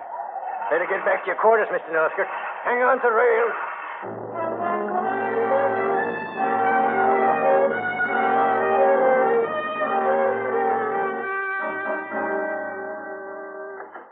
Elizabeth, are you here? Yes, Tom. What's wrong? Something terrible has happened. An accident. An accident? What is it? It's Dr. Elston. He's dead. Dead? What are you saying? He was coming along the afterdeck, and a big wave came over and washed him against the opposite side. Struck his head. The captain said he's dead. Well, why don't you say something? Elizabeth. Elizabeth. Charlie, I didn't know you were here. She's fainted. Fainted? Really? Well, that's strange. Elizabeth. You're all right, darling. Here, drink this. John. John. Oh, John. Oh, here you are, Tom. You're just the one I wanted to see. Yes, Marge? What's the matter with her? She fainted when I informed her that Dr. Elston had been killed. Doctor, what happened? A big wave tossed him across the deck. He struck his head on the opposite rail. Oh, poor John. Let's turn back. I can't go on. And why can't you go on? I just can't. Please turn back. That's ridiculous. We'll have to bury him at sea, of course, but why shouldn't we go on? Are you out of your mind? No. Why are you so terribly upset about the doctor? Why? How can you ask such a thing? You sound as though you didn't care. Maybe I don't. But it's very obvious that you do. You're out of your mind. Would you faint if anything happened to me? No. But the doctor, that's different. What are you trying to say? What? You and the doctor. I found out days ago. You tried to blame me, but I know differently now. I received a letter from someone telling me that you were running around with a certain man. That man was John Elston. I never heard of such a lie. I haven't seen John in weeks. Who sent you that letter? I did. But I wasn't referring to John. You sent it. And who did you mean? I meant you. You and Elizabeth. You've been seeing each other every day for weeks. You and Elizabeth think you're clever, but you're not. You sent the letter? Yes. And it wasn't John? No, it was Charles. I've seen them. They've been meeting every day for weeks. We have been meeting every day for weeks. You admit it, then? Certainly, but not for the reason you think. You're both stupid. Then why were you meeting? Charles and I are old friends. And he is an attorney, my attorney. We've been discussing a divorce. Divorce? Yes, I was determined to divorce you. But Charles tried to talk me out of it. We've been arguing for weeks. Certainly. Marge, you're nothing but a silly little troublemaker. I've known that for a long time. Now, maybe you know why I broke off with you, why I stopped seeing you. I wouldn't trust you across the street. Now do you believe me, Tom? Come in. Mr. Northcott. Dr. Elston just died. Just died? Why, I thought he was dead when you found him on the deck. So did I. When I got into his stateroom, he regained consciousness for a few moments. What? Yes. I saw the wave strike, Mr. Northcott. And I also saw what happened just before it struck. Yes, Captain, go on. This man here is Johnson, one of the crew.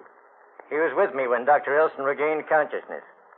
Tell him what the doctor said just before he died, Johnson. Well, Dr. Elson said that he was walking ahead of Mr. Northcott, and just before the wave came over, he turned around suddenly.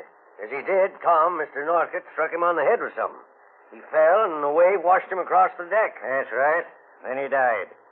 Search, Mr. Northcott, Johnson. This is ridiculous. I own this ship. But I'm the captain. Sorry, Mr. Northcott. Oh. Here you are, Captain. A gun. Mr. Northcott, you're under arrest. You're fired. Both of you. Yes, Mr. Northcott, that's to be expected, but not until we tie up in New York. It's quite natural that you'll have no further use for this ship after I turn you over to the police. You're a fool. Johnson, radio port officials in New York and ask Mr. Svensson to put about. Well, Tom, you had a plan, a setup for a perfect crime. But like all so-called perfect crimes, it failed. You jumped to conclusions, worked a little too fast. Marge was wrong in her suspicions, and you followed along without investigating the source of the letter. Now Marge has lost Charles forever, and you have certainly, definitely lost Elizabeth. You deserve what's coming to you. You planned the cruise with a diabolical purpose, and furthermore, you did not lose your eyesight. That was a hoax, a trick to trap the man. But very soon you will lose your sight, and your hearing, and your speech. In fact, you'll lose all your faculties, because you'll be dead. I know.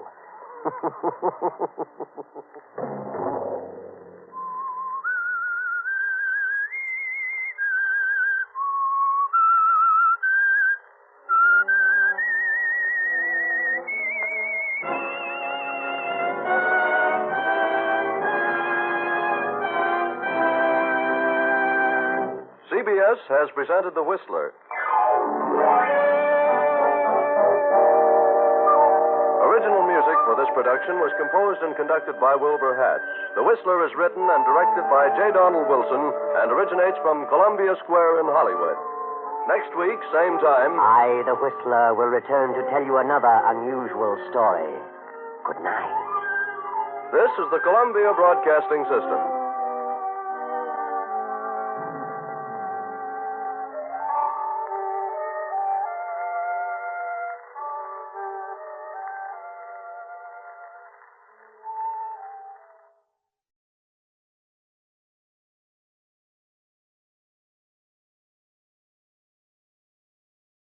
You are listening to Golden Age Radio, rumble.com/C/GAR. Brought to you by G3PL.com.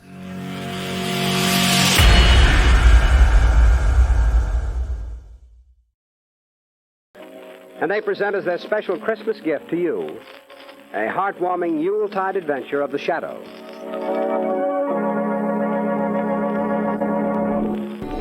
Before the Shadow starts his adventure, I'd like to add my Christmas greetings to those of the Blue Coal Dealers of America. You know, their product, Blue Coal, is the modern equivalent of the old-fashioned Yule log. You can depend upon Blue Coal to bring warmth, good cheer, and comfort to your home 24 hours of the day. And with each order of Blue Coal is included the free extra home heating service of your friendly Blue Coal dealer. Is your bin well filled for the holidays? If not, phone your neighborhood Blue Coal dealer first thing in the morning.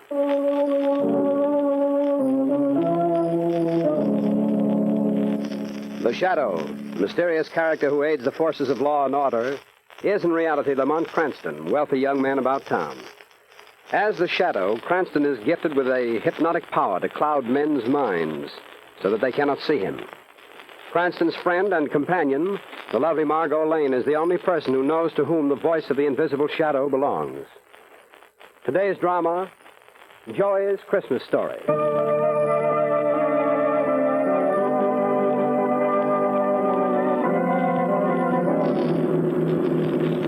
Was there any particular destination you was wanting me to drive you to, Mr. Cranston, hey? I'm looking for little Joey, the newsboy.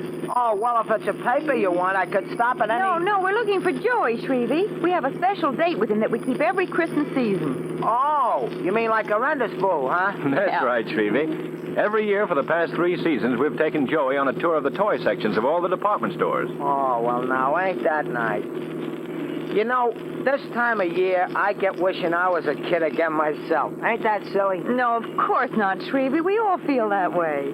You know, my friend and acquaintance, Big Charlie, of whom you have heard me speak? Yes. Well, him and me used to have some fun at Christmas time when we was kids. That is, till Big Charlie spoiled it. Well, how was that? Well, he got us banded from all the toy departments in the stores. Why? Oh, just on account of one teensy little thing he used to do. Well, what was it? Giving Santa Claus a hot foot. That was a fine thing to do. Oh, look, Lamont. There's little Joy on the corner. Stop your cab, Shrevey, will you? Here's your papers. Get ya. Hey, Mr. Cranston. Gosh, I thought maybe you wasn't coming. Well, how are you, Joey? I'm fine, thanks. Hello, Miss Lane. Hello, Joey. Are you all set for our little excursion, Joey? Well, I still have a couple of papers left. Oh, well, how many papers have you? Let's see. 2, 4, 6, 8, 10, 11. 11 I got. 11, eh? Well, do you think $5 would pay for them? Gosh, $5. Gee, Mr. Cranston, you shouldn't give me that much, sir. Now, throw your papers away and we'll hop into the cab. Well, would you mind if I don't throw them away? Well, I mean, this being almost Christmas and everything, well, I like to give them away to some certain people who couldn't maybe afford to buy one. Why, sure. Go ahead, Joey. Gosh, thanks again, Mr. Cranston. Hey, Willie, here's a paper. Compliments to Joey. Oh, he's a swell kid. Look at him. You'd think he was giving away $1 million. That's just about what it is to him, too. Yeah, that kid is a regular character. I hope he saves a paper for me, hey? Oh, Shrevey, I don't think you're on his charity list. That's what I get for owning a cab. What? I got rid of more but one, Mr. Cranston. Well, good. Let's get into the cab. Okay. That's it. Well, why'd you save the one paper, Joey? Oh, that's me old friend Hobo Sam. He gets a lot of good out of a paper. Really? How's that? Well, when he finishes reading it, he wears it inside his shirt to keep warm. And the Evening Record's the warmest paper in town. They should advertise that. As I says before, that kid's a character, huh? Hey? Well, you tell us where Hobo Sam can be found, and we'll stop off there before we go to the stores. It's down the street a ways. Hey, look, there's my pop. Hey, would you please go slow past this corner, Mr. Shrevey? Oh, sure thing, sure thing. Every little bit helps, thank you. Hiya, Pop! Hello, son. Pop, gee, doesn't he look nice, though? I bet you that he's the best-looking street corner Santa Claus in the whole world. Joey, how long has he been doing that job? Oh, ever since the holiday season started. He kind of needed a job, too. You see, he ain't been able to get much work the last couple of years. Well, it's good that he's found something at Christmas time anyway, Joey. Yeah, that's what I told him. But the money he's been making on this job is going out for back rent and bills and things. It ain't really Christmas money. Oh, so your prospects for Christmas are still none too bright. Well, Mr. Cranston, I ain't worried. Pop will find some way for us to have a good Christmas. You see, when he's worried like of anything, me and him take a walk down by the docks. We sit on the pier and watch the water going by. You know, Pop says that watching the water like that makes him all easy inside again. See, I like going down there with him. You know what I mean? I know what you mean, Joey. Well, I figured you probably... Hey, look, there's Hobo Sam. Hey, will you stop a minute, Mr. Shrevey? Yeah, to be sure, to be sure. Hey, Sam, wait a minute. I got something for you. Excuse me, please. I'll be right back. All right. I got a paper for you, Sam. Lots of ads in it, too. It's practically an overcoat. Oh, Lamont, I wish there was something that we could do for Joey's family as well as for him. We will, Margot. We will do something. But it can't be charity. They're much too proud to accept that. But there must be some way to help, though. We'll find a way. Leave it to me. Okay, I'm ready, Mr. Cranston. Well, how did Hobo Sam like the paper? I say, was he glad to get the paper? Oh. Hobo Sam. Oh, Hobo Sam, yeah. Well, what's the matter, Joey? You seem worried. Well, I I just found out something from Hobo Sam. Oh, what?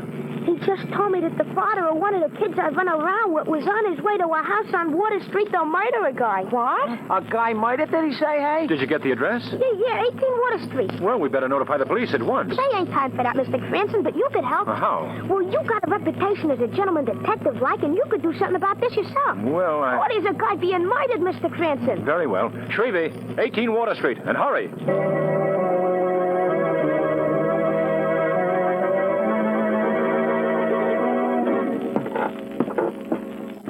Are you sure you got the right address, Joey? This is just an old deserted warehouse. I know this is the right place, Miss Lane. A lot of the men come here to play cards and stuff. Well, we'll see what's in this room here. Come on.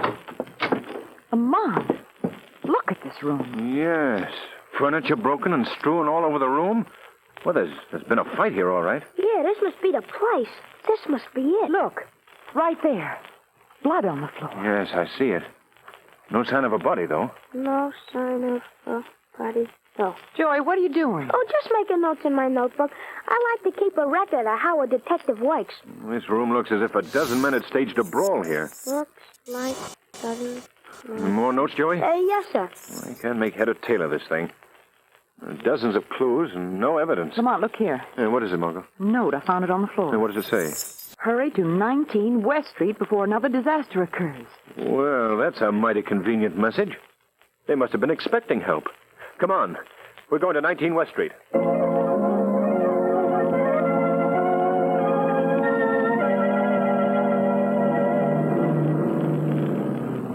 Well, there's the number. 19 West Street. And I am attempted to add in a very unusual neighborhood this address is in. Yeah, it's just an old boarded-up tenement house. Well, let's have a look. How can we even get into the place? The doors are all barred. Yes. We may have trouble forcing an entrance. Hey, you think maybe the body's in there, Mr. Cranston? I never make predictions in a case like this, Joey. No Hey, how do you spell predictions, Mr. Cranston? Oh, please, Joey. Forget your notebook for a moment, will you? Yeah, but it's all in a line of duty, Mr. Cranston. Lamont, look up there by that window. There's a piece of paper tacked to it. Oh, yes. Get it for me, will you, Joey? Yes, sir. Lamont, what is all this about? Margot, I haven't the slightest idea. Here you go, Mr. Cranston. It's a note, all right. All right, let me have it. Please come at once to 66 Broome Street. Urgent. Hey, that's my address. That's where I live. Hurry, will you hurry?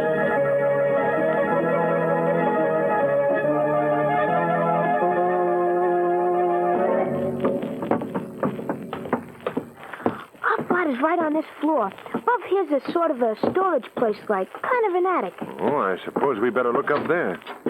Joey, look, what are you doing home so early? Oh, hello, Mom. I'm working on something. Oh, again, Look, eh? Mom, please. This here is Miss Lane, Mr. Cranston. How do you do, Mrs. How do you do?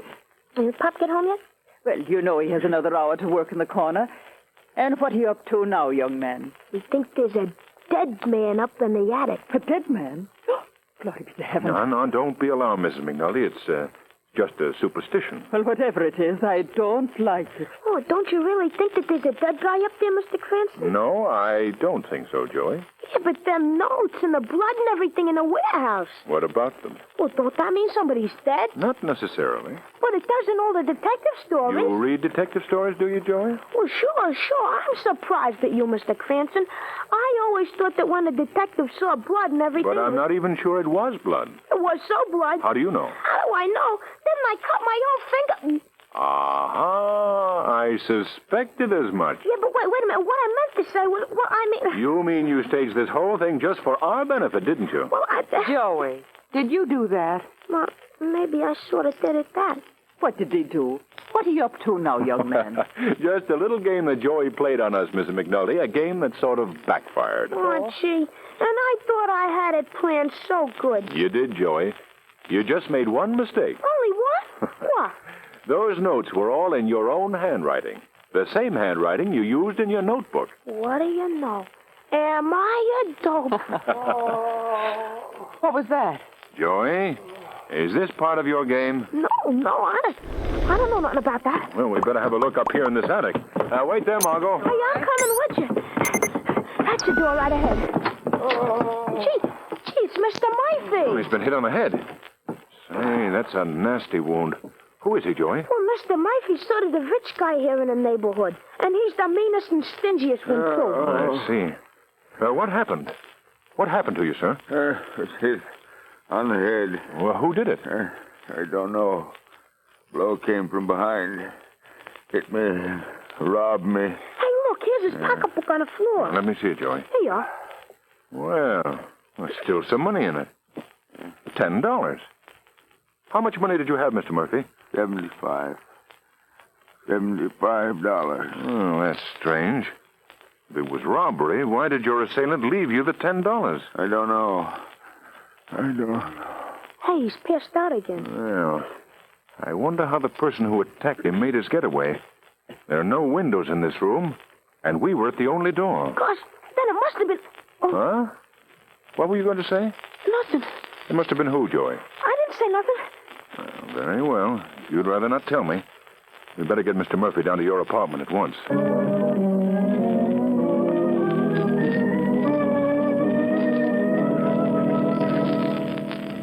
Well, the wound isn't serious, but it might not be wise to move him until a doctor has had a chance to look him over. I'll phone for Dr. Collins right away. Oh, thank you very much, Mrs. McNulty. Thanks. Now, Margot, if you could get me some hot water, please. I didn't know you were home. Gee, Pop. I guess you were so busy cooking you didn't hear me come in. Oh, no, Pa.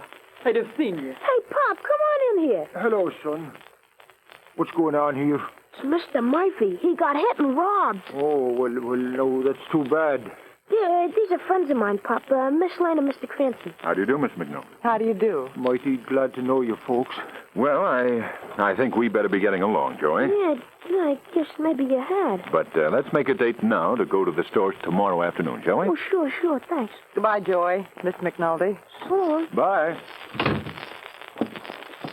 What do you suppose happened to that man, Lamont? I'm not quite sure yet. There are several things that are obviously not on the up and up. Wait a minute. What do you mean? Well, first of all, why should the crook, whoever he was, leave $10 in the man's purse? Yes, I thought of that. And secondly, how did he make his escape from that loft? And why was little Joey so upset by it? He almost revealed something to me up there, and then he changed his mind. Why do you suppose Mr. McNulty acted so strangely? I'm just as curious about that as you are, Margot. I don't believe his story about coming into the house unnoticed. Tomorrow, Margot, we're going to stop at Mr. McNulty's corner and have a little talk with Santa Claus.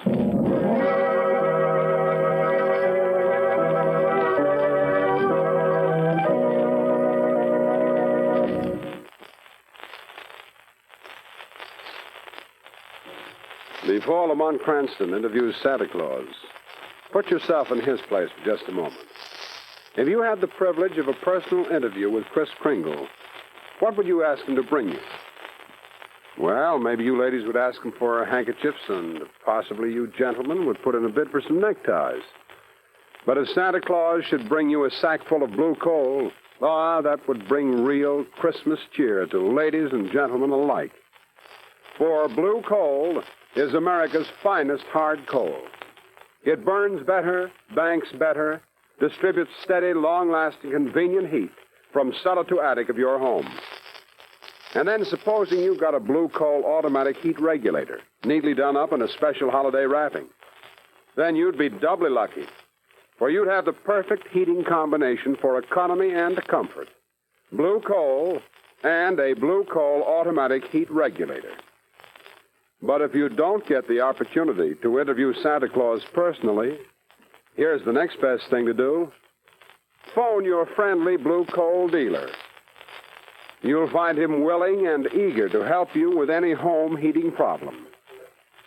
His name is listed in the Where to Buy It section of your classified telephone directory under the words Blue Coal. And now back to Joey's Christmas story.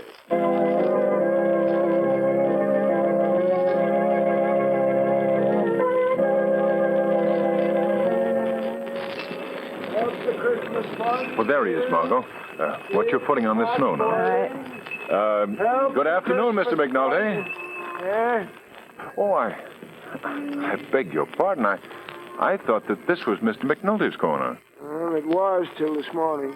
Well, what happened? Oh, he didn't show up, so I got his uniform and location. Well, where is he, do you know? Well, they got me, mister.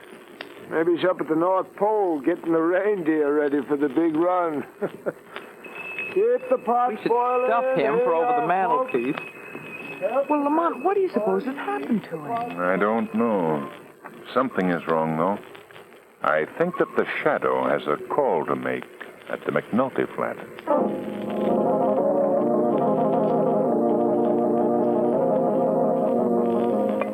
Now, let me see. Is that 2 cups of flour or 1 cup of flour? Oh, dear. Mrs. McNulty. Hey, who is that? Now, don't be alarmed, Mrs. McNulty.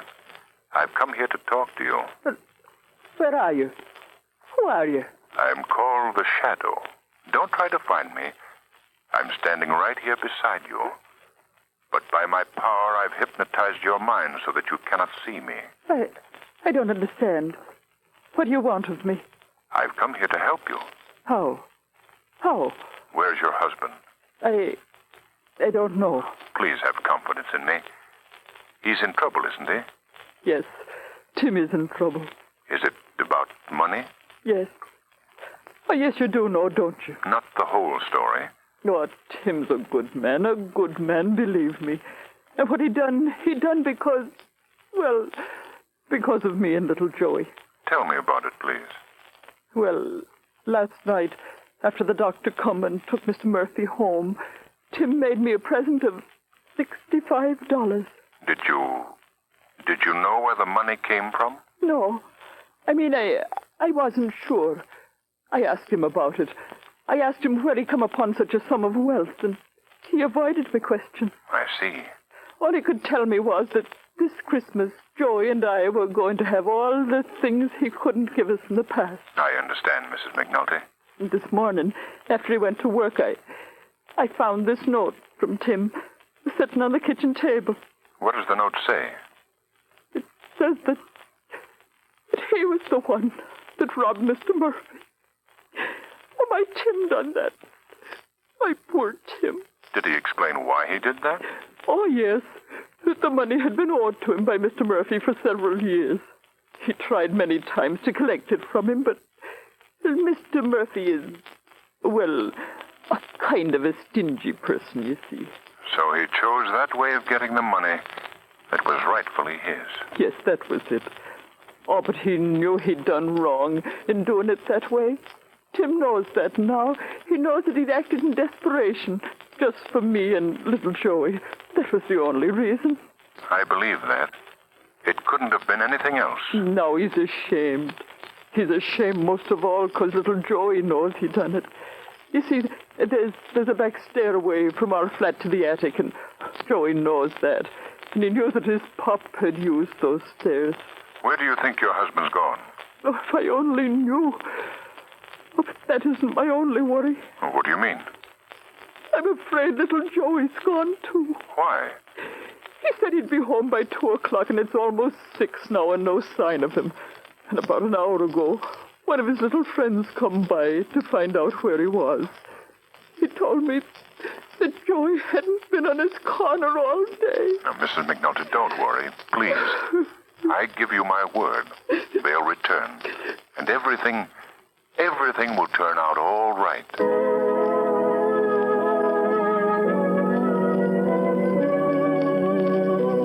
Well, what did you find out, Lamont? Joey's father was the one who robbed the man, all right. Oh, Lamont. And now both he and little Joey have disappeared. Oh, how awful. Oh, it's not that bad, Margot. I think I can find them on the docks at Water Street.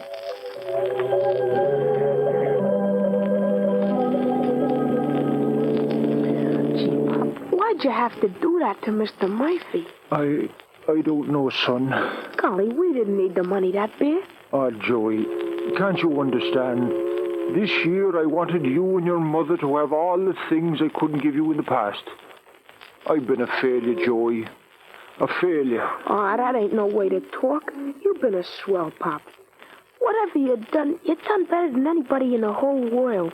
Even Santa Claus. And you're the best Santa I ever seen. Better even than the real one. That's nice to hear, Joey, but ain't so. Pop, I don't know what's got into you. Gee, don't you remember all the things you told me when we been down here by the river before? About courage and hope and the future and all the things you told me I should look for. That was for you, Joey, not for me. Yeah, but I'm part of you, Pop.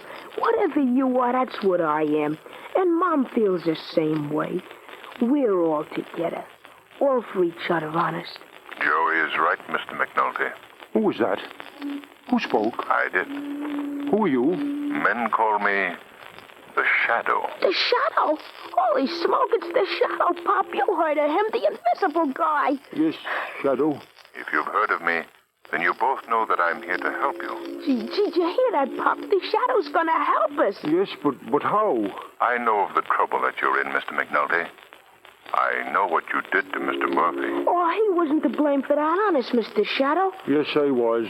I was, Joey. But Mr. Murphy was a mean old man. He had plenty of dough, and he owed Pop that money for years and years and never paid it to him.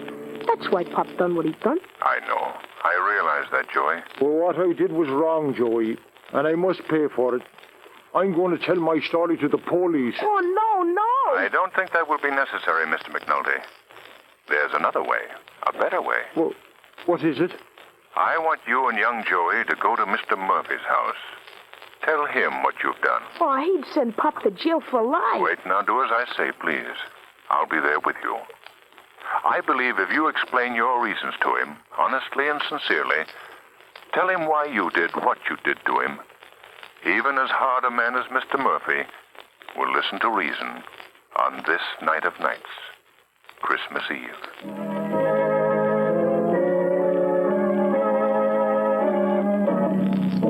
I know it.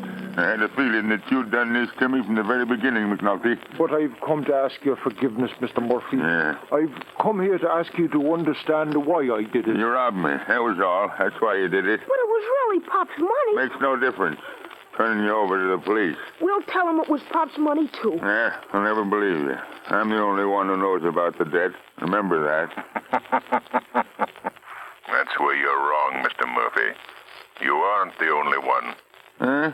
Who's that? Oh, boy, the Shadow. He's here just like he said he'd be. Now, where are you? I can't see anyone. I shall remain quite invisible to your eyes, Mr. Murphy. But you're going to hear me, and you're going to do as I say. I don't understand this. I know all about this episode of the stolen money, and I realize that Mr. McNulty was wrong in what he did. But his reason for doing it is one that I shall always admire. What do you mean? Mr. McNulty has a family. A fine family, a wife and son. He loves them both very dearly. Things have not gone too well for that family for a long, long time. You wouldn't know what that means, Mr. Murphy. You can't realize how a man feels when he wants to give everything to his loved ones and he has nothing to give. No, that doesn't justify it. Wait, let me finish. He never bothered you for that money you owed him, although many times he needed it, very much. Then Christmas time approached. He asked you for the money and you refused. That $65 meant the difference between happiness and despair to his wife and son. And what he did to you, he did for them. I see. Do you know what Christmas really means, Mr. Murphy?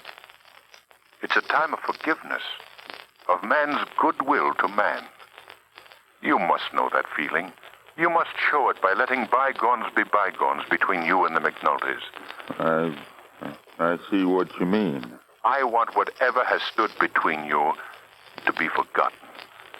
Tonight, that young boy is singing in the choir at the cathedral.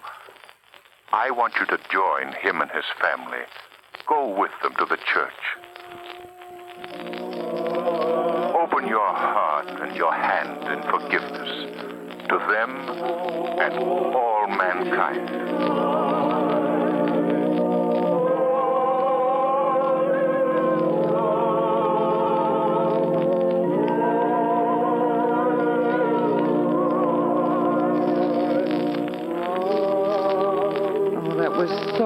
Lamont.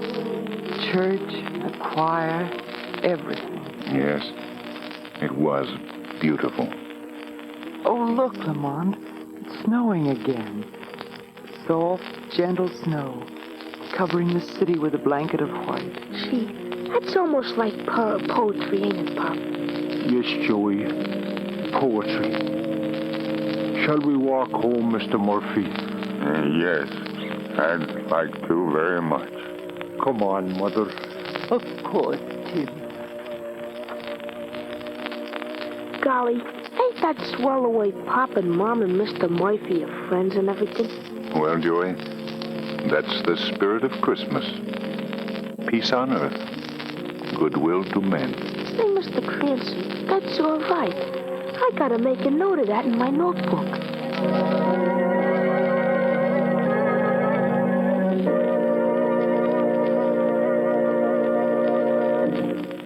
In just a moment, we'll hear once again from the Shadow. But now, a Christmas message from John Barclay, America's home heating expert. Mr. Barclay. Thank you. And good evening, friends. Well, once again, Christmas Day is almost here. As I recall it, our last year's broadcast fell on Christmas Eve. And I'd like to repeat now what I told you then. I wish I could meet each one of you and personally extend to you the season's greetings. But not having that privilege, I do wish all of you, my unseen friends, a very Merry Christmas.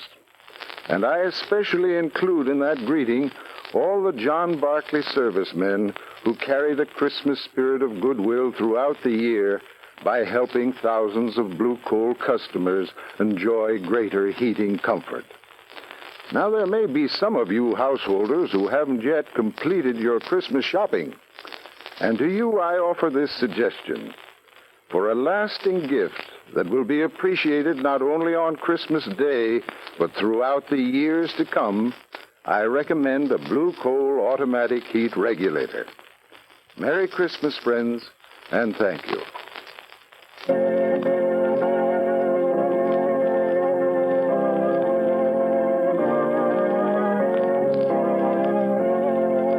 Today's program is based on a story copyrighted by the Shadow magazine. The characters, names, places, and plot are fictitious. Any similarity to persons living or dead is purely coincidental. The weed of crime bears bitter fruit. Crime does not pay. The Shadow knows. Next week, same time, same station, the Blue Coal Dealers of America bring you an adventure of the Shadow chock full of thrills and dynamic dramatic action. So be sure to listen. And be sure to phone your friendly Blue Coal dealer for greater heating comfort at less cost. We wish you a very Merry Christmas on behalf of our entire cast.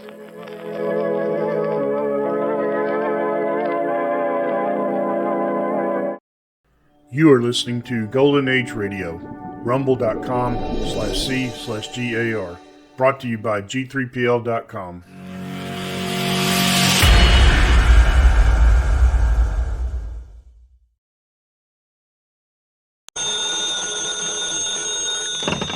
Hello? Yes, this is the Falcon speaking. Oh, Nina. I'm glad you called. Oh, you'll have to count me out tonight, Angel. I'm in the middle of a hot deal. Some boys I know are interested in the big money, and they figure if we put all our capital in a gun, we ought to make a killing.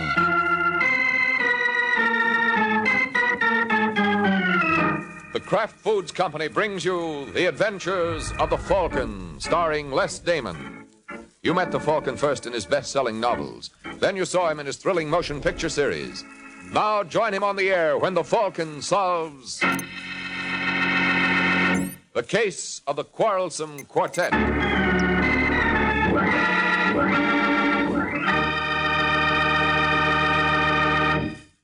Before the Falcon starts on tonight's case, I'd like to say just a word about something extra delicious. Kraft mayonnaise. Here's really true mayonnaise at its finest. One taste will tell you that. Just one taste of delicate, exquisitely flavored Kraft mayonnaise will tell you that here is mayonnaise to delight even the fussiest cook. Try it. Try it and see for yourself. Tomorrow, when you shop, get a jar of wonderful tasting Kraft mayonnaise. And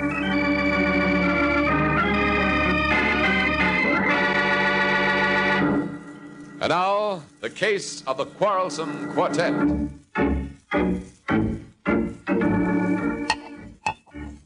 It's late evening in New York, and in a shabby apartment on Manhattan's West Side, a short, heavy-set boy named Dixie Taylor watches his companion, Georgie Reynolds, attack an age-old problem: how to dispose of an empty bottle. But George is equal to the occasion, for, spying the fireplace, he comes up with a practical solution. Well, I guess that's one way to get rid of your empties. Anybody ask you, Taylor? No. All right, then shut your face. Hazel? Hazel! You want me, George? No, I was just rehearsing. I'm going in for hard calling. Oh, I'm sorry, sweetie. I was busy. Well, I hope I wasn't interrupting anything important. No, honey. Get me another bottle. Well, darling, don't you Didn't think... I tell you something? All right, George. There's one in my bedroom closet. Well, what are you staring at, Dixie? I was just wondering about Hazel. Well, don't. If you're going to do any wondering, think about Martinez. Although he'll be here. Yeah, when? He was due an hour ago. Or maybe he had some trouble finding Saunders. Oh, that's just ducky. What goes on with you guys anyway? Do I have to tell That's you? probably Martinez and Saunders now. Hazel, Yes, George? didn't you hear that? Well, I was trying to get... Never down- mind the alibis. Answer it. Yeah, just a second. Hello, Hazel. Hello, Mr. Martinez. Your boyfriend here? Yeah, we're in the kitchen. Come on in. Bring your friend with you. Hi, Georgie. Hello, Taylor. Hello, Louis. Well, you took your own sweet time getting here, Martinez. Well, I have a little bit trouble finding Mr. Saunders here. Gentlemen? Bring in a couple of chairs, Hazel. Yes, dear. All right, now go on. Go on. Beat it. But, darling... I said beat it. These fellas and I have some business to discuss.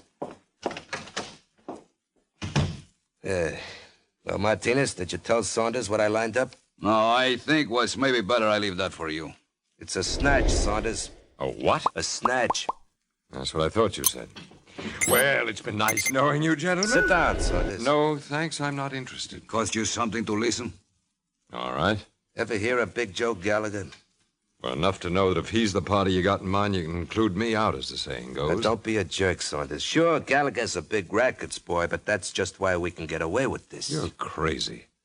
Now, look, Martinez, why didn't you tell me Let that... Georgie finish. Dixie and I used to work for Gallagher. We know what makes him tick.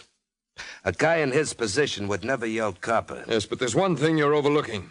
From what I know of Mr. Gallagher, he never goes anywhere without 2 or 3 of his boys. How are you going to separate the wheat from the chaff? I got it all figured out. Gallagher's a ladies' man, see? Now, if a babe were to call him up and arrange a blind date, it's dollars to donuts he'd go for it. I doubt it. Don't tell me. I've seen it work a dozen times. You got the girl? Yeah, Hazel, the one who let you in. I suppose she talks. She wouldn't dare. Besides, she doesn't have to know what's going on. I'll tell her the whole thing's a gag. Where do I come in? Hazel will arrange to meet Gallagher at the 49 Club. You and Martinez will pick him up. What about you and Taylor? Now, we can't take a chance. He knows us. Well, what do you say, Saunders? You think this will work, Martinez? Why not? Georgie's got all the angles figured out. So it would seem. Okay, gentlemen. Deal me in.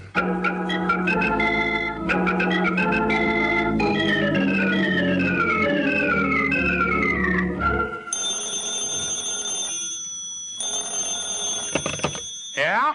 I'd like to speak to Mr. Gallagher, please. Who wants him?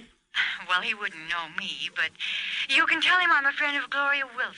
I never heard of her. Are you Mr. Gallagher? Yeah, that's right. Well, Gloria made me promise to look you up when I got to New York. I'm sorry, sister. I don't know anybody by that handle. She was a chorus girl at Pirandello's. Hey, wait a minute, baby.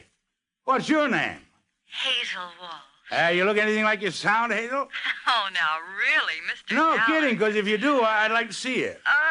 I'm afraid that's out of the question, Mr. Gallagher. I'm flying to the coast tonight. What time?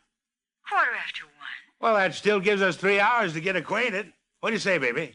All right. But you will have to meet me here. You see, I'm expecting friends. Oh, that's okay. Where are you? It's a little place called the 49 Club. Do you know it? No, but I'll manage. What color dress you wearing? Blue. My favorite color. Okay, Hazel. I'll see you in 20 minutes.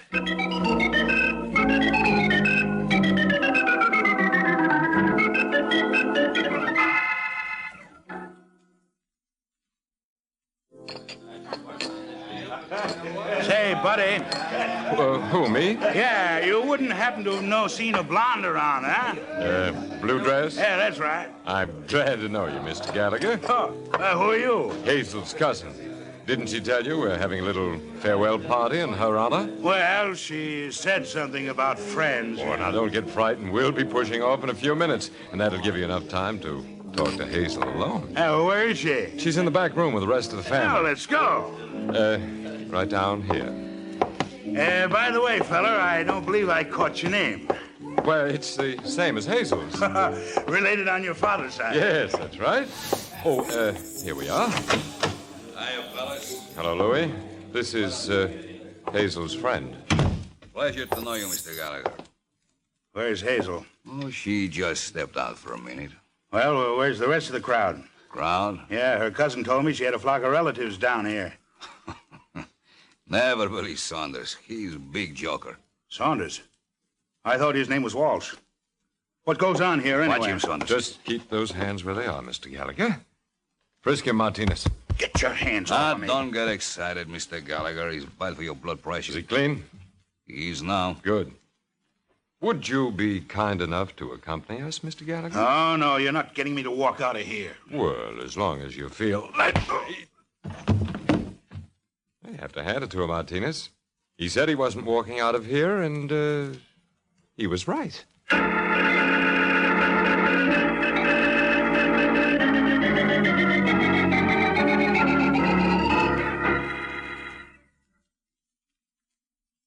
Those guys, anyway. Got the time, Dixie? You asked me that just 5 minutes ago, George. Now, don't get smart. Think anything could have gone wrong? Not a chance. What'd you tell Gallagher's wife? Just what you told me. I said we had a husband, and if she wanted him back, she was to dig up $100,000. Yeah, maybe I should have gone for it myself instead of sending Saunders and Martinez. What are you worried about, Georgie? They managed the snatch, all right. Yeah, but how do I know that they're able... George. I'll get it. Hello, George. You got it, Saunders? What does this bag look like? All right, let me have it. How'd it go off? All the clock works. As soon as Mrs. Gallagher gives us the money, I give her the key and tell her where to find her husband. Oh, nice work, Louis. Yes, I guess congratulations are in order all around. $100,000. Just think of it. You think of it, Saunders, because that's as close as you're getting to it. What do you mean, George? Well, I tell you, friend, it's like this. The boys and I had a little talk. And you decided why split 4 ways, huh? Well, you catch on fast. But didn't you think I'd have anything to say about that? All right, put away that gun, Saunders. Yeah, Georgie was only clowning. Yes, I'll bet. You know, I'm a little surprised at you, Dixie. Look, if we were going to double-cross you, you think we'd send you for the dough? Sure, that doesn't make sense, does it? No, don't move, Palsy. Just drop the gun. Nice going, Martinez. Well, Mr. Smart Guy, what do you say now? That's enough, Georgie. Go on, Saunders, beat it. All right. Gentlemen, if this little get-together hasn't been pleasant, it has been informative. Well, I'll be very glad to show you what I learned next time we meet.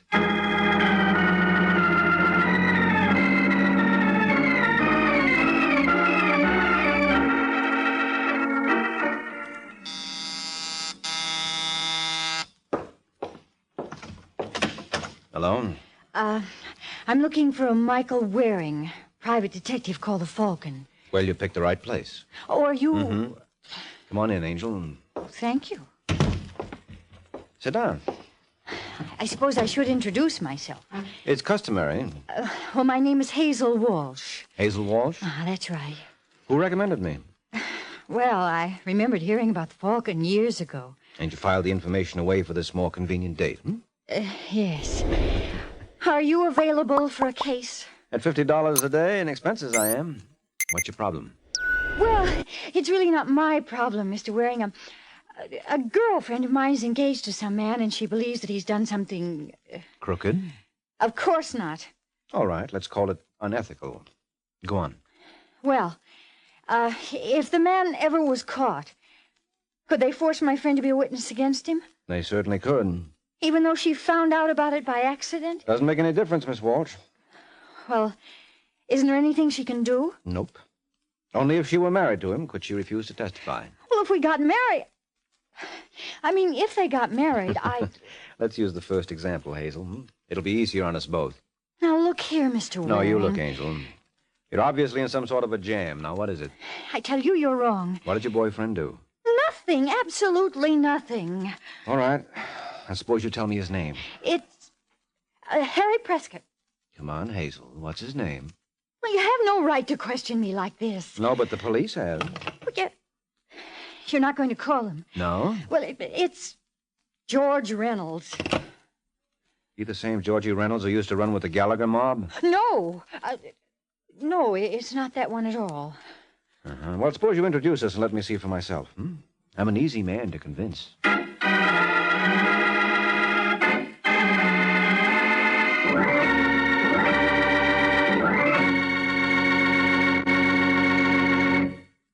Well, sounds as though Mike follows that good old theory that seeing is believing. Of course, that's a pretty smart idea, I think. And it's a good one for everyone to follow when it comes to food. For example, I can tell you how satiny smooth Kraft mayonnaise is. What an amazing, creamy, rich texture it has because of the special way Kraft blends it. But to really appreciate just how smooth Kraft Kitchen Fresh mayonnaise is, get a jar and see for yourself. That way you can taste for yourself, too. You won't have to take my word for it that Kraft mayonnaise is especially good, with a delicate, delightful flavor, the result of careful blending of only the finest oils and eggs, the most fragrant vinegars and spices. Yes, the best way to tell is to taste Kraft mayonnaise yourself. Try it on a cool and colorful salad of hollowed-out tomatoes topped with spicy deviled eggs and garnished with fresh and tangy watercress. It's really delicious. So tomorrow when you shop, get a jar of Kraft Kitchen Fresh mayonnaise. Whether you're serving a simple, everyday kind of salad or a fancy company special, you'll enjoy it more with true mayonnaise at its finest. Kraft mayonnaise.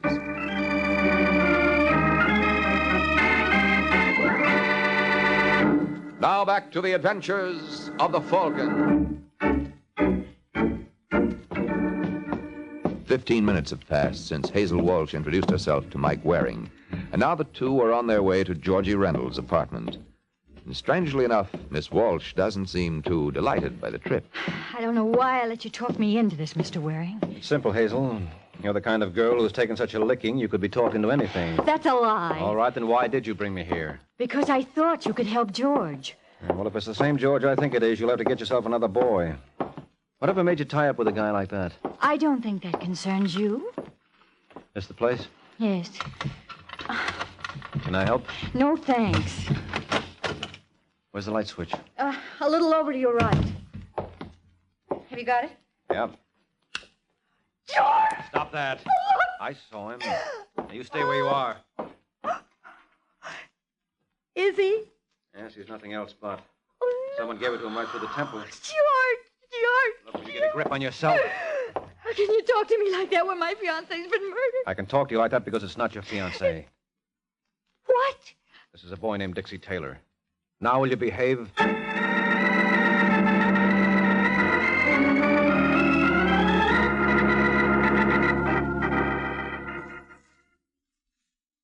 can't believe it, Mr. Waring. There must be some mistake. What's the matter, Hazel? You disappointed it isn't George? Of course not. Did you know Taylor? Well, he was a friend of George's. I saw him around here once or twice. Who else was a member of this fraternity? Just a man named Louis Martinez. Oh, well, that's some select group. I've heard of all of them. Did they blackball anyone recently? I don't know what you mean. Did your boyfriend and Martinez cross anyone lately? I don't think so. Hazel, you better stop lying. You don't do it very well. Well, there was a Nick Saunders. Good-looking boy, around 35? Yes. What did they fight about? I don't know. You think Saunders might have killed Dixie? I suppose so. How about George? No. Oh, Hazel, don't be a sucker. You think he'll appreciate your loyalty? Why don't you ask him, Waring? Georgie. All right, I will. Isn't it nice of her not to suspect you, George? Not to suspect me of what? Take a look under that blanket. Oh. Who did it? That's just what I was asking. You got any suggestions? Nary a one. Say, who invited you here, anyway? She didn't. Oh, is that so? Darling, I was only thinking of you. Now, that's the truth, George. Never have I seen a woman show so much concern. All right, Waring, beat it. I don't need you. How about Hazel? She don't need you either. Go on, Hazel. Tell him. I made a mistake, Mr. Waring. I'm sorry. You mean that? Yes. Okay, so be it. Oh, when the police show up, tell them I had to leave. It'll be a pleasure. Listen, Georgie, I know what you're going to say. Do you? Oh, darling, I was only thinking of you. I know what you, Dixie Martinez, did to Saunders. That's why I went to Waring. Well, that was smart. But I was worried about Saunders. And I'm worried about you, Hazel. You think you'll ever learn to keep your mouth shut? Or do I have to teach you?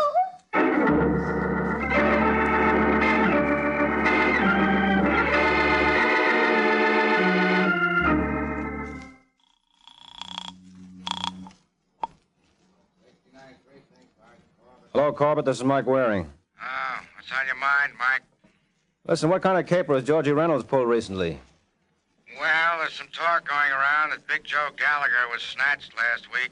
Oh, that's crazy, Sergeant. I saw him on 48th Street yesterday. I know, but that's the story we got. According to one of my pet stoolies, his missus laid out $100,000 to get him back. You think Georgie Reynolds was behind it? Wouldn't be at all surprised. Well, can't you do anything? You tell me how when we got no proof, and Mrs. Gallagher hasn't seen fit to make a complaint. Was Nick Saunders in on it? You seem to know more about it than I do. What do you know about Saunders? Not quite enough, Sergeant. I'll let you know the minute I learn more. Oh, by the way, there is a body over at Georgie Reynolds' apartment. Go over and pick it up like a good fellow, will you?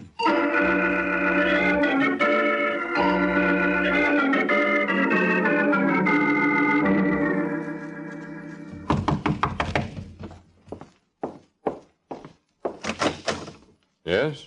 Hello, Saunders. Remember me? Oh, sure. You're the Falcon, aren't you? Mm-hmm. Can I come in? Why not? Sorry, I can't offer you anything. Well, you never know unless you try. All right, Waring, what's on your mind? Well, I heard you and George Reynolds had a little trouble last night. You must be thinking of two other guys. Well, what gets me is why you took it out on Taylor. Taylor? Yeah, haven't you heard? He's dead. Not my old pal, Dixie. Well, what do you know? I know you better have a pretty good alibi handy. Come on, Saunders, get your coat. We're going to headquarters. Just brief me on one thing, Waring. You're a private detective, aren't you? That's right. Now, where do you get off pushing people around? It's my hobby. You going to get your coat, or will you go like that? Well, act your age. Put away the gun, Saunders. Put it away before I... Cut it out. Go on, drop it. No, drop it. All right, now what do you say, friend? Do we take that little ride I mentioned? Okay, Waring. But don't be surprised if someday I return the favor.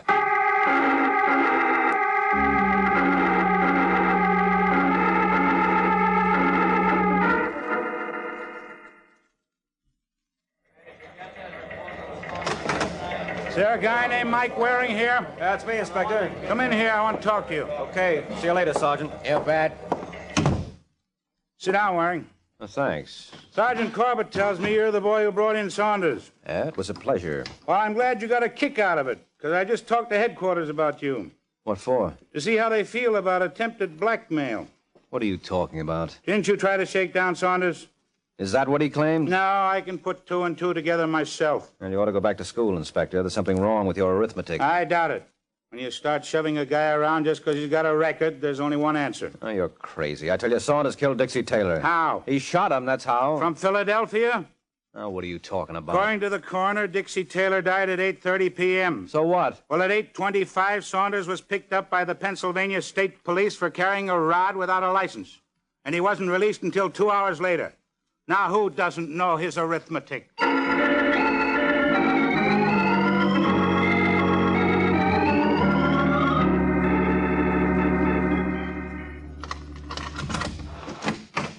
Hello, Mike. Huh? Hazel, how did you get in here? The superintendent let me in. I've got to talk to you. Now, that makes us even, Angel, because I want to talk to you. Look, you've got to drop the case. Now, that raises a problem.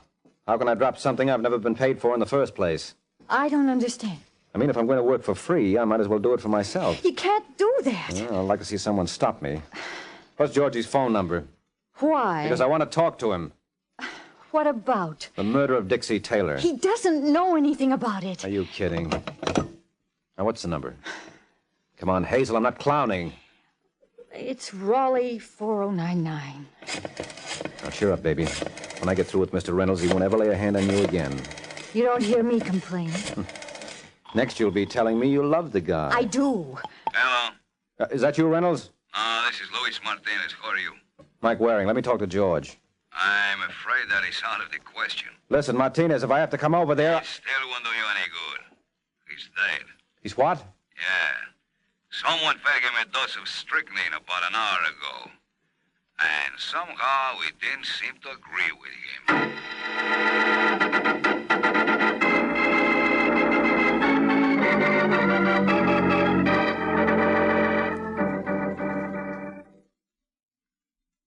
Not true, Mike. I don't believe it. Martinez was lying. I suppose we go over and check. But George is dead. Oh, come on, Hazel. Get a grip on yourself. You're better off without him. Oh, how can you talk that way? Because it's the truth. He was no good. That's a lie. No, don't give me that. You knew he was the brain behind the big Joe Gallagher snatch. No, you're wrong. Who are you kidding? Well, so incidentally, what happened to the loot? The loot? The ransom money Mrs. Gallagher paid off. How would I know? Well, you would if anybody would. You can't keep it, Angel. I didn't intend to. Then where is it? Well, they didn't tell me, but I watched them through the keyhole. Where did they put it? Under the middle cushion of the sofa in George's apartment. Okay, let's get it before someone else gets the same idea. I wouldn't be surprised if we're a little late now.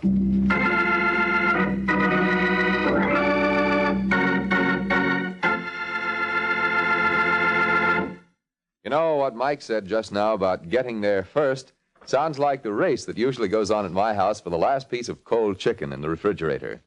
But a chicken sandwich sure makes a swell snack, especially when you put lots of Kraft mayonnaise on the bread.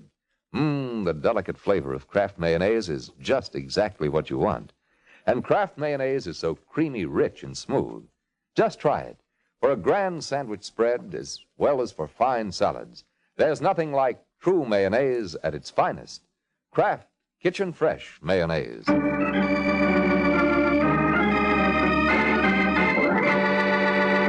Now back to the adventures of the Falcon.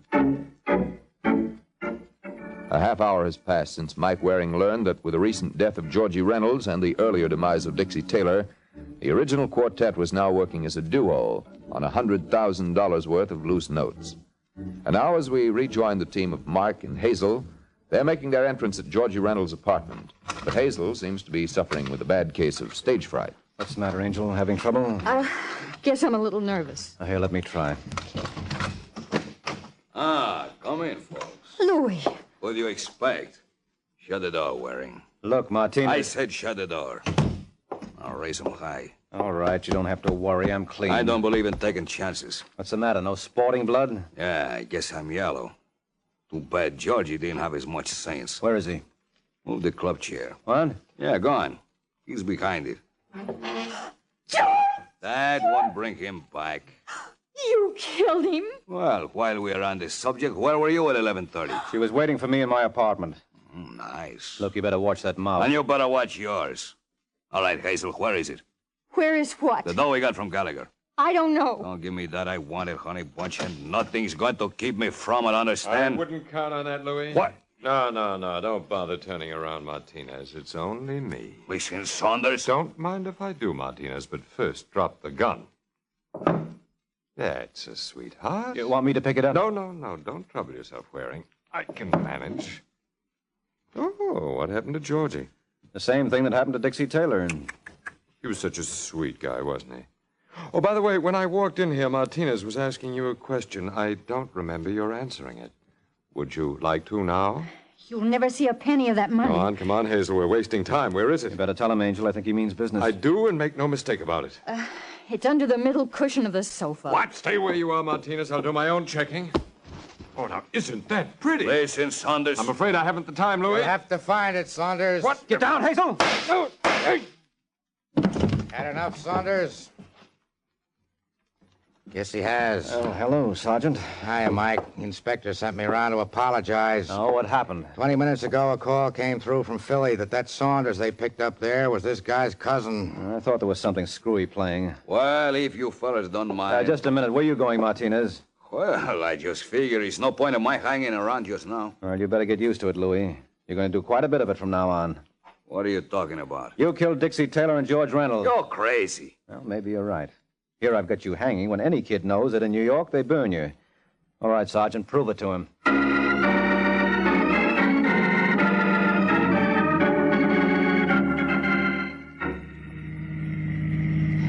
Mike. Ah, don't say it, Angel. But I was just going to ask... Ask me to explain things, hmm? Well, yes. Well, I guess you're entitled to it. You see, this was a modern version of thieves falling out. When Louis Martinez saw how George double-crossed Saunders, it didn't take him long to figure that he was next. So he decided to beat your boyfriend to the punch. First he killed Dixie, which made it look bad for Saunders. And then to ensure his bet, he killed George. Then why did he wait at the house for us? Well, he had to. You were the only one who knew where the money was stashed. And until he got it, he'd committed 2 murders for nothing. Well, couldn't have Saunders have done that? I knew Martinez was the killer long before Saunders ever showed up. How? But Martinez told us he hadn't called the police, so obviously there was no autopsy performed. Yet he knew exactly what poison killed George and the time he got it. Remember he told me over the phone that George had been fed a dose of strychnine an hour before I called? Mm-hmm. Well, now, how would he know that unless he was right there feeding it to him? Shall I tell you something? I wish you would. I lied to you about loving George, you see. Otherwise, I was afraid you might suspect me. Oh, I couldn't afford to, Angel. Why not? Well, you're much prettier than Martinez and Saunders. Well, I don't understand. Well, you see, I figured to wrap up this case around midnight. And if you were guilty, what would I do for a date?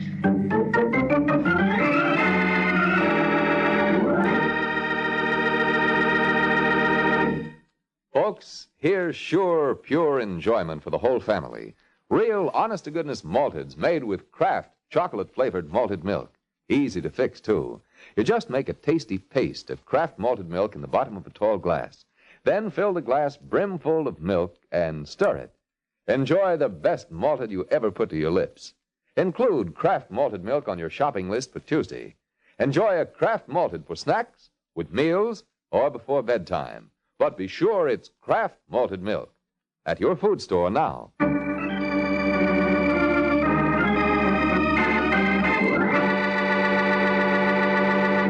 The Case of the Worried Champion.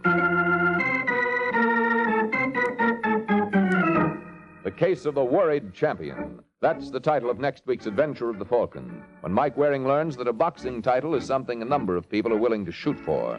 So be sure to listen next week at this same time to another exciting adventure of the Falcon, brought to you by the Kraft Foods Company. The Adventures of the Falcon are based on the famous character created by Drexel Drake, produced by Bernard L. Schubert, written today by Gene Wang, and directed by Richard Lewis. Music was by Arlo. Les Damon was starred as the Falcon, with Amzie Strickland as Hazel. This is Jay Jackson speaking. This is NBC, the national broadcast. You are listening to Golden Age Radio, rumble.com/C/GAR, brought to you by G3PL.com.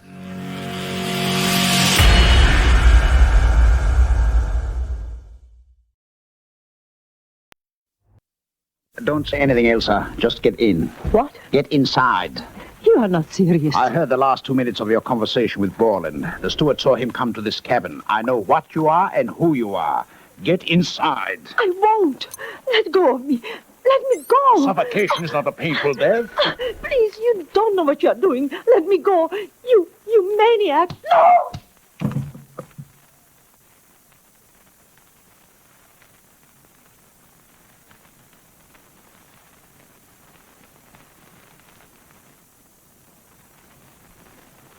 I was half unconscious from the blow, but I felt him pick me up and put me in. He put the pillow over my face, blankets off the bed, stuffed in around me so I couldn't breathe. Then the lid came down, pressing, relentless. Then darkness, nothingness. The whole pattern of my life came into focus, stretching away into the past. I could hear the farmer warning me. In espionage, Baroness, there is no protection in danger, no recognition, even in death.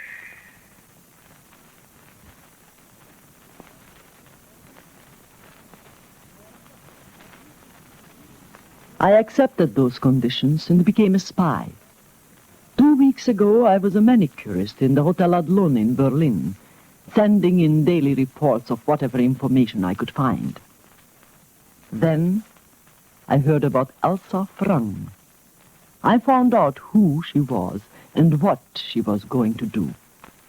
I got her measurements, her height, weight. Then I asked the farmer to arrange for her detention. When he got her, he sent for me. I hurried to the little art shop on the back street in Berlin where the farmer was, waiting. That you, Karen? Yes. Come in. Karen, you can't go through with it. It's too dangerous. Did you get her? 2 of the men picked her up last night. Where is she? She tried to escape. We shot her. Oh, no. Was it absolutely necessary? I'm afraid so. She would have escaped. Where are her clothes? There, on the couch. I'll change behind the screen. Go ahead and tell me everything. Karen, this is suicide. Changing places with Elsa Frung is suicide. Tell me about her. Her tickets are for a plane leaving Tempelhof Airdrome in a quarter of an hour. You were right about her size. Exactly like you. Waist, bust, shoes, everything. Did she wear any jewelry? No. Oh, how did she do her hair? Combed back, off the forehead. Did she wear nail polish? No. Have you any polish remover? No. Well, I can peel it off in the car on the way to the airport. Karen, this is insane. It's too dangerous. How about the makeup? She didn't wear any. She was drab, colorless, insipid. Karen, I won't let you go. Admiral Strassner is a fanatic, cruel, sadistic. He's the most dangerous man I know. What's the latest information on him? I got a code message this afternoon. You were right. It's the same man, the head man in German intelligence. He went to New York 4 months ago. Good. And you know the rest. 9 days ago, he wired Berlin to send a woman agent to help him in New York. He was very specific as to size, height, and weight. I know you fit the measurements, but you can't do it. Well, how do I look? Karen, don't, please. Changing places with Elsa Frung is too good to miss. You are sure you've got all of her papers? Yes. Passport, identification, travel permit, ticket to Paris, change at Lisbon for Pan American Flight 377. And you are positive Strassner has never seen her? I don't know. That's another reason why you shouldn't go. It's a risk I'll have to take. Come on. You can tell me the rest on the way to the airport.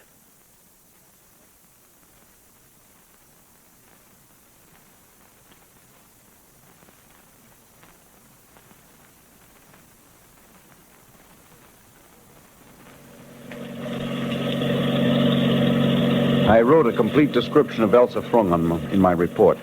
When I've memorized it, I'll either eat it or burn it. Karen, I wish you wouldn't go. I've got to go. Strassner's a maniac. Have you ever seen him? Yes, once. He's small. Very small for a man. Fair hair, never drinks nor smokes. Personal friend of Himmler's. Oh? Very clever at disguising himself. Does all sorts of things with his voice. Ventriloquism. He's Oh, well, I suppose it's no use. If you're going, you're going. Admiral Strassner has been in New York 4 months. He wouldn't go at all except for something of the most vital importance. Believe me, the risk is worth it. Your first mistake will be your last. I won't drive you all the way to the airport. You can walk from here. Put on that coat. It's a cold wind. Shall I contact our man in New York? Immediately you arrive. Bryant on Madison Avenue. You know him. Yes. Well, goodbye, dear friend. God bless you, Karen. Good luck.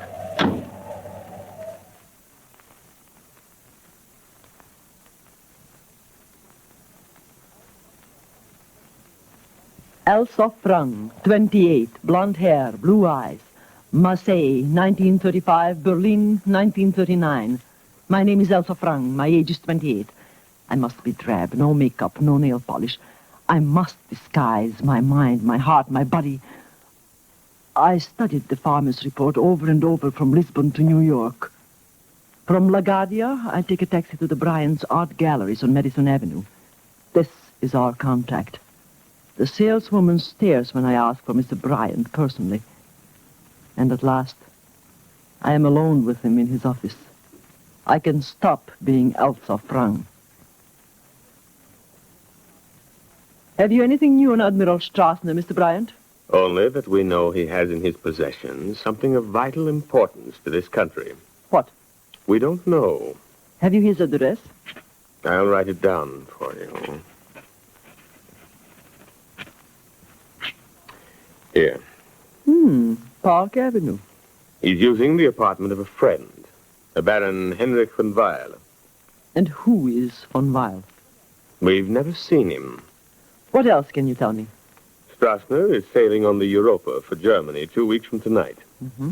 He wouldn't leave unless he had what he came for. And he wouldn't come at all unless it was for something very big. Right. Heavy operators on the German Lloyd boats? A steward named Martindale on the Europa. An orchestra leader named Borland on the Bremen. Incidentally, we plan to kill Strassner rather than let him sail. You'll do nothing of the sort. I've come 3,000 miles to pose as Admiral Strassner's assistant. But we can't let him get away. Recovering whatever it is he's stolen is more important than killing him. I understand that I am in charge of the case. Well, naturally. Then do nothing until you hear from me. I'll go after Admiral Strassner now.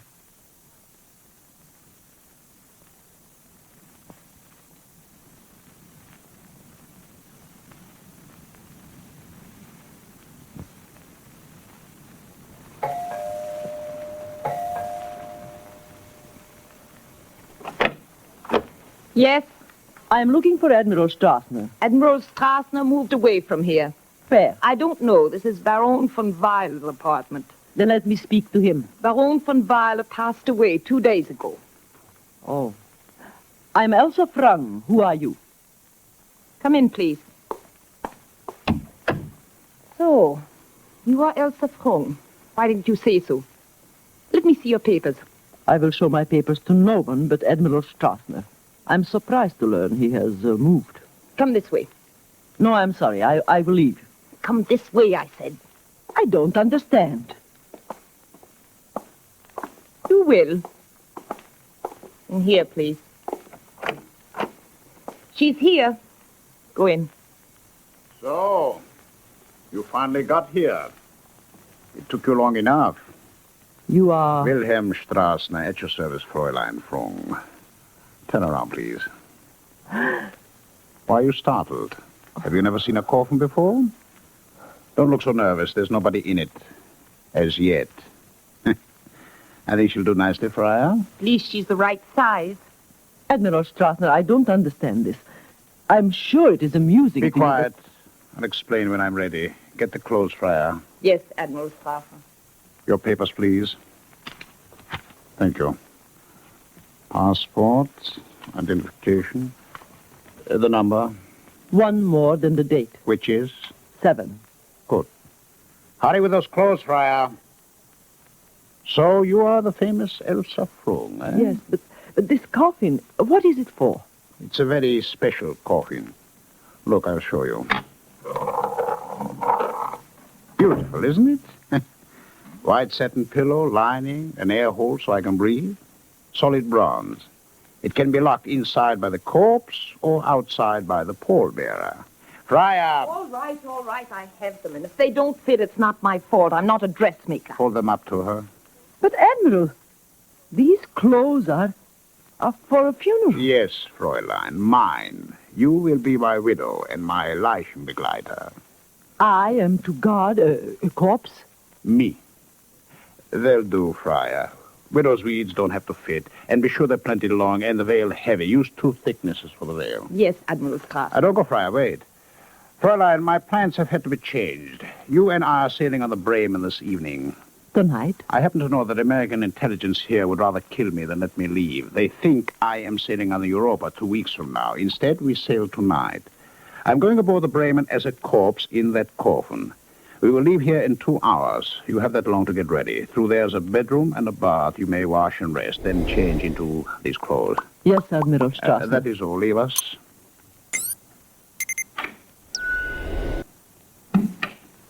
Well, Friar, what do you think?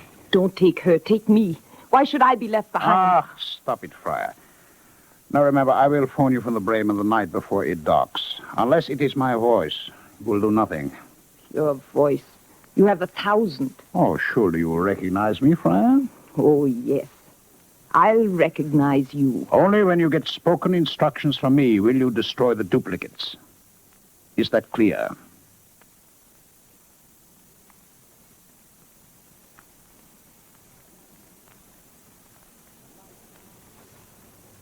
Leichenbegleiter. A corpse accompanier. the long black widow's weeds. He had thought of everything. Death certificate, a bill marked paid in full from one of the best funeral parlors in New York. I was now Frau Hedwig von Weil, mourning the husband whose body she was taking back to Germany for burial. 5 silent Germans carried it at Pier 60 where the Bremen sailed. The captain of the great ship himself met me at the gangplank.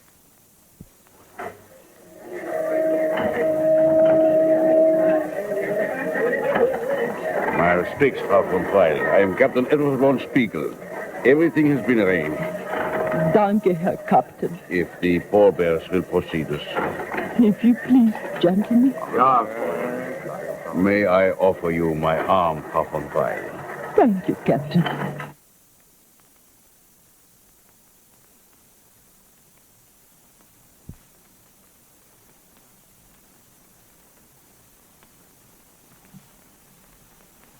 Strassner had managed the impossible. A first-class stateroom on the Bremen for a coffin, an A-deck cabin, and filled with flowers. The cabin door shut out the noise of a transatlantic sailing, the champagne, the streamers, and the last-minute goodbye.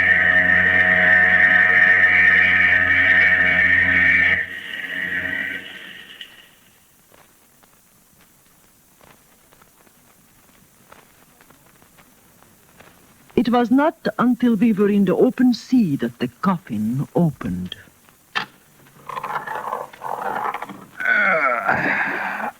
Well, my first successful impersonation of a corpse. I am stunned that you could manage it.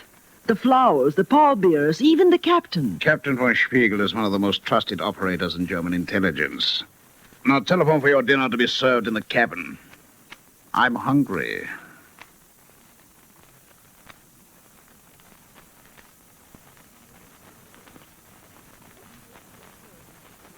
Meals were served in the cabin. One meal, ordered by me, intended for me, eaten by him. He'd leave me a few scraps, a roll, a mouthful of cold coffee.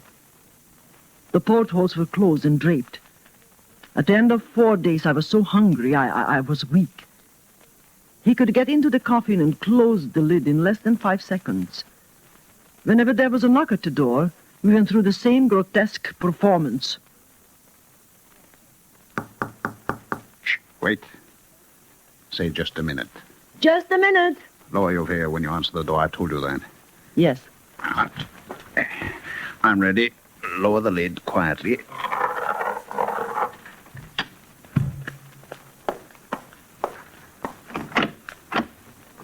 Yes. The captain's compliments, Frau von Weiler, and would you do him the honor of dining privately with him in his cabin? Oh, danke, my Fräulein. Give Captain von Spiegel my regrets and thanks, but I prefer to be alone. All right, she's gone. Get out of those clothes. What? I wish to telephone New York. It would be dangerous to use the phone in this cabin. A corpse should not talk, nor should a widow have her husband's voice. We arranged that on the 5th night out, the captain would invite me to dinner when the coast was clear. Invite you to dinner? I cannot explain everything you do not understand, Fräulein. You can change in the bathroom, put on a dress, put on anything. I want your clothes.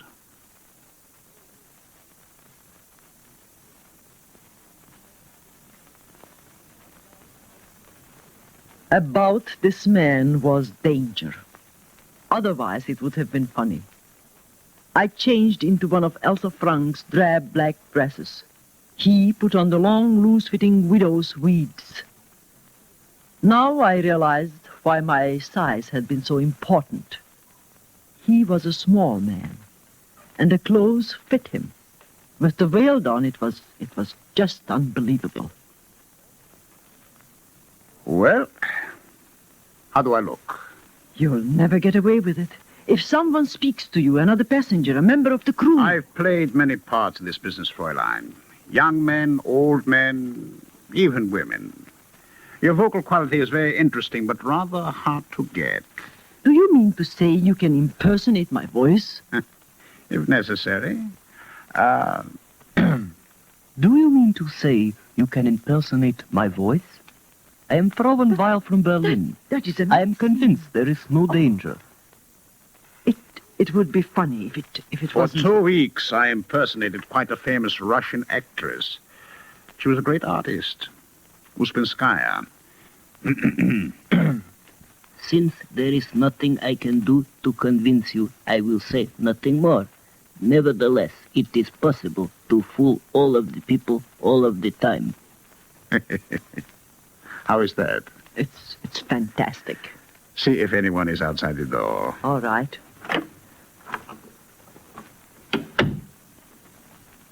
There is a stewardess down the corridor. Then listen. We'll see how she reacts. Lock the door after I leave. I'll be back in 20 minutes. 20 minutes.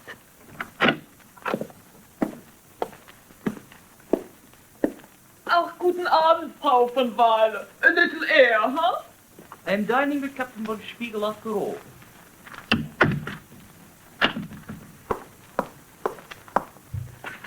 B. Oh, here it is. Borland, Ray, Orchestra, 502.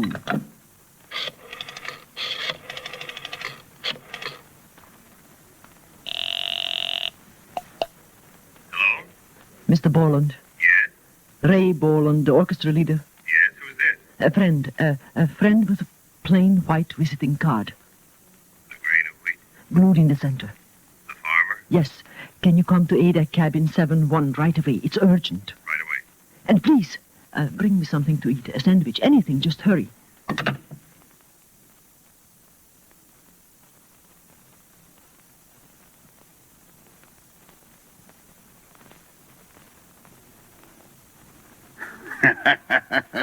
Captain von Spiegel, I have no sense of humor. I do not enjoy masquerading as a woman. Will you please place my call to New York? Certainly, Admiral Strassner. I meant no offense.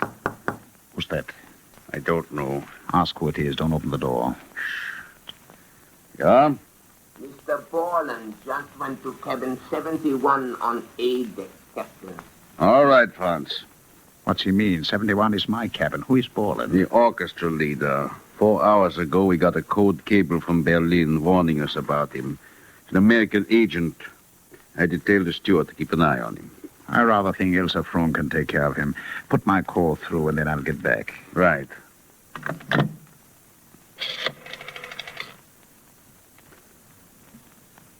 Captain von Spiegel, get me ship to shore, McKay, New York. Sacramento 20098. Right. She'll call me back. It will be long? No. Elsa may be in trouble. Tell the operator to hurry. Do you want any help with Borland? I'll take care of him personally. Now, you'll be careful. While this ship is technically German territory, we can't allow anything too blatant. I assure you, Captain, Mr. Borland's treatment will be anything but blatant. Tell the operator to hurry that call.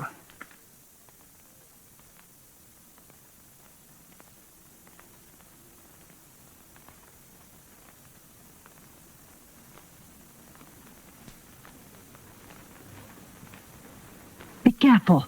Don't dirty the lining. White satin marks easily, and he notices everything. Whatever it is isn't in the coffin. Then he's carrying it on his person. Well, there isn't much time. We dock tomorrow morning at 7, you know. I know he's carrying something. Something of the most vital importance. Mr. Borland, we have never seen each other before, but we are partners. I'll do anything you say. You say 2 of the farmer's men will meet the ship? Yeah, they're stationed at Bremerhaven. They meet me every voyage. Admiral Strassner must not get off this boat alive. You want me to... One of us must. All right, how? We can't search his person unless he's dead. Have you a weapon? Yeah, small automatic with a silencer. Do you want it? No. I'll say I'm ill and send for the doctor. Then you must try to do... Elsa, open the door. He's back. Hide. Where? In the bathroom. Quickly, get in the shower and pull the curtains. Hurry. Right. Shut the door and be quiet. Elsa, hurry. Coming. Thank you, Elsa. Where is he? Who? Don't be coy, Elsa. Where is he? I don't know what you mean. The steward saw him come into this cabin. Borland, the orchestra leader. The steward was mistaken. Berlin cabled about him. He's an enemy agent. I don't know what you are saying. There hasn't been anybody So here. you thought you'd play it both ways, huh? Admiral Strassner, I swear. I've been standing at that door for 2 minutes. I heard you talking to him. Admiral Strassner must not get off this boat alive. Indeed. Now, where did he go? Oh, but of course, the bathroom. Then we shall lock him in for a moment, yes? And I will deal with you first. Yes, I will deal with you first. Don't say anything, Elsa. Just get in the coffin. What? Get inside. You are not serious. I know what you are and who you are. Get into that coffin. I won't. Let go of me. Let me go. Suffocation is not a painful death. Please, you don't know what you are doing. Let me go. You maniac. No!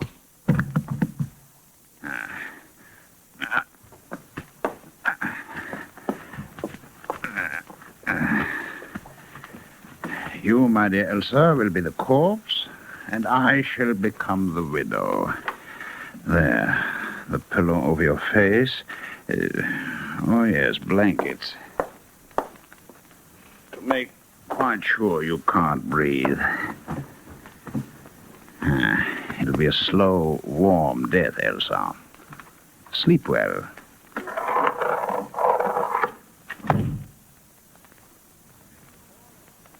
Mr. Borland, I know you're in there. I have a gun. I shall open the door, then I shall count 5. Exactly on the word 5, you will come out with your hands raised. I will unlock the door, Mr. Borland.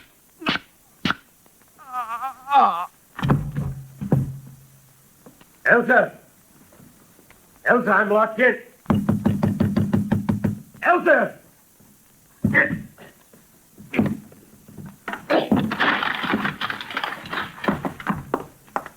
Elsa! Elsa, are you in that coffin? I can't get it open. Elsa! Elsa, I'll have to get help. It'll take a crowbar to get this thing open. Elsa, I'll have to give us away.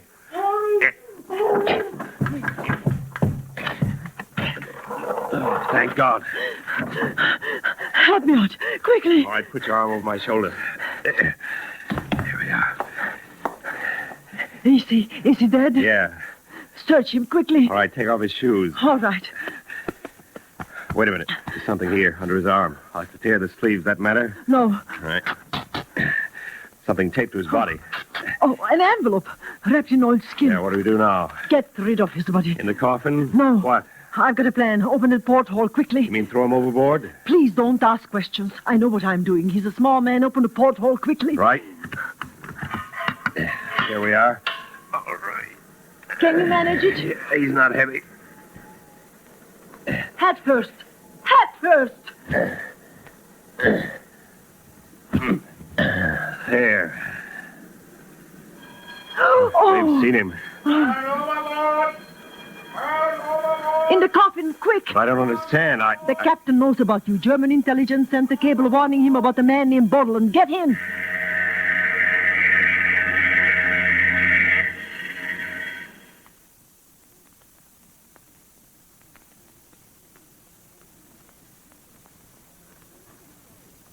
For 2 hours, the ship was in an uproar. Boats were lowered. They searched the black, heaving Atlantic. Then they had a full ship's roll call, as I knew they would. Mr. Borland, of course, was missing. The captain looked at me with knowing eyes. Admiral Strassner was naturally not missed at the roll call. Corpses were not counted.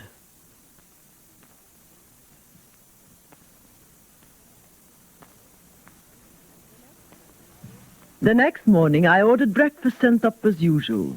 Mr. Borland was very kind. He let me eat all of it. My first good meal in 5 days. Then we closed the coffin. 5 members of the crew were pallbearers. Again, the captain arranged everything.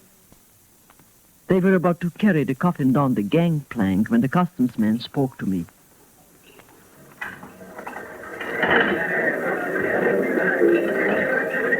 I am sorry, Frau von Weil. Even with the death certificate, we cannot allow coffin to customs without opening it. Oh, bitte, I beg of you.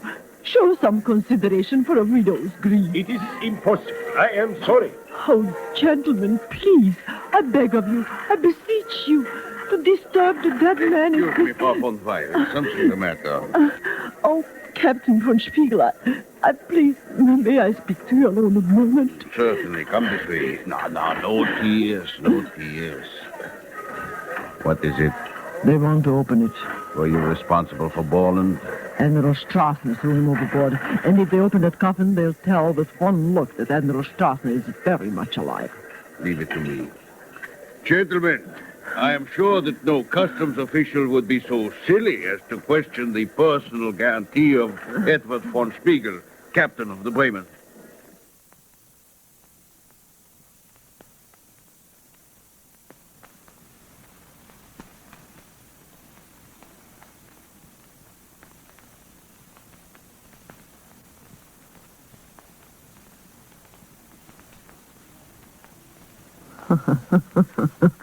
So, Farmer, we got off the boat. You did splendidly, Karen. You too, Borland. Thank you, sir.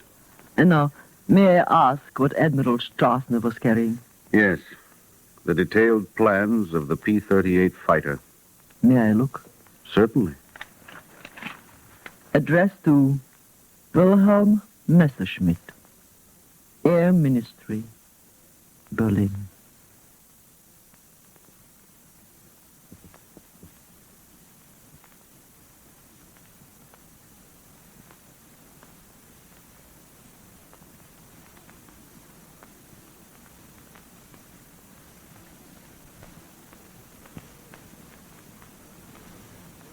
You have just heard Ilona Massey starring in the new NBC presentation, Top Secret. And here she is to tell you about next week's show. Next week's story concerns a blind beggar in the bazaar of the Singing Fountain in Tangiers, and a little boy of 10 with gray hair. It is a story that has been, until now, top secret.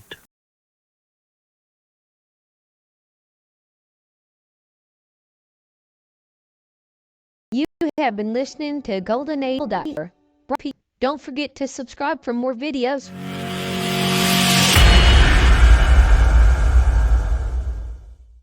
I would like to extend my sincere gratitude to Old Time Radio Research Group for their remarkable efforts in preserving and archiving the captivating world of old time radio programs. Their dedication to safeguarding these precious audio gems ensures that future generations can relish the enchanting stories, music, and entertainment of the past. Their invaluable contribution allows us to step back in time and experience the magic of radio history firsthand. Their link is in the description below.